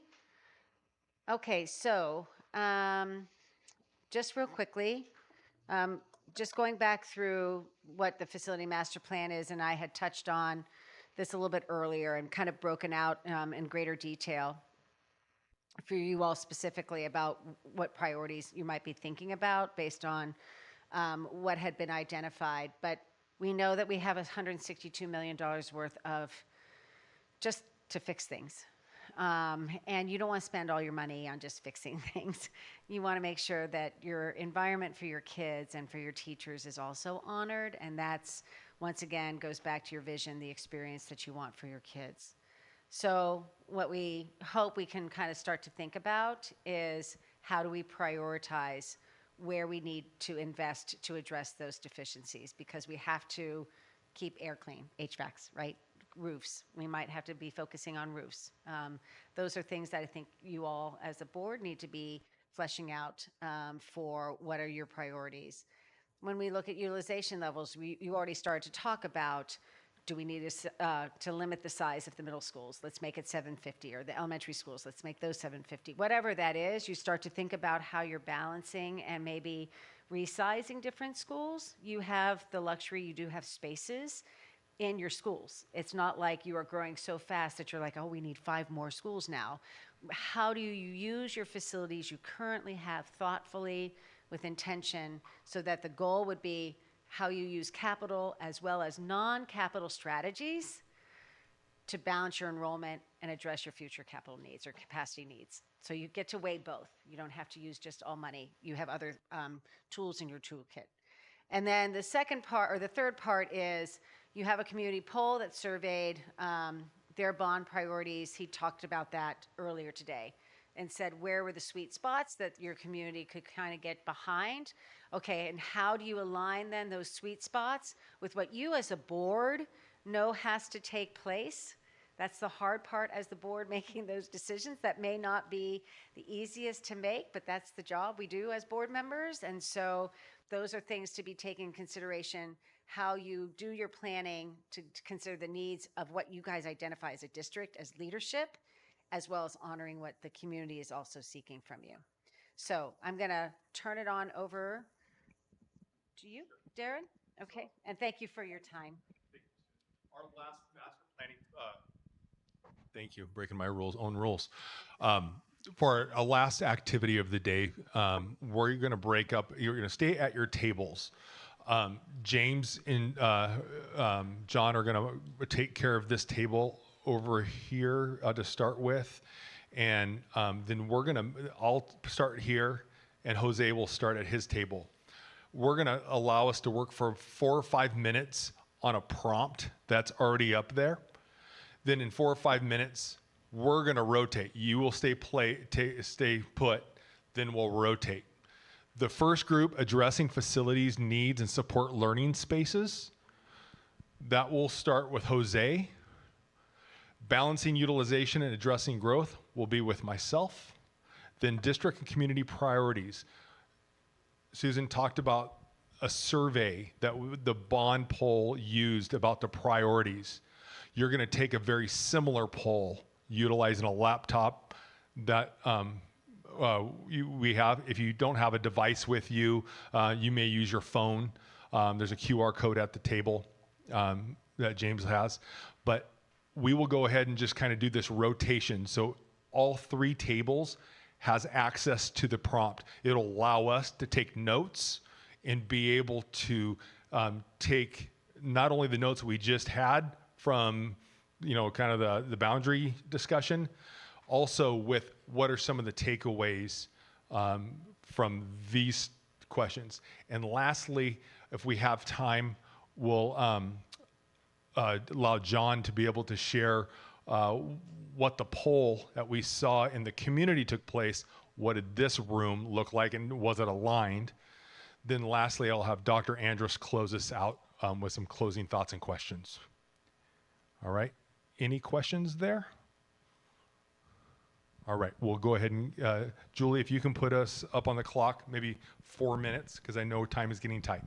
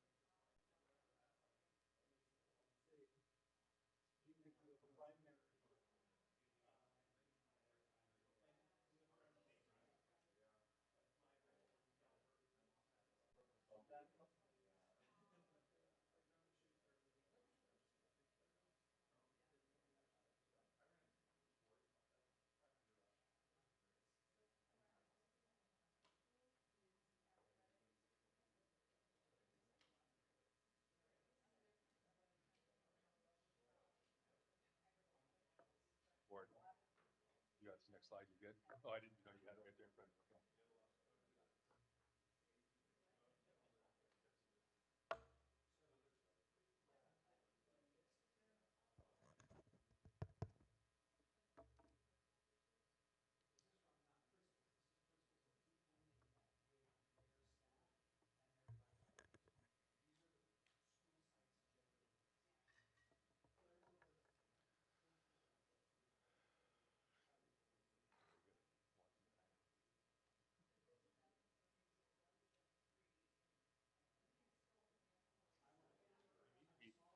I need you in my life. I might not always express it, but I need you in my life.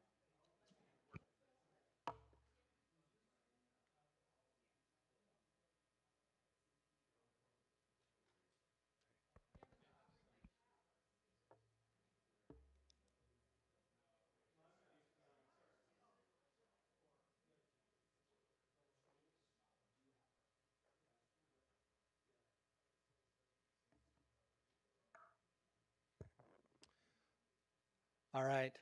We're coming to an end of today. You looking for something? Okay. We're coming to the end of today. We're grateful for everyone's contributions and the flow of thought. As you can tell, the amount of time and effort on the part of staff to organize today is significant. The amount of work on the front end, from everything from like, what did we accomplish last year? And here's our goals and directions moving forward. What are we going to try and accomplish? And then the afternoon's work with the folks who've come and presented to us, from the bond survey to the consultant work that's happening to us, our bond folks, our conversations with the city, and then the master planning that we're doing with Woolpert about what is this going to look like. You can tell there's been a lot of time and effort invested by staff into how do we come to these decisions. These decisions we don't, and it's interesting, I hope people are watching, okay? We don't come to any of these decisions lightly, right? I know folks who are attending have left, but we don't come to any of these decisions lightly, or even what we're presenting. And that's why I have so many people in the room today to talk about this. And where we will go from here is, as we continue among our many, many advisory committees and councils, we talk about these things and continue to gather information. When we get down to the nitty gritty of, are we going to move this attendance boundary? We're going to engage directly with families, right? And yeah, as was discussed, there may be some new faces coming to the board meeting, right? That we haven't normally seen, because these are parents like, what are you doing about my attendance boundary? I don't quite understand. And so it'll be a lot of communication. However, a question kind of popped up. I don't know if it's quite a question, but like, how do we address some of these things? And some of them could be facilitated by the bond or not, but the needs remain the needs no matter what. A bond only helps pay for some of that, as opposed to we're going to keep band-aiding or something or get by, or we have to come to the point like, well, we didn't pass a bond, so we're going to have to go borrow money from a loan. Okay, we'll get there when we get there. We'll cross that bridge when we get there, but the needs remain the needs, and it appears as though our students are coming. They're coming towards us as we see the developments happen, the pacing of when it happens. And I'm grateful that it's 2024 and we're having this conversation now and not in 2027 and having a conversation about what are we going to do, right? Because it feels like it's going to come quick. As you heard, 1,000 of those units are going to be occupied in 2024. That will yield the potential around 400 to 500 students. That's pretty quick, and that comes, and all of a sudden, where we're going to put them in which neighborhood. So some of these things are going to come at us pretty quick. So we're gonna do just a large group discussion. We'll ask if board members have any closing comments, things they want to share, and then we'll conclude. And then Mr. Diffley will close this meeting and recess to closed session. So anything surprised you today? Is there any big surprises that came at you today that you didn't realize were happening? And this is just grab the microphone and share. This comes from anyone. Any surprises from things that you heard today? Oh. With each other, some of the things that we shared with each other and the other tables and so forth have led us to agree on some areas that we were sketchy about, or perhaps even didn't think about. Yeah. So there's a lot of good stuff that happened today. Okay, thank you. Yeah, I think what's interesting is we might have had a thought, but we heard it from other tables. So it's like great minds think alike type concept.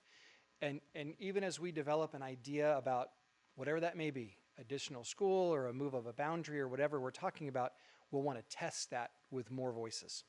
Okay. Any other comments? That also tells me if there's no surprises. We've been doing a good job informing you. Okay. Anything we're missing? Something we haven't asked? What are we missing?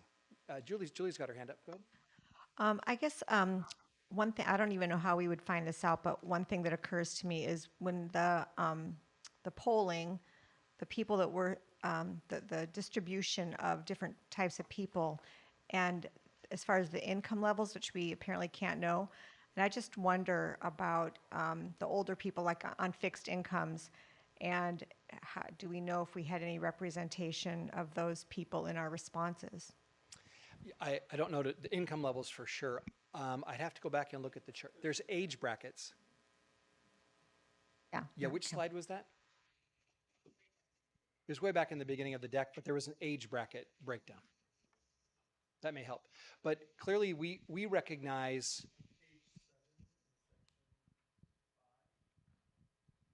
so there's some data. Yeah.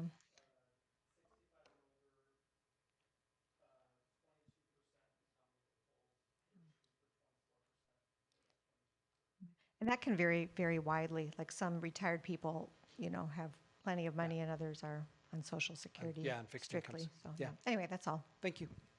All right. Anything else we haven't asked? I mean, there's still lots of work to do as we proceed with other elements, but okay. Anything else you wanted to know? Anything that you still have a question about maybe a campus need?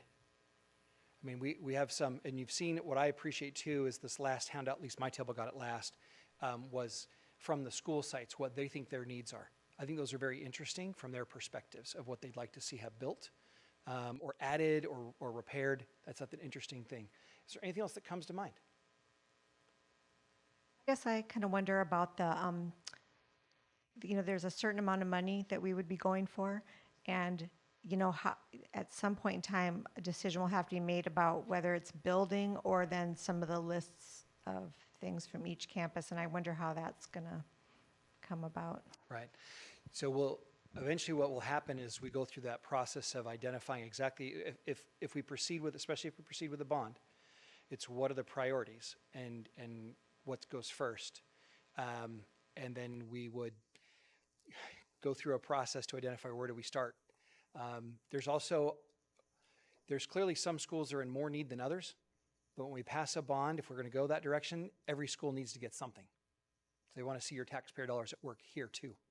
And so some of those, and we do see some things like one school that's newer that may not need a portable replaced, but maybe we need to expand their playground for the little ones, right? And so they're getting something.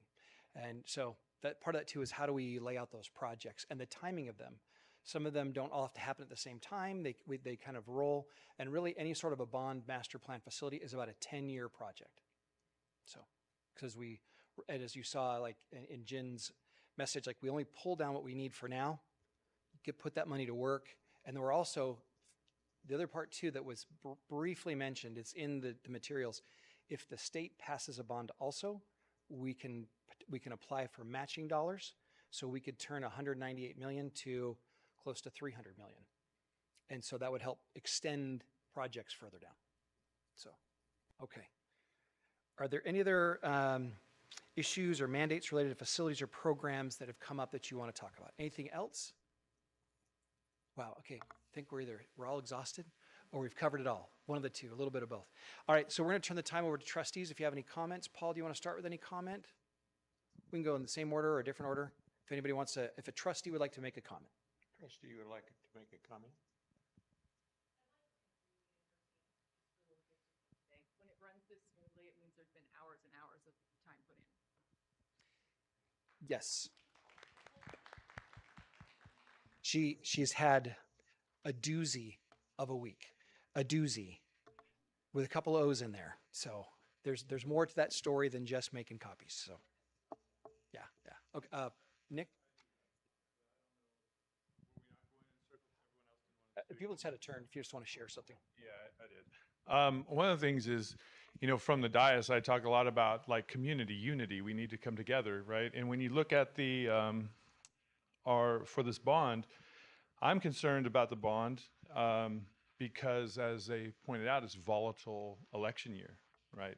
And I think it's just important to note that. I think 45%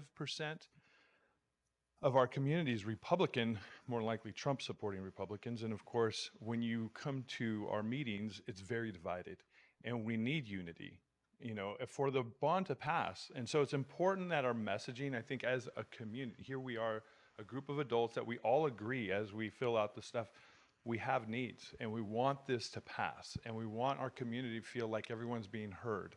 And so that 45% of conservatives need to feel welcome at our schools and feel like their concerns matter. And I think that needs to be reflected in how we interact with each other and how we communicate. And I think we could really set that tone. And I really hope that we do that as a board, as a district, and really feel like that matters. Unity matters. Well, our politics can be our politics. We know people have different opinions, but I'm really hopeful that that's something that we take away from this as we move forward, especially if we want what's best for our kids. So that was the one statement I had. Thank you. Any other trustees like to share, Paul, as we conclude? You make a good point, and I think that could be partly reflected in the advertising that we do, trying to reach out to the different age groups and communities with statements. For example, we need to talk over and over and over again about the fact that there's no new tax. This is an extension that people don't want to be taxed, especially right now. But if there is no new tax, that's a big deal. Especially, I think, with the older folks. But it's been, for me, it's been a great meeting, and it's been more informative than I've seen in the past with this kind of thing. Much more. It was great to have those other people here talking about their different specialties. I learned a great deal from the city planner himself. Things that I would not have known if I'd not been at this meeting. Yeah. So it was really put together well. Thank you. I applaud everybody who worked on it. Thank you. Okay. Any other trustees? Nancy? Nope. You're good. I want to thank Julie and everybody else who put this together. And I agree with Paul. We need to have really good messaging to make sure people understand that their taxes won't go up. Yeah, if the trustees agree by, and the timeline is June, in one of those June board meetings, and we'll work this direction. It feels like that's the recommendation given to us, right, from the polling. We'll work with that direction, but at some point in time, as like was mentioned, as a district, we stop advocating for what this might be. It becomes that volunteer effort, but we can inform people with facts, right, about what the facts are. When you have that district hat on, when you have citizen hat on, it becomes like, oh no, you need to vote this way, right? But that's your own personal volunteering when it comes campaign time. And so we'll make that distinction. We'll provide trustees and staff members and principals, because they'll have lots of interaction with parents, about appropriate talking points from the district representative perspective, which you can talk about. So, because we don't want to blur a line. We want to make it very clear, like, these are our needs are our needs, and the bond or the district is proposing this item, this measure. And then separately, you can go hang doors, hangers on the weekend. Yeah, I think that's what my weekends may be like. That being said, anything else for the good of the order? If not, do you have your script, Mr. Diffley? Oh, we're going to get you. I call for a motion to adjourn to closed session at dark 30. Oh no, it's 4:15. Moved and seconded. All in favor? Aye. Any opposed? Hearing none. We'll go into closed session. Thank you very much.